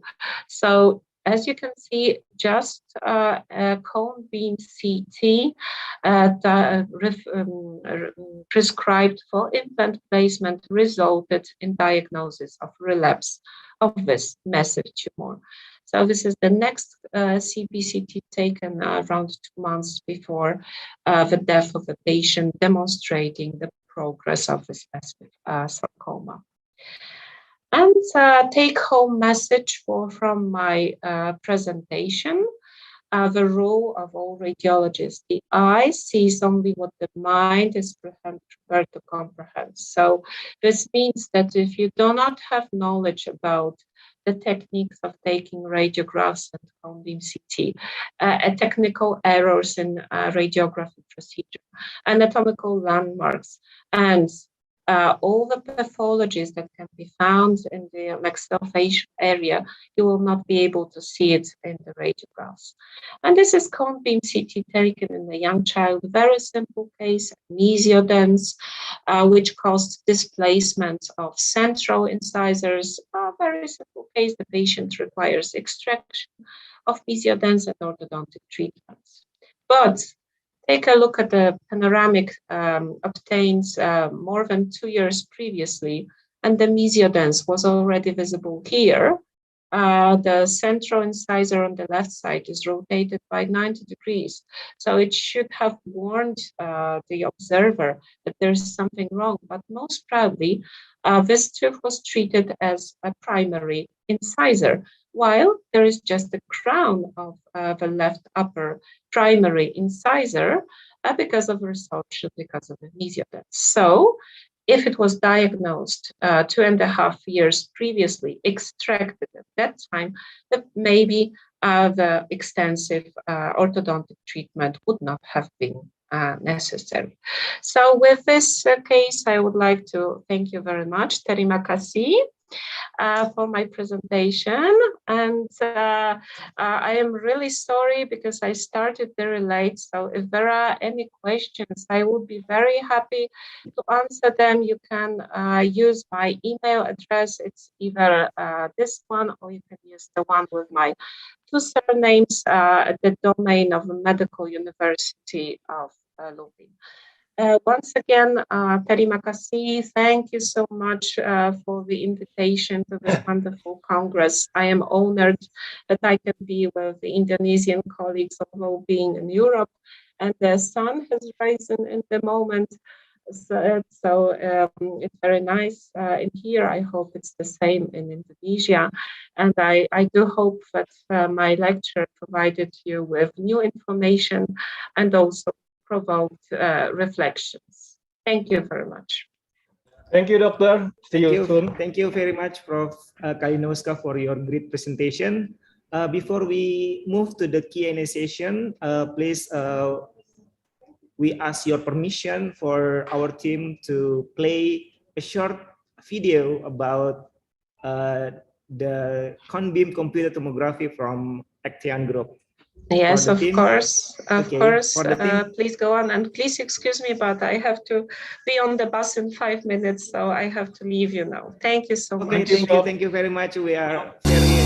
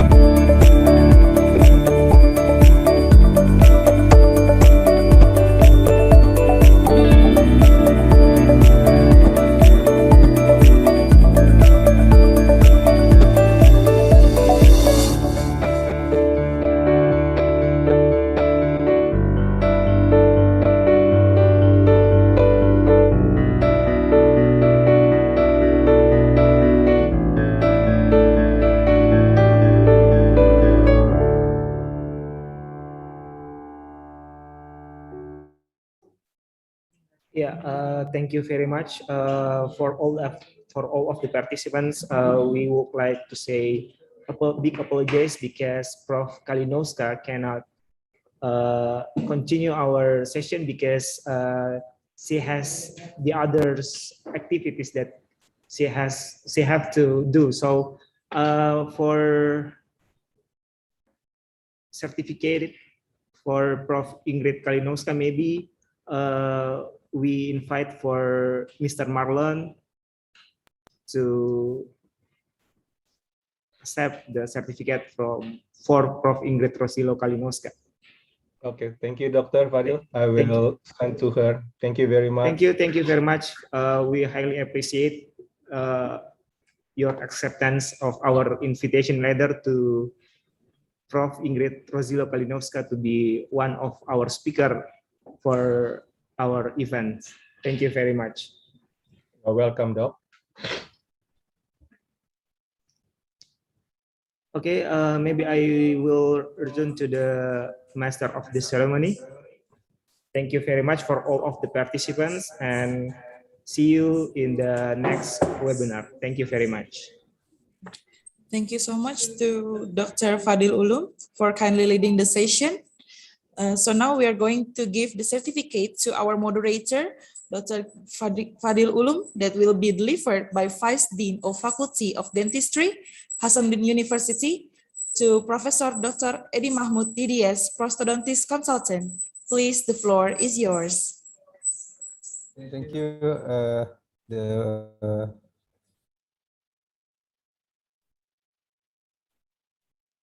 Hello. Thank you, Dr. Stefani. The other certificate we deliver to Dr. Fadil Ulum as moderated in this session. Thank you for your support and participation to our webinar today. Thank you very much. Thank you very much, Prof. Thank you to Dr. Fadil as the moderator and to Professor Edi Mahmud. Next, we will begin the live quiz.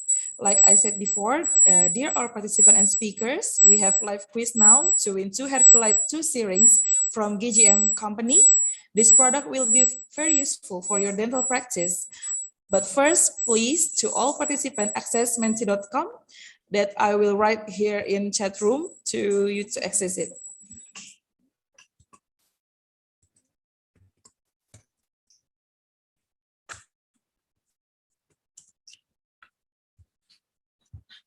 So hopefully all participants can access that to join us in the live quiz.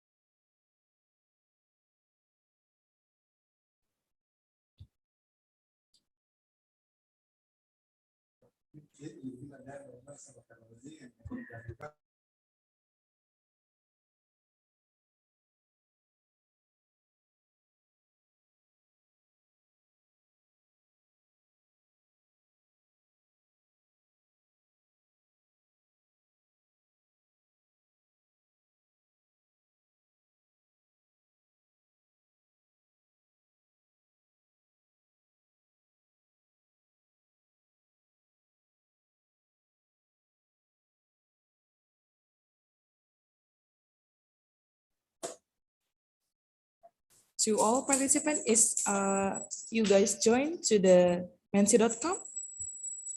If you have joined, please input the code that was shown in the screen.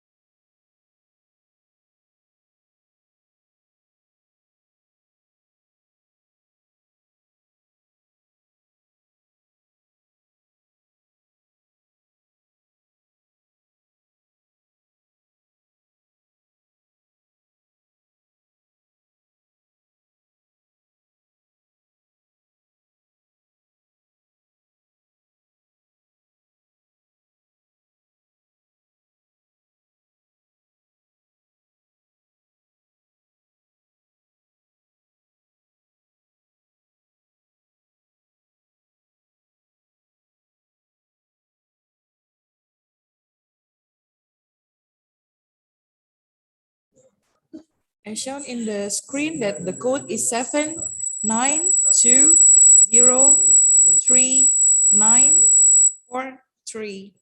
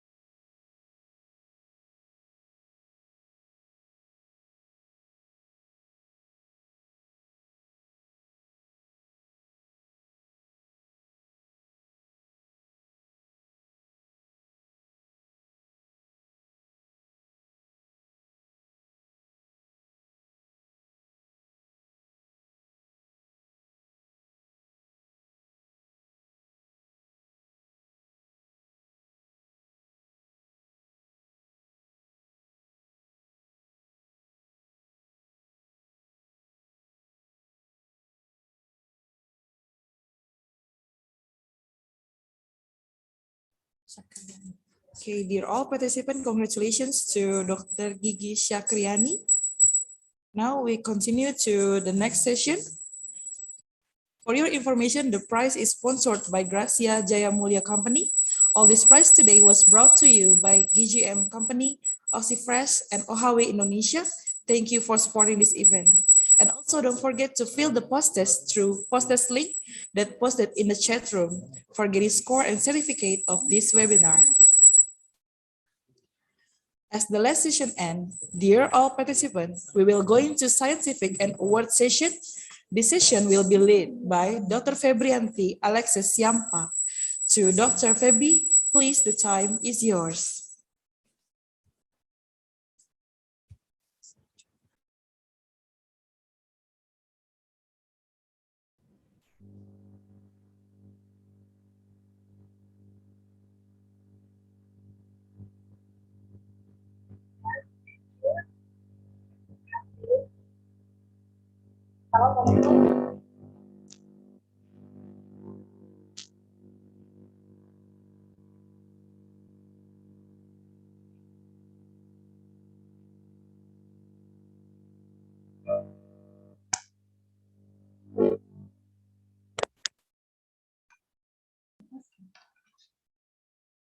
Yes, thank you, Dr. Caroline.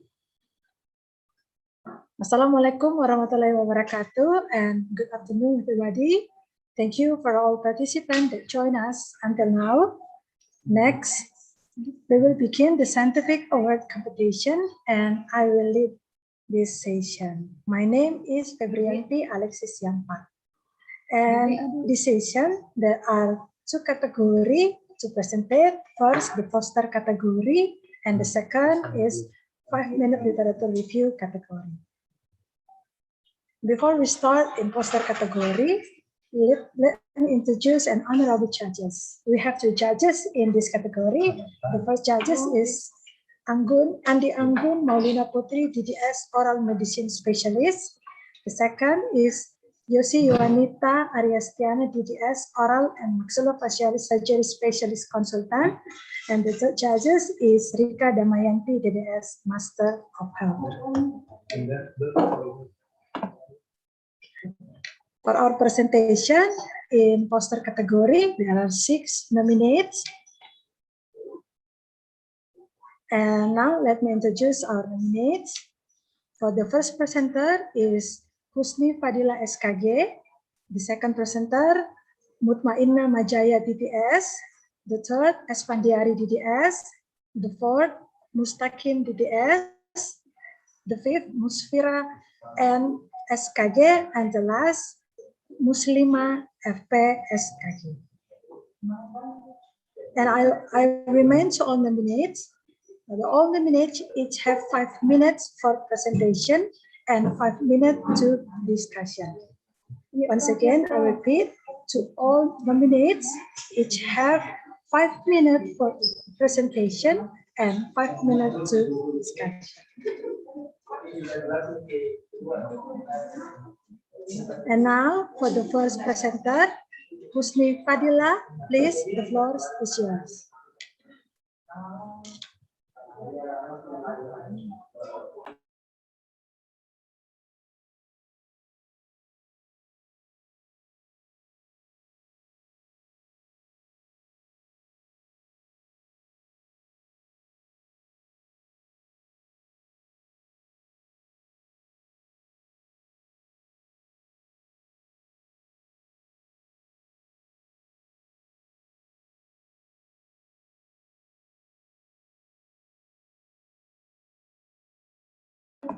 Please, the first presentation, Husni Fadila.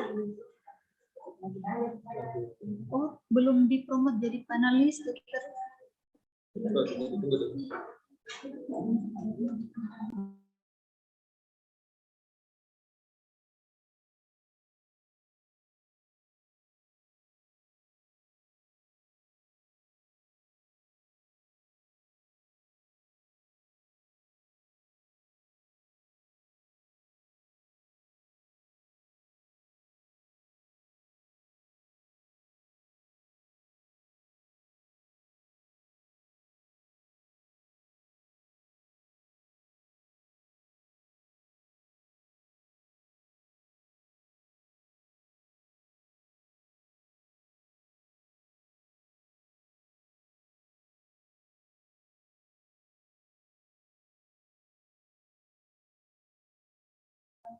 Please, Husni Fadila, are you in the session? The time is yours for presentation.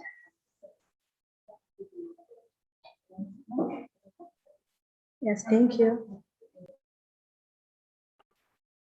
Okay, thank you very much for the chance. Please let me share my poster.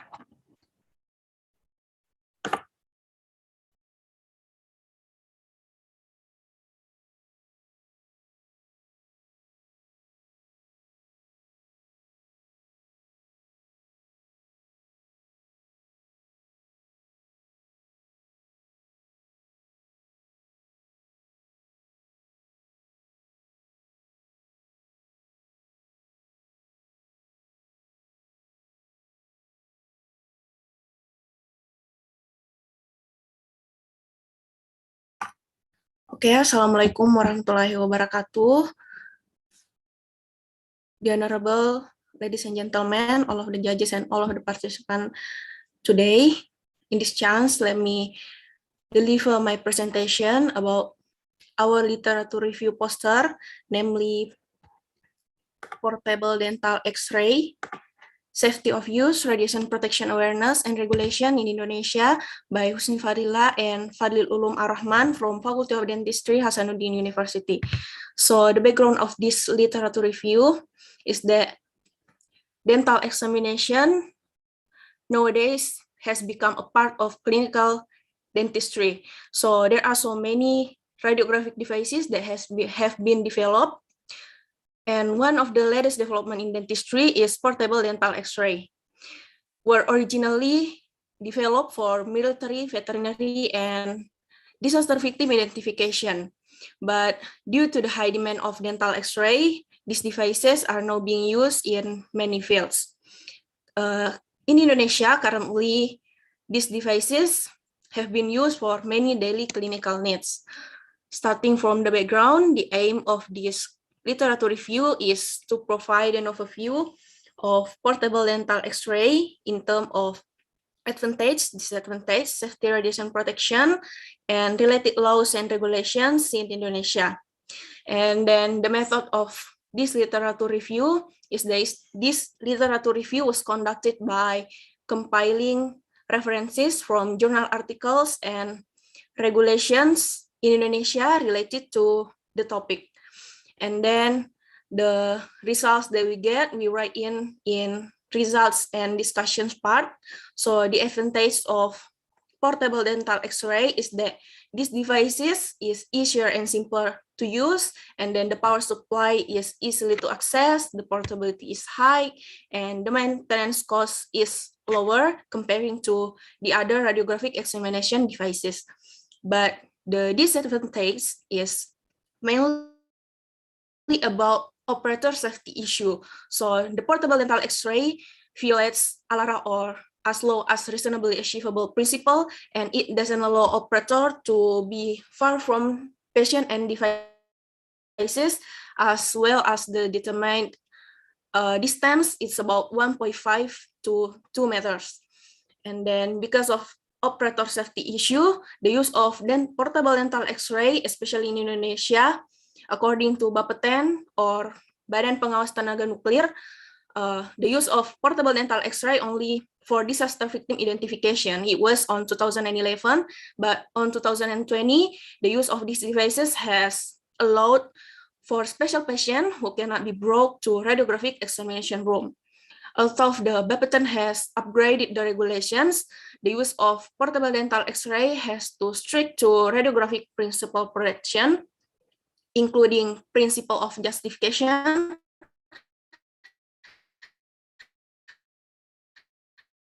principle of optimization, and principle of dental X-ray style, and the second is pistol style. But the recommended devices to use in portable dental X-ray is portable dental X-ray, which equipped with acrylic protector shield, as shown on figure 1. And then based on all of information that we get in results and discussion, we conclude that the portable dental X-ray is relatively easy to use and relatively cheaper in terms of the equipment prices comparing to the other radiographic examination devices. But the use of these devices has to adhere to ALARA principle and regulations, especially in Indonesia. The Bapeten has clearly regulated the security, the safety, and the guarantees radiation protection for patients, operators, and the public. Although the portable dental X-ray has allowed for special patients, the use of these devices are now not yet permitted for daily routine use in Indonesia. That's all of my presentations. Thank you very much for the chance.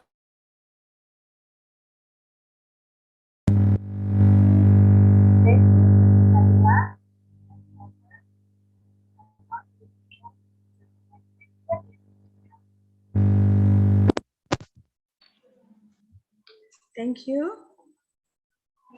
Thank you, Husni Fadila. The time is over. And for the next session, the discussion session. For the judges, the time is yours.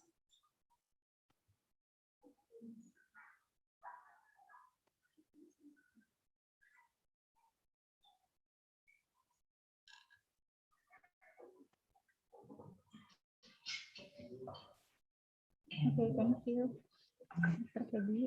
Who is going first? Dr. Anggun or Dr. Yossi?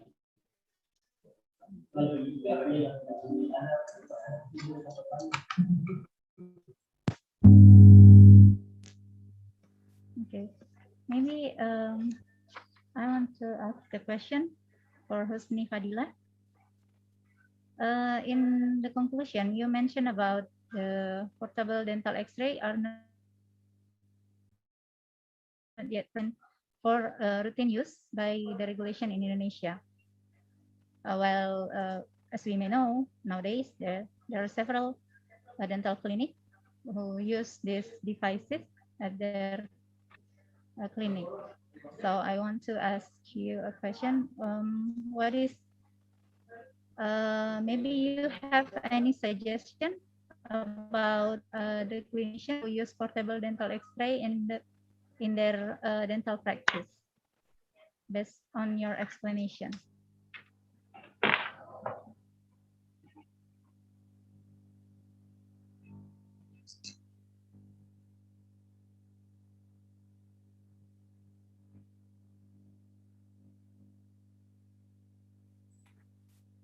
Could I answer it now?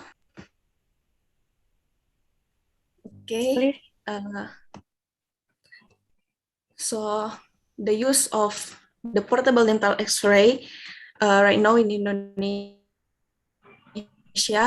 it has not permitted yet for daily clinical use, but if it used for daily clinical examination in dentistry, in my opinion, I suggest that the use of these devices has to strict on the three principles of radiation protection and ALARA principles, because the main reason that these devices has not allowed for daily clinical use is that the radiation to the operator is higher when we use the portable dental X-ray and comparing to the fixed radiographic examination devices. So when we want to use it in daily clinical dentistry, we have to stick to the radiation protection, and as I mentioned before, the recommended devices is portable dental X-ray, which equipped with protector shield that can reduce the operator radiation about 1/3 because the mean value of radiation, operator's radiation is about 100 and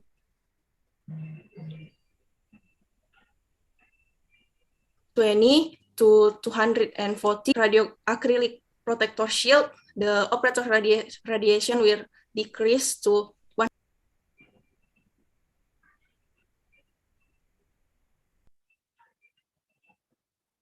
Okay, thank you very much, Husni. May I add a little bit of comment for the candidates? Good afternoon, everyone. I'm Yosfi. I don't actually have a question for the candidate. I just want to give a note a little bit because Husni, can you hear me?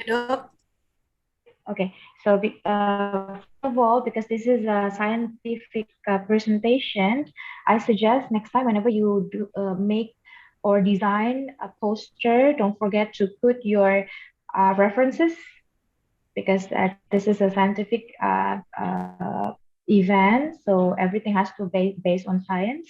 And the second of all, I think that the main thing is you use some of abbreviation that hasn't been explained before, because not all of our participants or viewer actually understands about the principle of ALARA or what is Bapeten.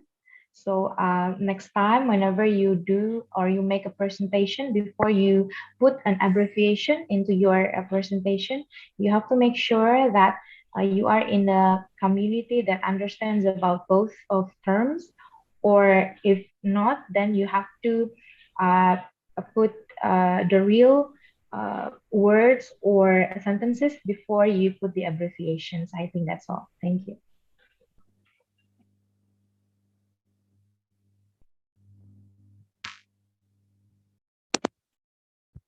Thank you, Doctor. I hope Husni, please quick answer the question for the time is over.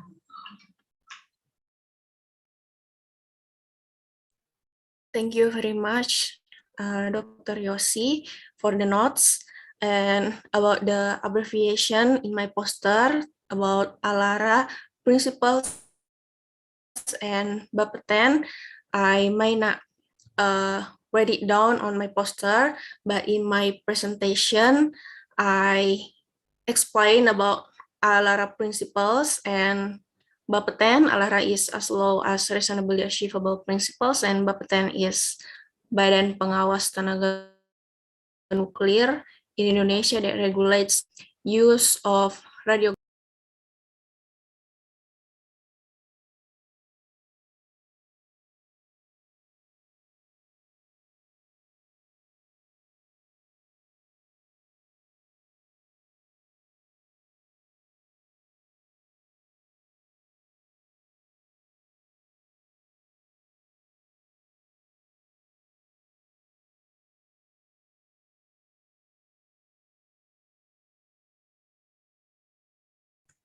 Okay, can I add in one question for MC? Is it any time to give the question? Yes, Doctor. Yeah, thank you. For Husni, this nice presentation. We have interesting topic. As you mentioned before, that portable X-ray have the advantage of being cheaper and easier to use. However, I think that that this will actually be a challenge for our health regulators in monitoring the use of portable X-ray, because it will really attract the interest of non-dental community to use them. Based on that, what suggestion can you give to overcome this challenge? Any suggestion for these challenges of the cases?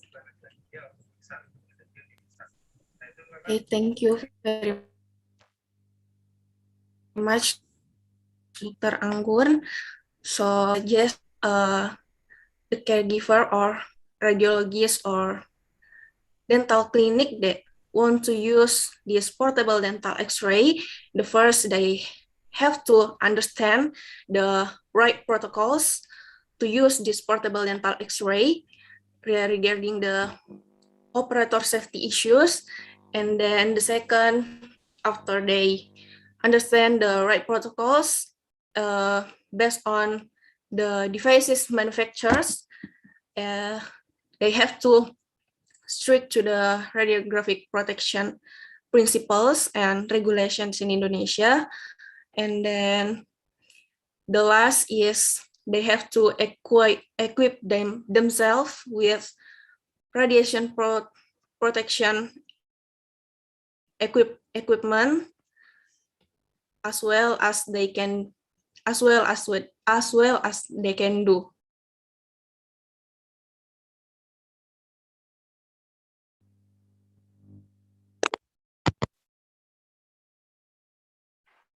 Doctor, thank you.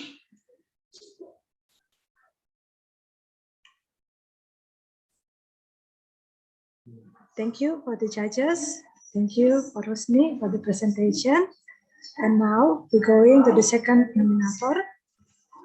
The second presenter is Dr. Mutmainna Majaya. So Dr. Mutmainna, the floor is yours. Let me share my presentation.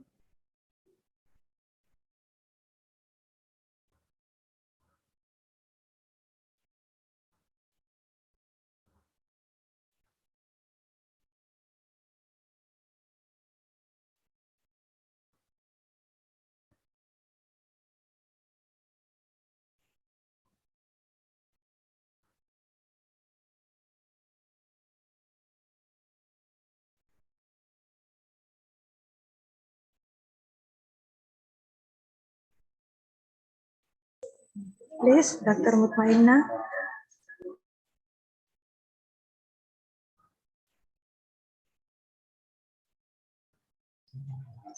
Okay, sorry. I will share.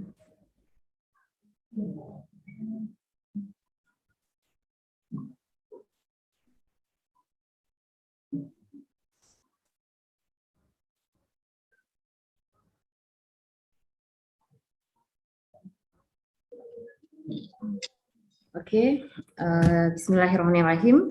Assalamualaikum warahmatullahi wabarakatuh. Thank you very much for the opportunity. Good afternoon, the judges. It's an honor for me to be a part of the sixth international biophysical, the sixth international conference on biophysical technology in dentistry, which is held by online. I am Mutmainna Majaya, a resident of Conservative Dentistry, Hasanuddin University, and my supervisor, Dr. Gigi Nur Hikmah, Specialist Konservasi Gigi Konsultan. Today, I'm delighted to be here to tell you about one of our cases. As we can see on the screen, with the title, Endodontic Reintervention for Overdenture Abutment Teeth, a case report. Let me start with some general information on my introduction. We know that as endodontists, we often receive referral from our colleagues regarding preliminary endodontic treatment of the patient teeth for further treatment. Overdentures are one treatment option for partially edentulous patient. Overdenture abutment teeth often require endodontic treatment, but various factors such as pulp status, dental and oral health condition, and other medical disease also influence the endodontic management of the patient. In this case, the teeth had been treated previously, but with non-hermetic obturation, so it was recommended to do endodontic reintervention. Next is the objective of this case report. This case report describes the endodontic reintervention of premolar teeth with non-hermetic obturation, which will be used as overdenture abutment teeth. For the case operation procedures are as follows. A 68 years old patient was with the status of partially edentulous teeth, was referred from prosthodontic department, referred to endodontic department, Hasanuddin University Dental Hospital, with the remaining teeth will be used as abutment teeth for the overdenture prosthesis, and the premolar radiograph show underfilling and non-hermetic filling, and normal tooth roots and root canals were seen. The test of percussion and palpation was negative, and the gingival seams were normal. Step of the treatment procedures, as we can see in the following picture. The left picture shows us the initial clinical photo and radiograph of the patient with a non-hermetic obturation. At the first visit, after the informed consent of the patient and placing the rubber dam, endodontic reintervention was performed, starting with the removal of gutta perca with headstrong file and silol solution, followed by root canal preparation using pressureless rotary crown down preparation technique, and then dressing the root canal with calcium hydroxide. Next visit, we continue the operation with single cone gutta percha technique and resin sealer and placing resin modified glass ionomer. The final step of this patient treatment in endodontic is restoration with direct composite. And then the patient was referred back to the prosthodontic department to continue the treatment. As a discussion, the probability of successful endodontic reintervention range from 62 until 85.9%. And it's important to know the cause of previous treatment failure so that we can determine the appropriate treatment. Endodontic failure in this case was caused by non-hermetic obturation of the root canal, and the treatment procedure performed was non-surgical endodontic intervention. Excuse me, Dr. Mutmainna. Okay, Doc. The time is over. Okay, thank you very much. Assalamualaikum warahmatullahi wabarakatuh. Yes, terima kasih, Doctor. Thank you, Doctor. Thank you very much for the presentation. Now we will begin the discussion session. For judges, the floor is yours. Thank you. Thank you, Dr. Febi. For this presentation, I would like to please Dr. Rika Damayanti.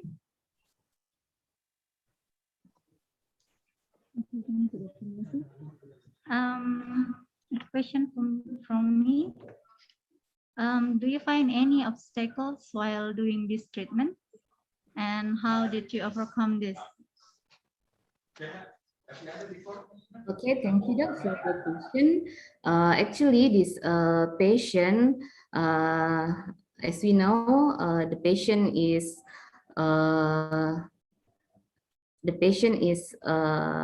68 years old, and the patient have diabetes mellitus, but under control. So we have to prepare the condition of the patient. We do the treatment not in a longer time, but in faster to avoid the condition of the patient. But the other is still normal, doctor.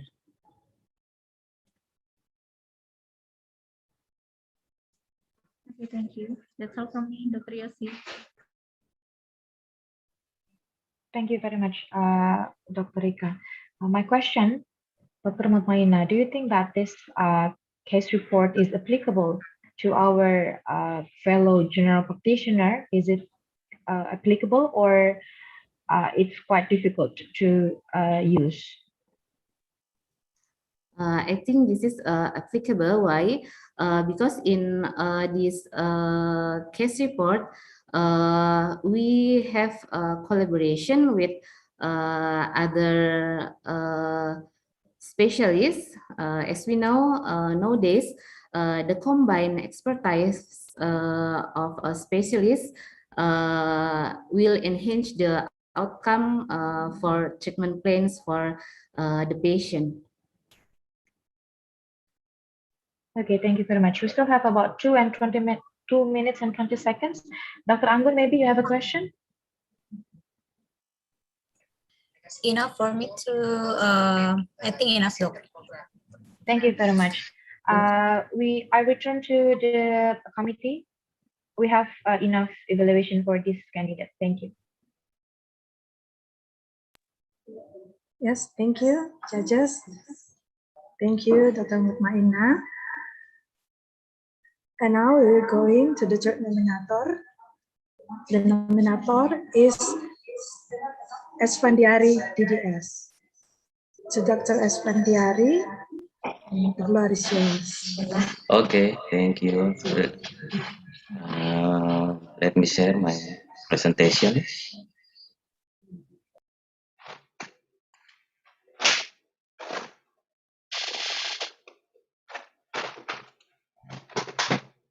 Okay, thank you, moderator. Bismillahirrahmanirrahim. Assalamualaikum warahmatullahi wabarakatuh. Good afternoon.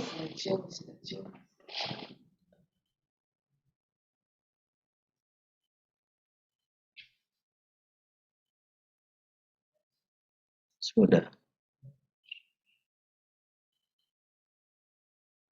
Nggak mau.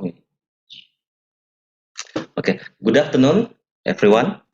And good afternoon for the judges who I respect and proud of. Allow me introduce myself. My name is Esfandiari. Very happy to be able to join and participate in the 6th International Conference on Biophysical Technology in Dentistry. This time, I would like to show about our case with the title, How to Treat Non-Vital Tooth Discoloration with Internal Bleaching, a Case Report. And before I start, I would like to give an honor to our supervisor, Dr. Gigi Nur Hikmah, Specialist Konservasi Gigi Konsultan. Now, for time efficiency, allow me to present our case report. Abstract, introduction. Tooth discoloration due to intraoral bleeding after trauma can cause aesthetic disturbance and appearance. Bleaching, in more conservative approach, which is non-invasive as compared with other prosthodontic options like crown or veneer.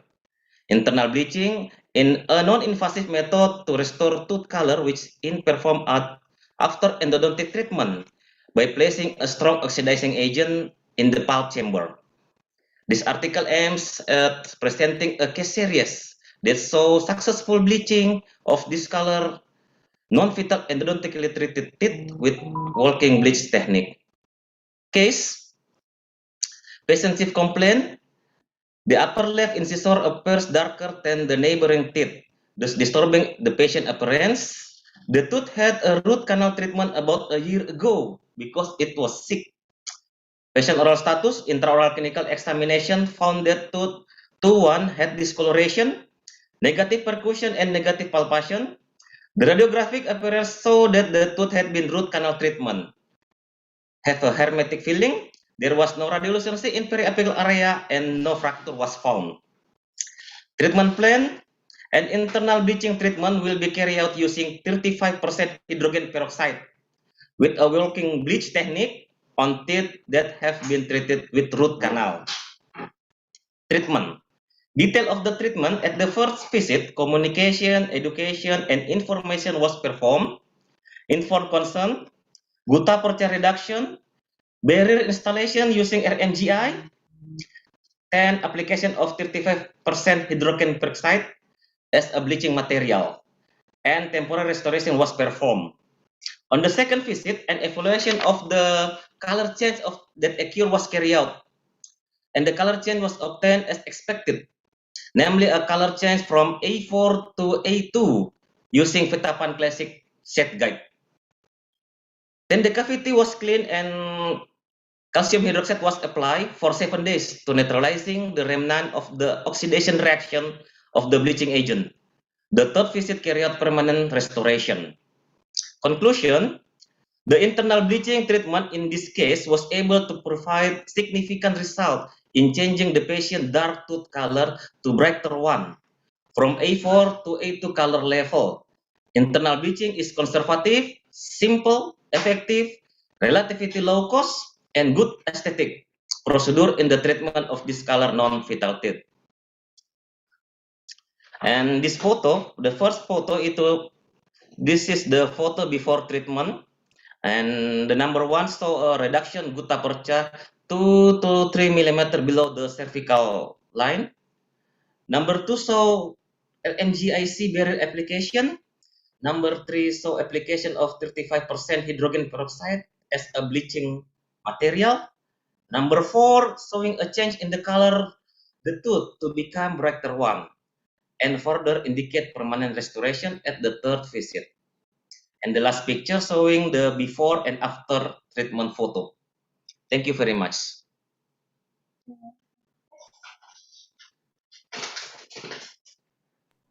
Thank you, Doctor. Now we will begin the discussion session. The judges, please.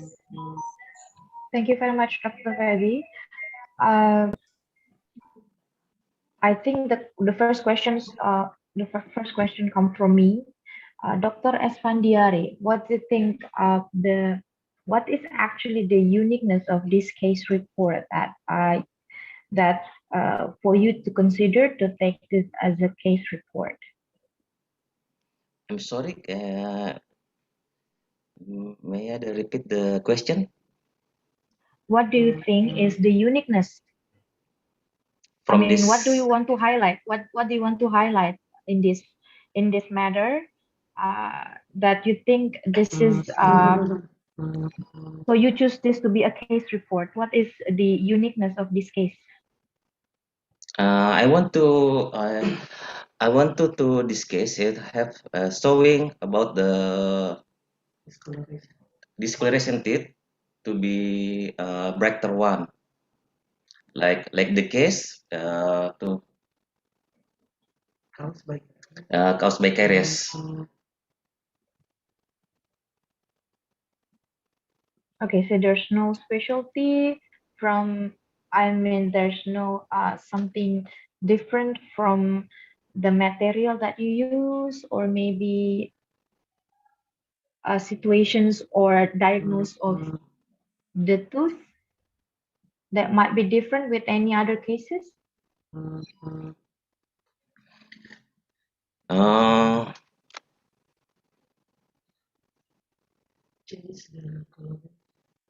Yes, I would. From this case, I want to show about change of the discoloration teeth from darker to be brighter one. Okay. Thank you very much.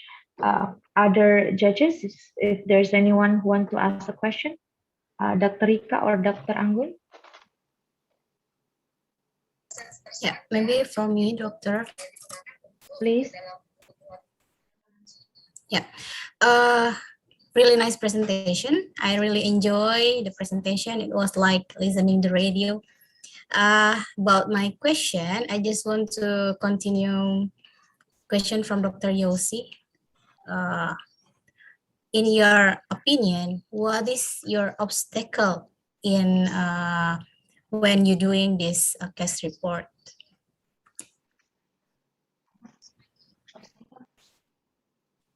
Is it any obstacle or maybe difficulty to manage the case on your case report?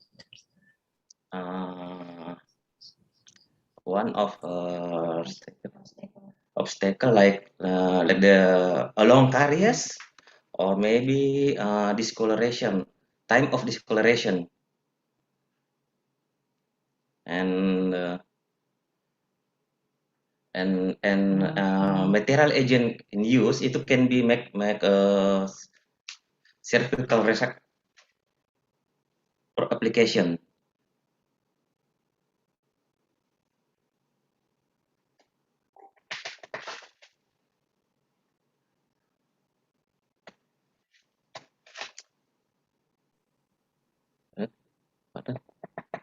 Okay.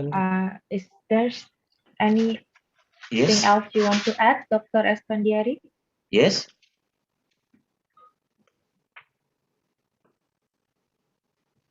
Tidak kedengaran. Dr. Anggun, do you already hear or listen the answer from Dr. Espandiari? Yes, already, Doc. I think enough. Okay. Thank you. Thank you very much. We still have 1 minute. Dr. Rika, do you have anything to add? No question for me, Dr. Yossi. Yes. Just give me 50 seconds left.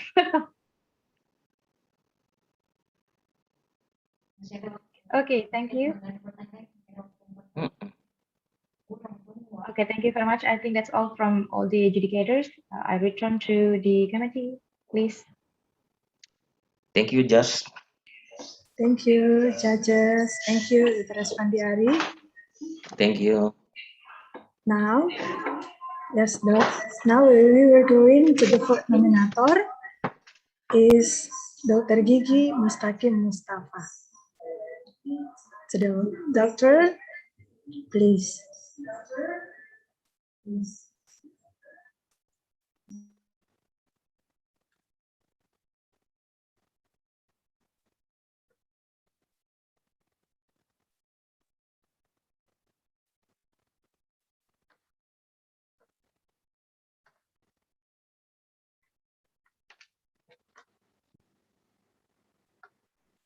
Baik.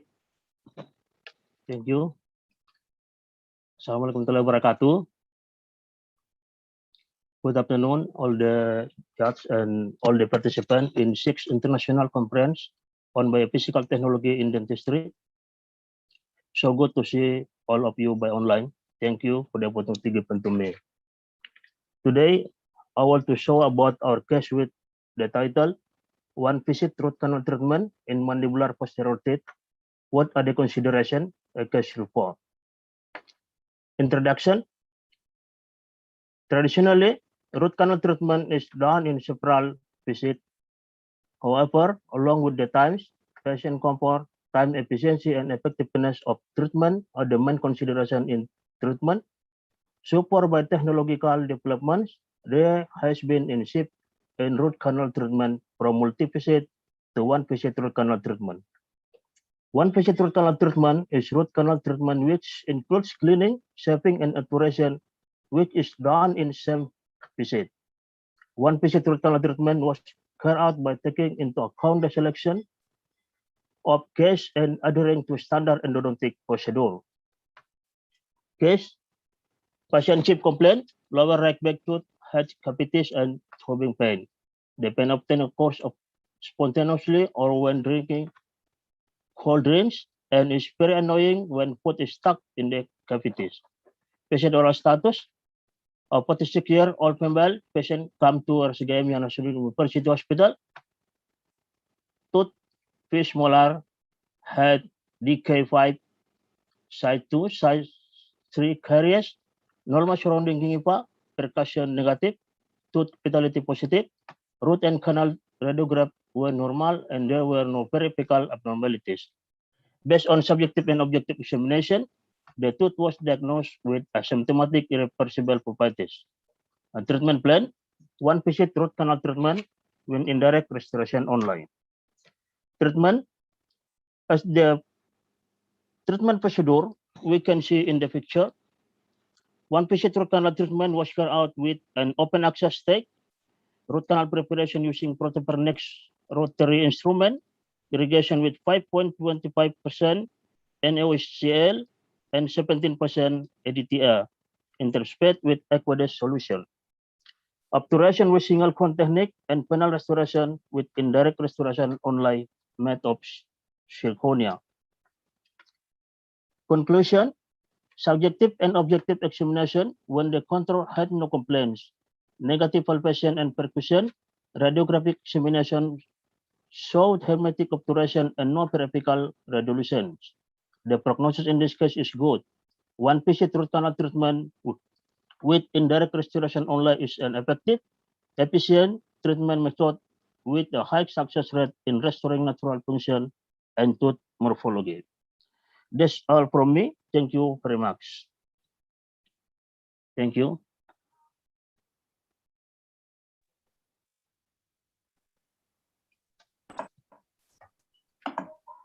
Thank you, Dr. Mustaqim. Now we will begin the discussion session. The judges, please. Thank you very much, Dr. Feby. Very nice presentation, Dr. Mustaqim. Maybe I would like to please Dr. Rika. Okay, thank you, Dr. Yosi. Dr. Mustaqim. Dr. Rika, please. Can you hear me? Do you have a question? Thank you. Yes. Can you hear my voice? Okay. Clearly. Okay, thank you. So, Dr. Mustaqim, in the title, you mentioned about consideration, but in the explanation, there are no consideration, any information about this consideration. So I want to ask you to explain what are the consideration that you decide before you decide to do this treatment in this case report. Thank you. Yeah. Thank you very much for your question. In my case, there are several things to consider when we decide to do one visit endodontic or multi-visit endodontic. The first is the case consideration, namely the tooth being treated, whether the anatomy is normal, there is no lateral canal or canal accessories, there is no peripheral lesion, there is no acute abscess or active exudate. And the second is the consideration of the operator or doctor who will treat, namely the ability of the operator, the availability of complete tools and material, and the last consideration of the patient, namely patient is cooperative, there is no systematic disease, and there is no disturbance in the TMG or a temporary mandibular disorder. Yes. Thank you, Dr. Mustaqim. I think I would like to move to Dr. Anggun. Thank you, Dr. Yosi. Thank you, Dr. Mustaqim, for your interesting case report. I just want to confirm, has this case report that you already presentation have received consent from your patient about the consent? Have you already received consent from your patient to publish this case? Yes, of course, must to inform consent. To publish? Yes. Okay, thank you. Thank you very much. Thank you very much, Dr. Anggun. I think there's no question from me. I return the lead to the committee, please.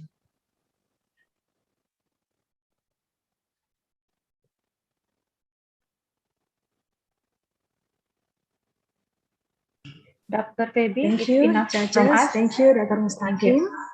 Thank you. Now we will begin to the fifth nominator. The nominator is Musfira Nasir SKG. Please, Musfira, the floor is yours. Okay, thank you, Doctor. With your permission, let me share my poster.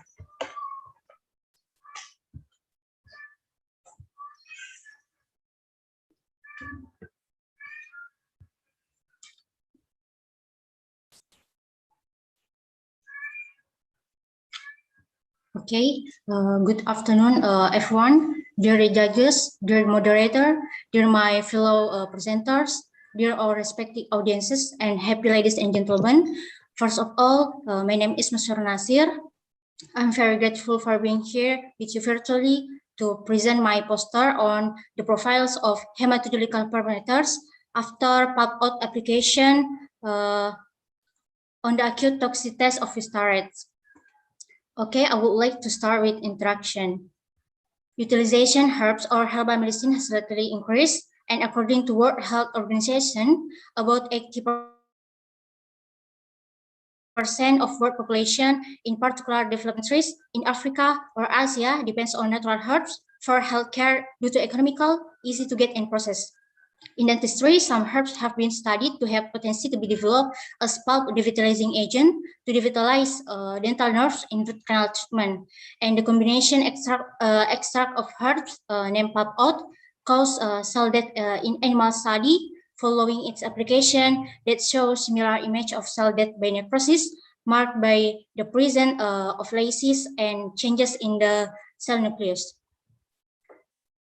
Devitalizing agent applied may be leaked from temporized restoration unintentionally into the oral cavity and got into the stomach and then spread to other organs which can harm the body. So acute toxic test is usually the first step to observe the effect of an extract to the body. Toxic test is a measure used to examine any adverse effect of a substance against systemic organ that might occur prior to its application in human.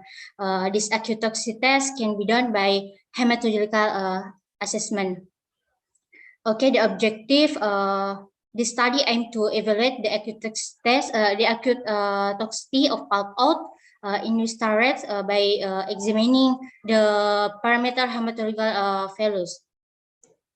For the methods of this research, first, preparation was prepared according to previously method that described by Tanumi Harja et al. And drugs were given orally using rat cannula. And for animal use and care, we using male healthy Vistarate of weight 135 until 150 grams. Bred locally in the animal holdings of the Department of Pharmacology Makassar, and the animals were housed in standard plastic cage of at least 7 days prior to the start of study to allow for acclimatization under natural atmospheric conditions. For experimental procedure, first single dose toxic study. 12 male rats were used in the study, randomly allocated into 4 groups of 3 each, and the graded dose of the pulp out were 50, 500, and 2,500 milligram or per kilogram body weight. And distilled water were orally administered to rats following an overnight fast. And on day 14, rats were sacrificed for sample collection. And for blood collections, rats were sacrificed by cervical dislocation, and blood sample were collected into micro blood collection tubes ETA K3 for hematological analysis. And the hematological analysis of the blood samples was performed using an automatic hematology analyzer, and the parameters which were evaluated include white blood cell, red blood cell, hemoglobin, and platelet. And for the result, we can see on the table effect of pulp out on hematological parameters. In the acute toxicity study, the hematological parameters such as white blood cell, red blood cell, hemoglobin, and platelets of the treated groups were within the reference range for rats, and the values were not significantly different from the control groups. So the conclusion of this study under the limitation pulp out was not toxic with no significant changes found in hematological parameters and has potential to be developed as herbal-based devitalizing agent. I think that's enough for my presentation. Thank you very much for your attention.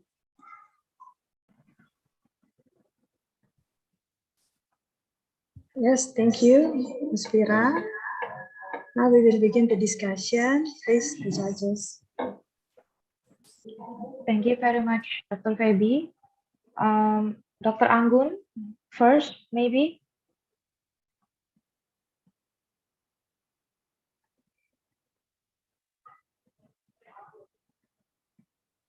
Yeah, thank you, Dr. Yosi.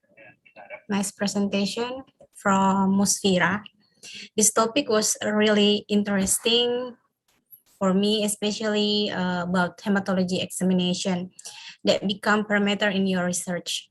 So my question is, why you use hematologic examination? Hematologic examination to be the parameter of your research. And the next question is, in the result, we know that there is no significant differences between the control group. So what do you think, what caused this to happen? Okay, thank you very much, Dr. Anggun.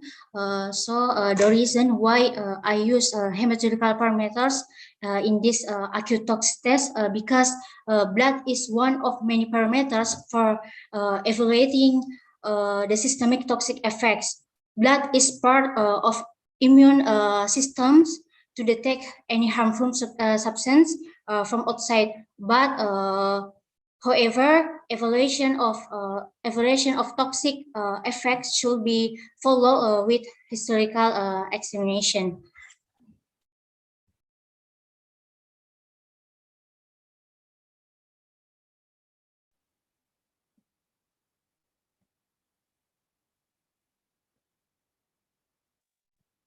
Okay, thank you very much, Musfira. Dr. Anggun, is there anything you'd like to add? How about the causing? Why the result in your research? There's no significant differences between the control group and the group experience.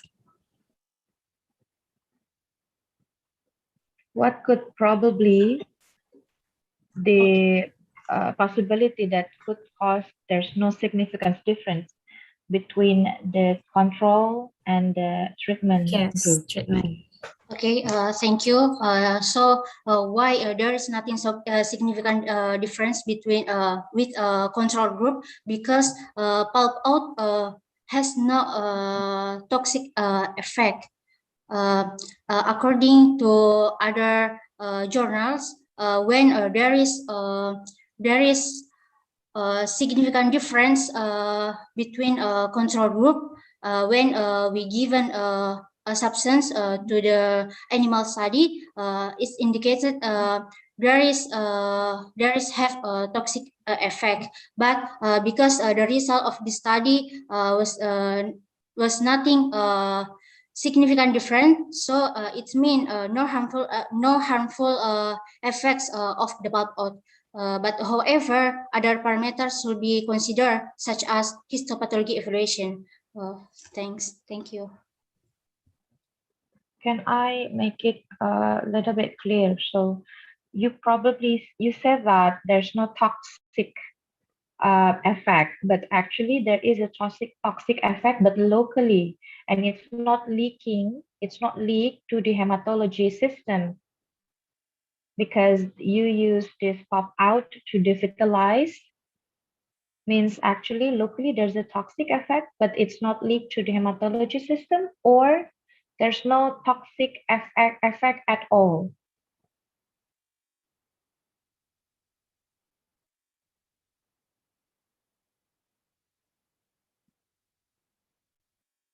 Because you use hematology parameters to make sure there's no toxic effect in the systemic of the body. of the subjects of your research.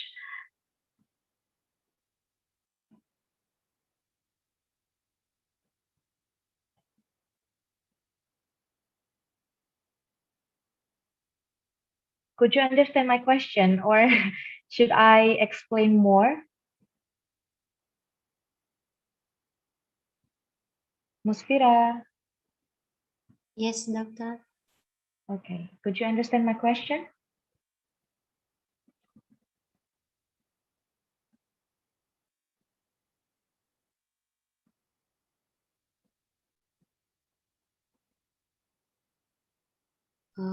I'm sorry, doctor.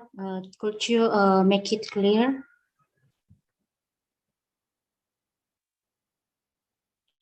Okay, you said that. A committee, Dr. Febi, can we have more time? Or because it's already past 5 minutes, do we still have more time, or we could pass this one?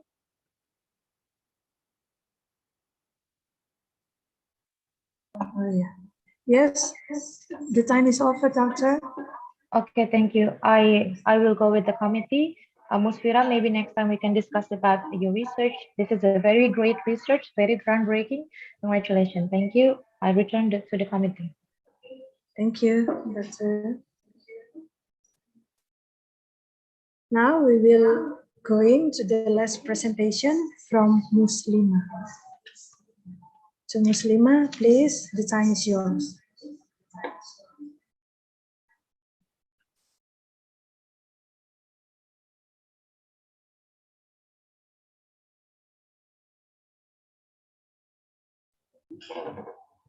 So Muslima, are you here in the room?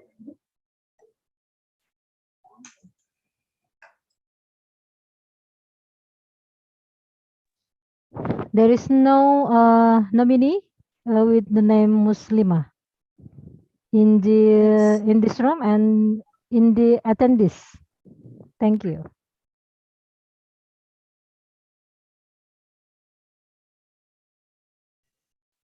Thank you, doctor. I think Muslima is not in this room. And now, going to the next category. Thank you for the judges in the poster category and all the presenters from the poster category. That's all the presentation for all the nominates.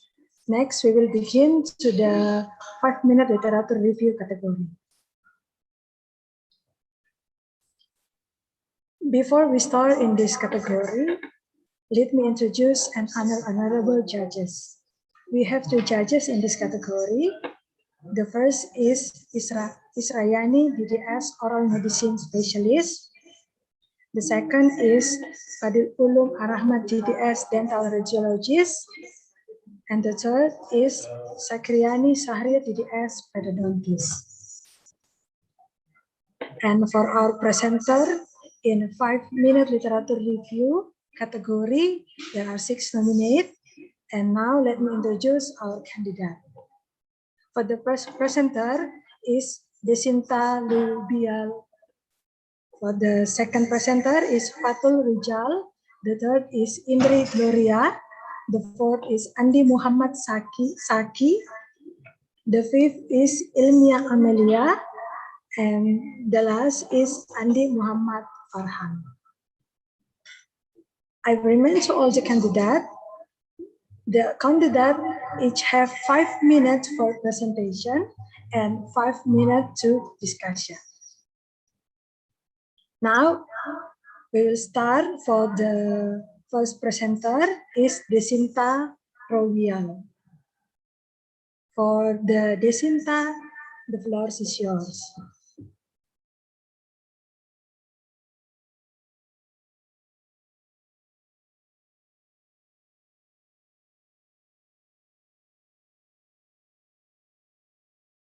I didn't see Desinta in this room and the attendees too.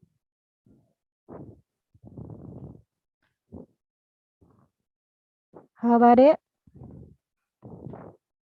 Disqualified?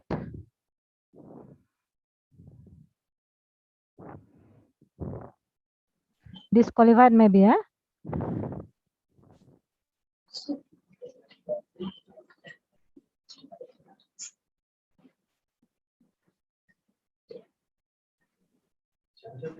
For Desinta, Robian, are you in this room?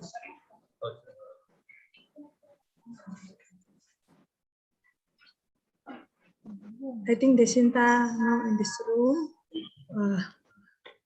For the next presentation from Fatul Rijal.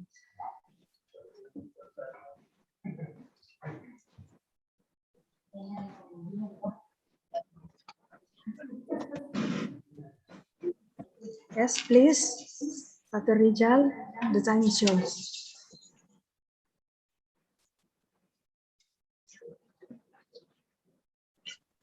Okay, thank you, Doctor. Bismillahirrahmanirrahim. Assalamualaikum warahmatullahi wabarakatuh.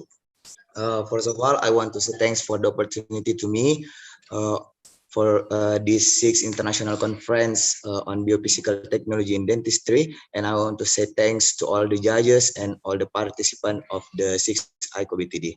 In this 5 minutes literature review, I'll present the paper about e-cigarette versus conventional cigarette, misperception on oral health, impact by Fatul Rijal Abdullah and Andi Anggun Mauliana Putri.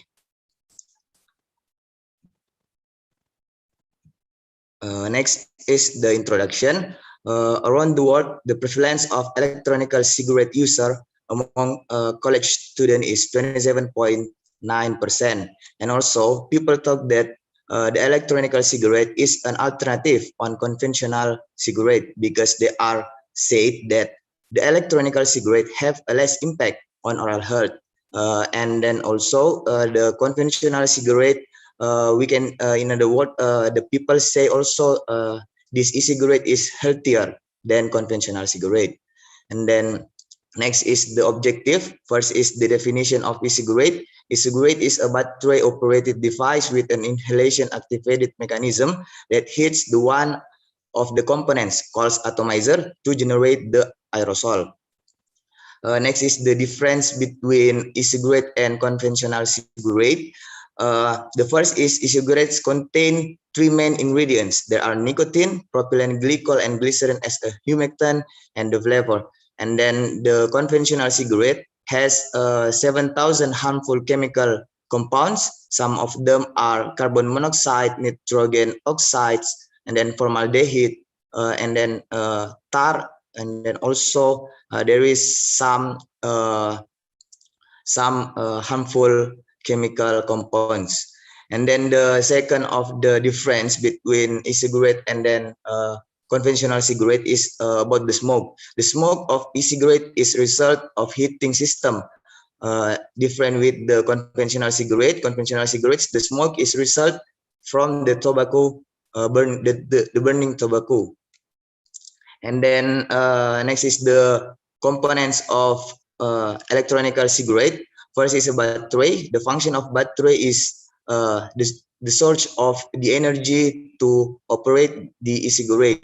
And then the second is the atomizer. This is the main component of e-cigarette because this component is we can say that generating the aerosol or make the smoke. And then the third is the third component is the cartridge. The function of the cartridge is for the place of the liquid. So the liquid is also one of the component of e-cigarette that the aerosol of e-cigarette is from transformation of the liquid by heating system of the atomizer.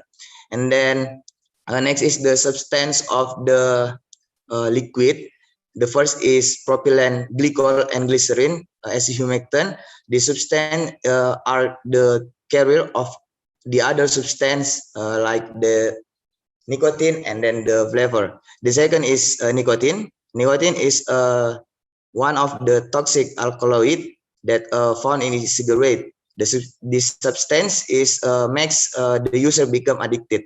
And then the third is the flavor. The flavor is the most frequent reason given by the user to start and continue to use e-cigarette. And then there are 4 the impact on oral health. First is dental caries. it can be caused by flavors that contain glucose, causing demineralization caused by the Streptococcus bacteria, and then also periodontal disease. Based on some study, e-cigarette user experience increased plaque, and then great deep on probing, and also alveolar bone resorption.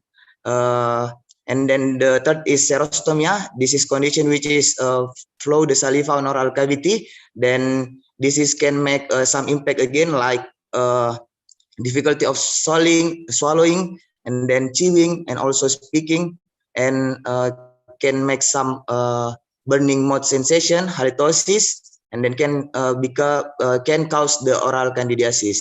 And then this the last is irritation and ulcer. This is easily occur because thinning of epithelial tissue due to e-cigarette substance. And then the methods, PubMed is use a search to identify all empirical studies related to the smoke effects of e-cigarette on health, especially oral cavity, that is performed worldwide. And then the conclusion, there is a misperception in oral opinion that e-cigarette have a less impact on oral health. We found that there are many adverse effects arising from the use of e-cigarette.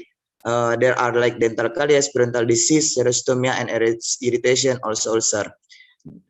This is the reference that I use. And then thank you very much. Thank you, Doctor. Thank you, Fadil. Now we will begin to this discussion session for the judges. Please, the time is yours. Okay, thank you very much for Fatul as our second presenter for poster presentation.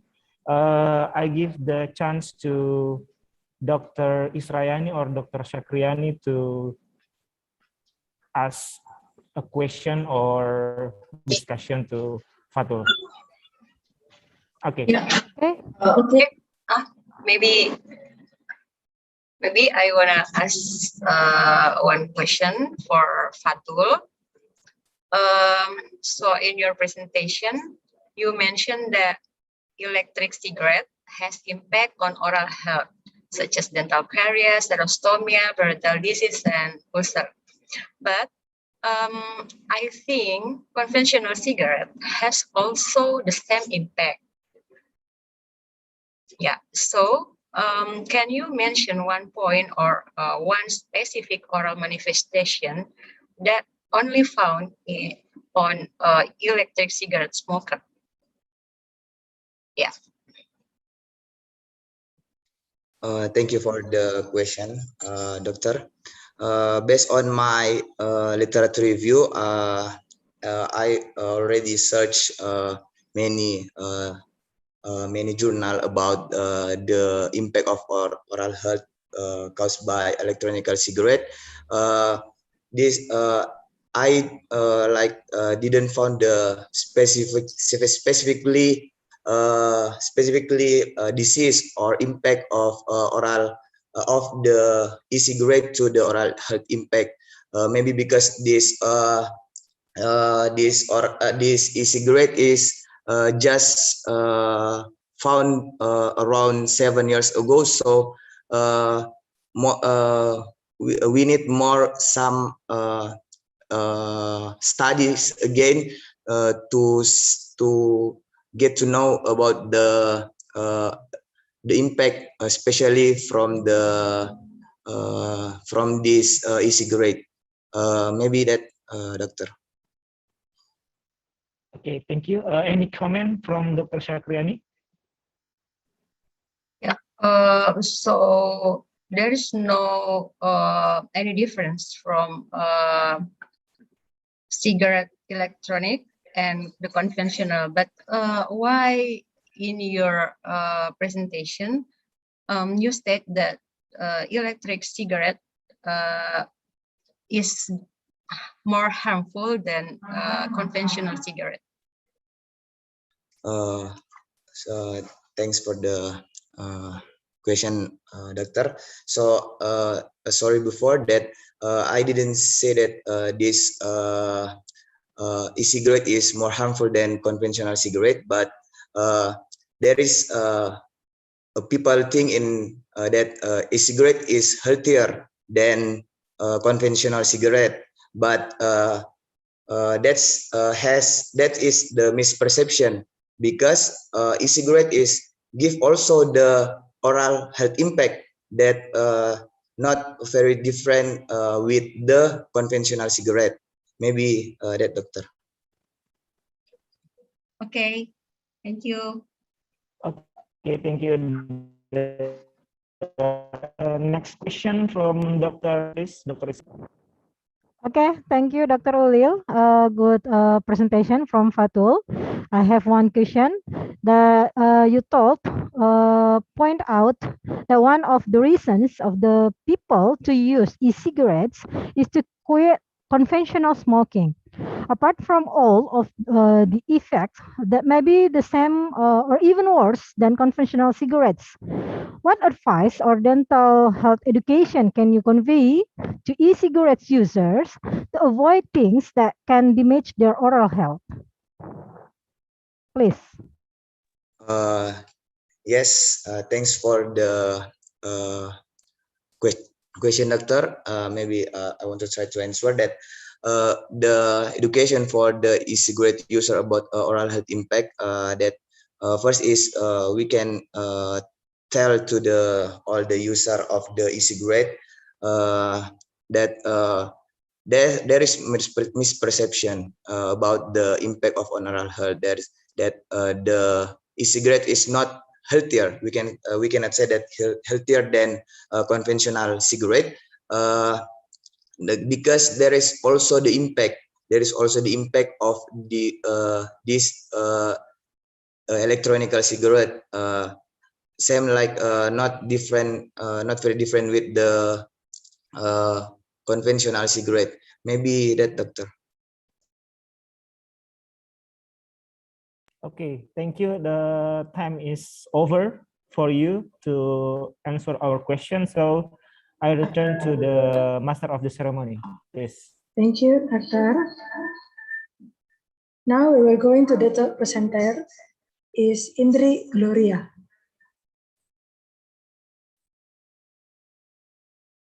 Is Indri Gloria in the room? Yes, we're going to the next presenter. The fourth presenter is Ilmia Amelia. So the Ilmia, the time is yours. I think Sorry, Andi Mzaki. I'm sorry. Yes, The fourth. for Yeah. the fourth is Andi Muhammad Saki.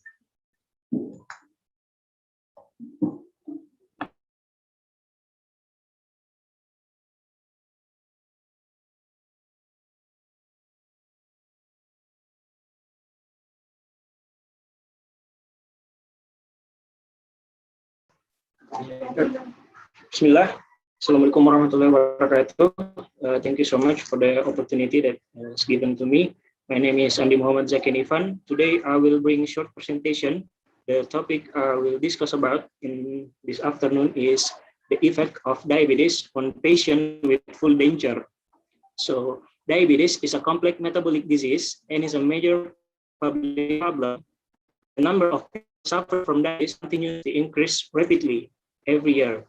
Diabetes is a syndrome characterized by the metabolism of carbohydrate, lipid, and protein, which affect function of the system and is associated with delayed healing and impaired immune reaction. So diabetes is a common disorder characterized by various phenotypes of hyperglycemia. It is broadly categorized into type 1 and type 2 diabetes, which type 2 is the most common cases that mainly happen. Hyperglycemia affects in insulin secretion, and type 2 is characterized by insulin action. Changes in neutrophil function and failure to provide humoral and cellular components of the immune system in diabetic patients increase the risk of developing infection. So diabetes can only reduce quality of life expectancy, but is also a major cause of several microvascular and macrovascular complications, that can lead to blindness, kidney failure, myocardial infarction, stroke, and sometimes the amputation of limbs. So next, we will talk about the complete denture. Complete denture are defined as denture that will the masticatory surface and accompanying structure of a maxillary and mandibular dental arch. The denture consists of dental elements that are attached to the denture base, where the denture base support through close contact with the underlying oral tissue. So full denture serves to restore masticatory function, improve speech function and aesthetic function, and maintain healthy cavity tissue of the mouth. So diabetes increases the susceptibility to erosion and ulceration of the mucosa in contact with the complete denture base. Most complete denture wearer report a combination of dry mouth sensation and oral and functional symptoms. In addition, other oral manifestations have been reported, such as ketonic breath, high frequency of periodontal disease, gingival displacement, residual bone resorption, periodontal abscess, gingival overgrowth, vascular changes, candidiasis, blood coagulation, and tissue regeneration time above normal, and also serostomia. The oral mucosa also loses resilience, which is necessary for good adaptation of the complete denture. Many research also demonstrated that patients with diabetes show lower retention rates of complete denture than patients without disease, because diabetes increases the osteoclastic activity of bone tissue in the mandible and maxilla. From several literature review related to the effect of diabetes in patients using dentures, it can be concluded that diabetes is a common metabolic disorder associated with glucose intolerance and long-term complication. In patients who wear denture, this can affect the retention of the denture due to certain change in the oral mucosa in diabetic, such as dry mouth sensation, diffuse erythema, stomatitis, higher residual bone resorption, and loss of resilience. And that resilience is required for good adaptation of the full denture. So diabetes is a condition that needs to be watched out for because it often occurs in the elderly, as well as full denture treatment is often done in elderly. So in conclusion, dentists must pay attention to the general condition of the patient before carrying out full denture treatment in order to reduce the possible risk that can be happen in the future. Maybe that's all from me. Thank you. Assalamualaikum warahmatullahi Waalaikumsalam warahmatullahi wabarakatuh. Thank you, Zaki, for the presentation. Maybe from Dr. Fadil or Dr. Isra, do you have any question for Zaki? Okay, thank you very much, Dr. Syakriani. I would like to ask Zaki about one of his statement on his review. Okay, Zaki, thank you very much for your good presentation. Regarding on your review, one of your statement is diabetes can affect retention of the denture. So what your suggestion or what should the dentist do to overcome the condition? Thank you.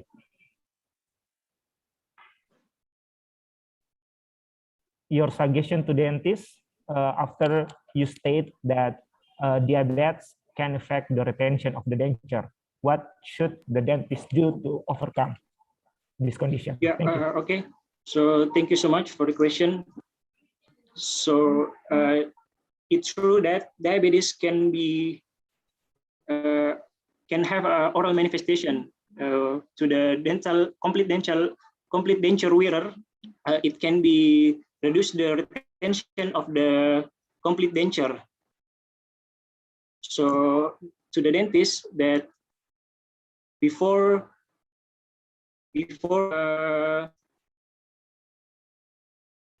carrying out a full denture treatment to reduce the possible risk that can be happen, the dentist need to be pay attention to the general condition of the patient before the treatment, because it is true that diabetes can reduce the retention of the complete denture, but it's shown that in many research it can be happen in a diabetes patient with uncontrolled diabetes. So if if the diabetes is under control, we can reduce the possible risk that can be happen with the complete denture wearer. Maybe that's all from me. Thank you. Okay, thank you. So the dentist just have to make sure that the patient is under control. Yeah. Like that? Maybe. Any Yes. any special technique for diabetes patient in prosthodontic?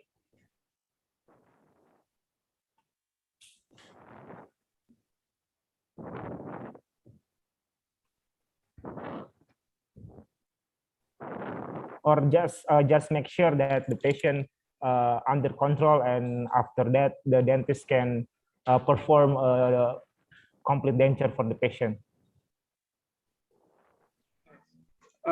In prosthodontic, maybe we can in a border molding procedure, and Okay, thank you very much. I return to the moderator. Thank you very much, Zaki. Yeah, Thank you, Doctor. Maybe Dr. Isra. Yeah, thank you, Dr. Shaka. Zaki, that you said before, just said that diabetic divided to controlled and uncontrolled diabetic mellitus patients. Okay. Now, regarding your explanation, is there any differences in the effect of using full denture on control and uncontrolled diabetic mellitus patients? Is there any differences of the effect of using this full denture in that two categories? yeah. Yeah. So first, I would say thank you for the question. So first, patient who wear complete denture and have the diabetes with under control, it is close to normal person. So they almost like same with the person with no diabetes. The dentist must pay attention to the to the patient with uncontrolled diabetes. So uncontrolled diabetes can have oral manifestation that can be happen, and it can be include to complete denture wearer. So if the patient diabetes is under control, I think it's okay. So there is no differences in your answer. There is no answer about my question about the differences of effect of using full denture on control and uncontrolled diabetic mellitus patients. Thank you. Okay. Please. Thank you, Doctor. I think the time is over. Now we will go into the fifth presenter is Ilmia Amalia. To Ilmia Amalia, please.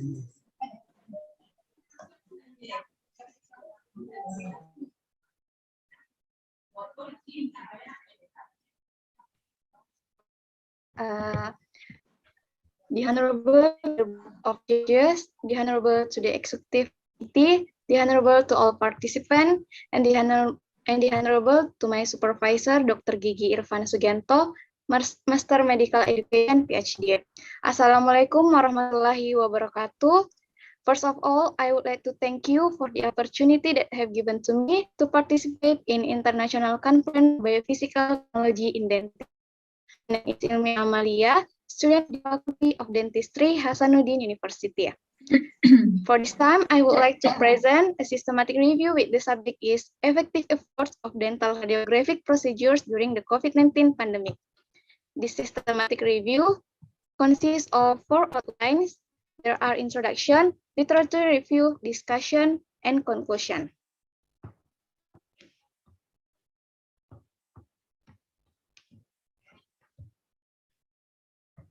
First, background. The use of X-ray is an integral part of clinical dentistry, but nowadays, COVID-19 pandemic has emerged as a community health crisis. The primary route of spread of COVID-19 is via respiratory droplet, and so therefore, dentists are at extreme risk of becoming infected and spreading the virus. The research problem is how is an effective efforts for dental radiography procedures during the COVID-19 pandemic, and the purpose of the study is to determine the effective efforts of dental radiography procedures during the COVID-19 pandemic. Second, literature review. Intraoral radiography is primary dentist diagnostic examination and can be divided into three categories based on projection. There are periapical projection, between projection, and the last occlusal projection. COVID-19 or SARS-CoV-2 is the seventh member of the family of coronavirus that infect humans. Although similar to some beta coronavirus, it is distinct from SARS-CoV and MERS-CoV. Because all dental procedures always involve close contact with the patient for a sufficiently long period, thus increase the potential for cross-contamination, including radiographic examination procedures. The third topic is discussion. There are three main topics will be discussed. First, radiographic examination needs, radiographic procedures infection control, and dental radiographic recommendation during the pandemic. First, radiographic examination needs. It is advised on radiographic examination needs that are necessary as part of dental emergency and dental urgency condition. Next, radiographic procedures infection control during the COVID-19 pandemic include first, scheduling and triage patient, room control, medical personnel control, X-ray equipment control, patient control, and radiograph research control. The function of scheduling and triage patient is to screening patient with the COVID-19 symptom with the last 2 weeks. Second, room control. The layout of the room in the radiology clinic must be setting and use disinfection for all surface like natrium hypochlorite, benzalkonium chloride, detergent or alcohol 70%, hydrogen peroxide, and HEPA. Third, medical control. For the staff, can use PPE level 1, and during taking extraoral radiography can use level 2, and during taking intraoral radiography can use level 3 of PPE. Below are the example of X-ray equipment control, where a PSP sensor double barrier to prevent a cross-contamination with solutions. Next is control. The exemplar, during taking extraoral radiography, the patient have to use a mask. And last is radiography result control. As we know that the prenatal radiography can be a source of transmission of the SARS-CoV-2, so we can use teleradiology or digital radiology workflow, and it is recommended for radiology services during the current pandemic. The last is dental radiographic recommendation during the COVID-19 pandemic, because intraoral radiographs show a higher risk of SARS-CoV-2 transmission than extraoral radiograph. In most of the literature, it is recommendation that we can use extraoral radiographic over intraoral radiographic during the COVID-19 pandemic. Conclusion, based on the journals analyzed and we can conclude that radiographic examination are only intended for patient in dental emergency or dental urgency condition, and we have to carry out all infection control procedures and extraoral radiography as an alternative radiographic technique during the COVID-19 pandemic crisis over intraoral radiography. The following are sources that are used as reference in writing this systematic review. That's all I can present. Thank you. Okay, thank you very much, Ilmi Amalia. Thanks for your good presentation. Now we move to the Q&A session, and for this session, okay, Dr. Isra, come on. Yeah. Maybe for from Dr. Shaka, if you have any question for Ilmia, please.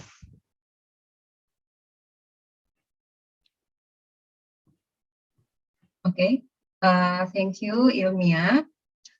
Based on your presentation, we can sum up that the dentist should use extraoral radiographs to avoid transmission of COVID-19. But sometimes there is a special condition, such as in endodontic treatment. We need a more detailed view that can only get through intraoral radiograph. So how you deal with that?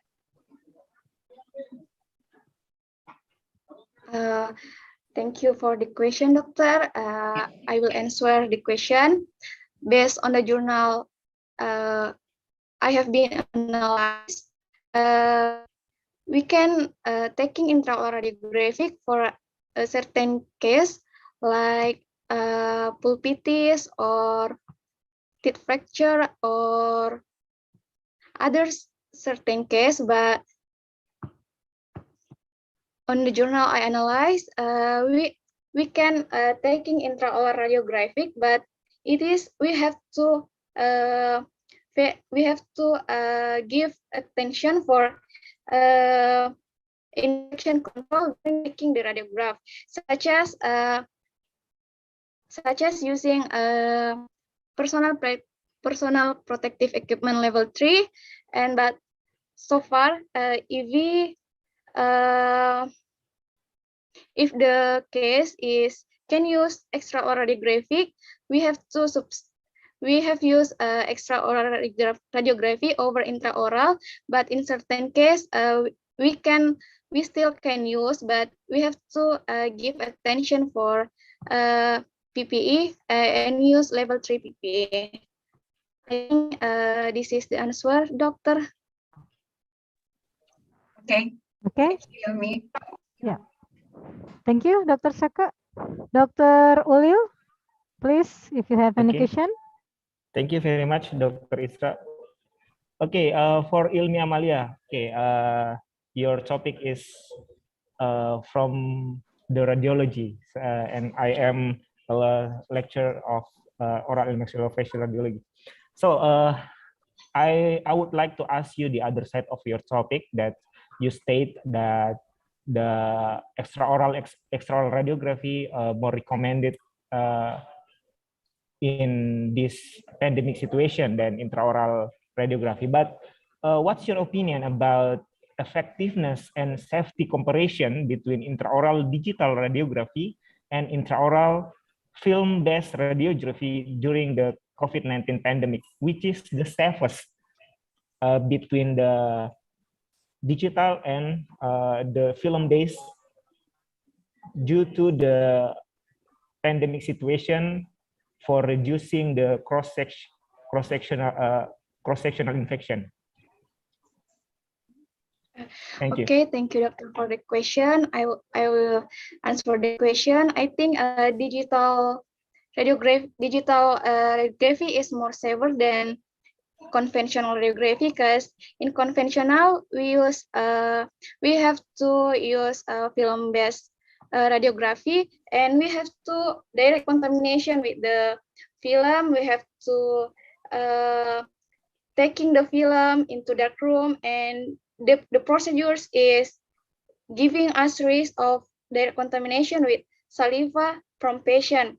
And I think digital radiography is more safer, because we just can use a double barrier, or for the fila we don't have to use double barrier for the film, but we still have to use double barrier for the other equipment like tube head or computer or panel control and others.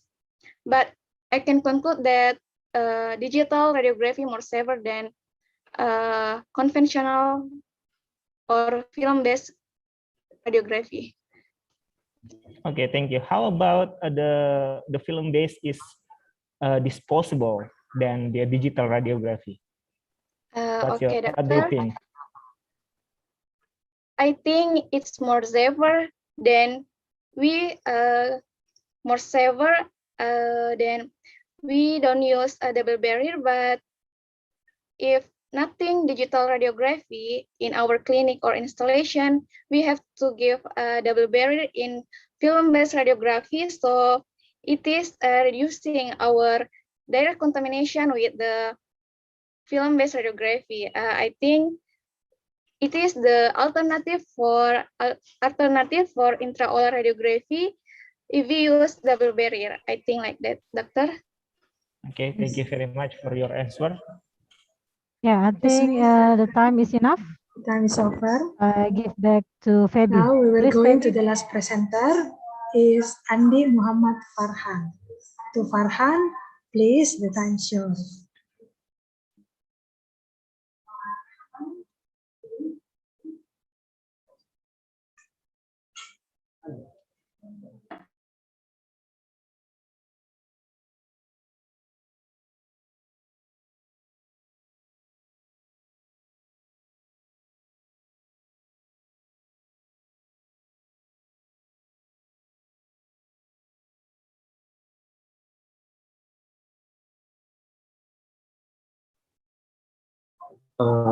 Thank you.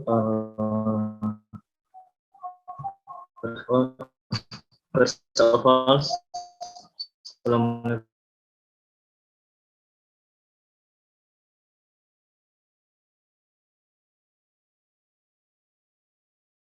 This is because dentists are among medical personnel who are most at risk of contracting the coronavirus.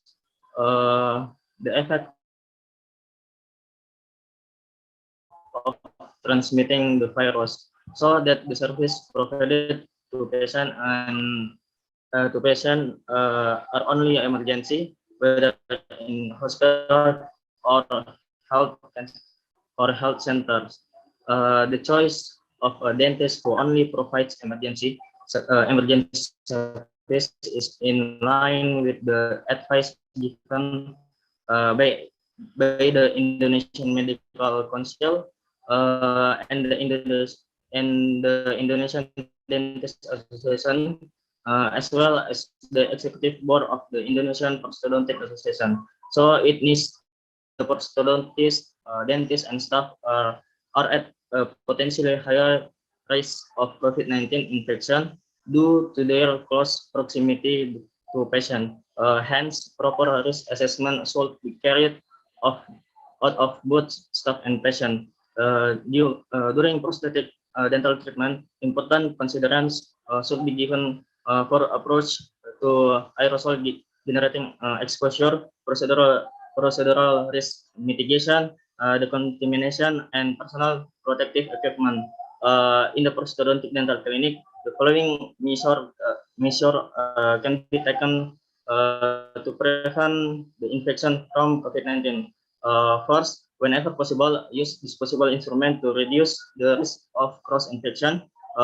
Second, postpone invasive dental treatment and avoid procedure generating aerosol whenever possible. Third, perform extraoral radiograph and restrict the use of intraoral radiograph to minimize the salivation and gag reflex.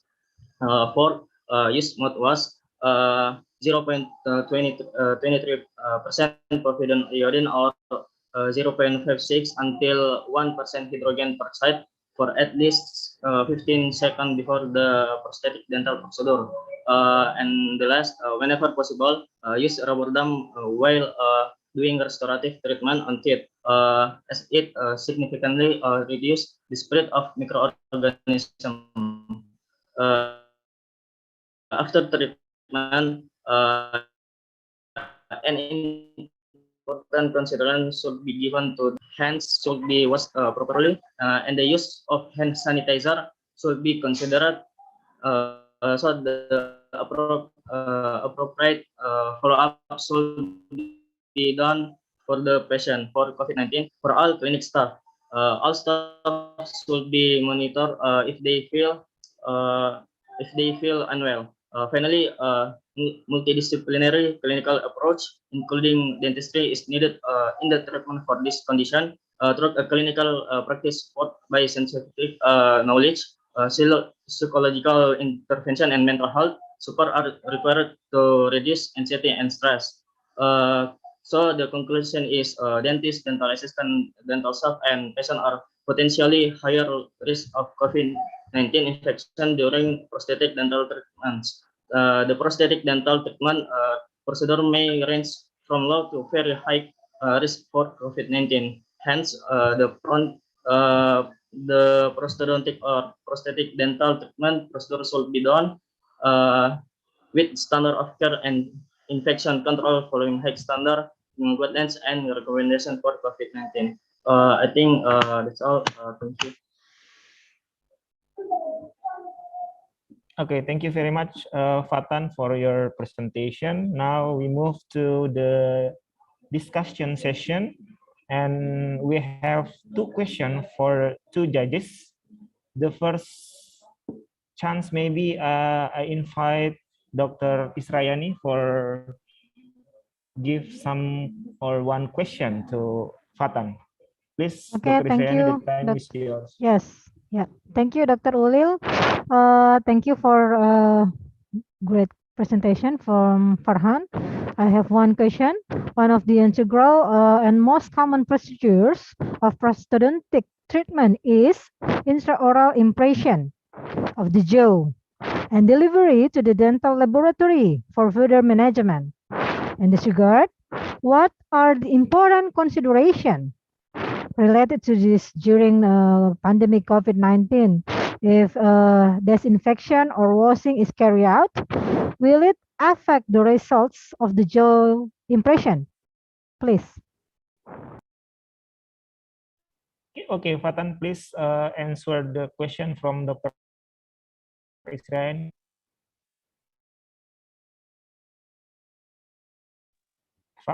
Fatan, are you there?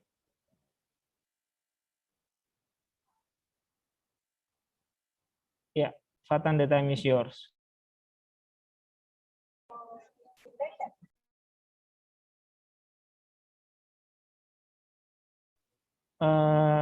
You have to unmute your audio, Fatan. Maybe host can. Okay, thank you for the question. I think the most important is room with the protection aerosol and APD for the APD for the dentist and the patient is more full protect. That's all. It's enough, Fatan, or any additional explanation? You have 4 minutes for 2 questions, and it still the question. Any comment from Dr. Israyani? Yeah, I think I just want to know, is there any effect the result of the jaw impression when disinfection or washing is carried out from procedures treatment of this after intraoral impression of the jaw? Is there what the result? What the effect of the jaw impression? Okay, Fatan, There we is get no the effect, or there's effect, but the effect is. I just want to know about your question about it. Okay, thank you. So in literature, I think there is no effect. I think that's there is no effect. Okay, thank you, Fatan. Any comment, Dr. Israyani? Okay, enough. Thank you, Dr. Israyani. Next for Dr. Shakriani, please, your Yeah. question. Okay. Maybe my question related to this situation on pandemic era. In this pandemic situation, we often hear the term of teledentistry, right? Yeah. So in your opinion, is possible to apply teledentistry methods on prosthodontic case?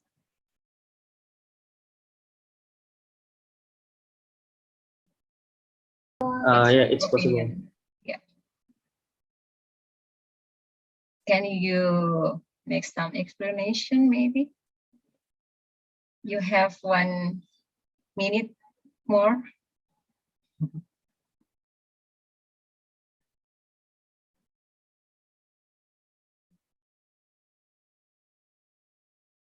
How the procedure of teledentistry in prosthodontic case?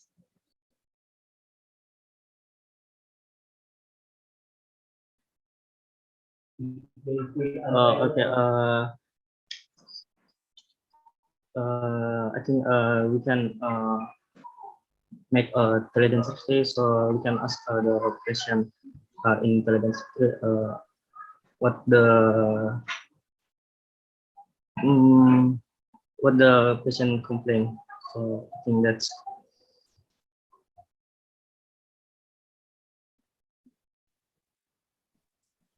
Any comment, Dr. Shakriani, for the Fatan's answer? I think enough, Dr. Fadil. Okay, we still have 28 seconds for Fatan. Maybe any comment or any answer anymore or enough? Maybe if you want to explain additional explanation, maybe in Bahasa, you could add your answer maybe. Okay, the time is over. Very much, Fatan, for your explanation of our question. I think the finalists, no more finalists. MC? Yes, thank you, the judges. Okay. Thank you very much. Such a great time to see all of the participants speak about the paper. Thank you very much. And thank you very much, Dr. Israyani. Thank you very much, Dr. Israyani, Dr. Shakriani, and all of the participants. I think don't stop to improve yourself and be better than now. Okay, thank you very much. And I return back to the Master of Ceremony. Thank you. Yes, thank you, Doctor. That's all the end of the session today. And for the information to all the nominees, the winner will be announced in the last day. Thank you for all the judges and all the nominates from poster and 5-minute literary review category. And thank you for your participation in scientific award competition today. For the next, I will return to the Dr. Carolina to continue the next session. Thank you and good afternoon. Thank you. Thank you, Doctor. Thank you, Dr. Febrianti Alexis. Thank you to Dr. Febrianti Alexis Siampa for leading the session, and also for all judges.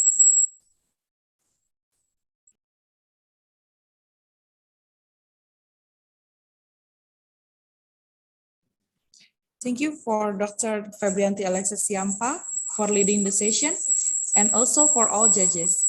Ladies and gentlemen, distinguished participants, don't forget to fill in the post-test through link from chat room. Now we come to the end of webinar for today. I believe today was really useful for us. Allow me, Caroline Stefani, and all organizing committee to say thank you very much for your participation and attention in this webinar and apologize if there is any mistaken in this event. I would like to say thank you to Gracia Jaya Mulia Company, OxyFresh, and Ohaway Company for supporting this webinar. For your information, this event will be held for 3 days with excellent speakers too. Hopefully, we will see you again tomorrow in second day. The event will start on 7:30 a.m. Thank you all for your kind attention. Wassalamualaikum warahmatullahi wabarakatuh and keep healthy. See you tomorrow.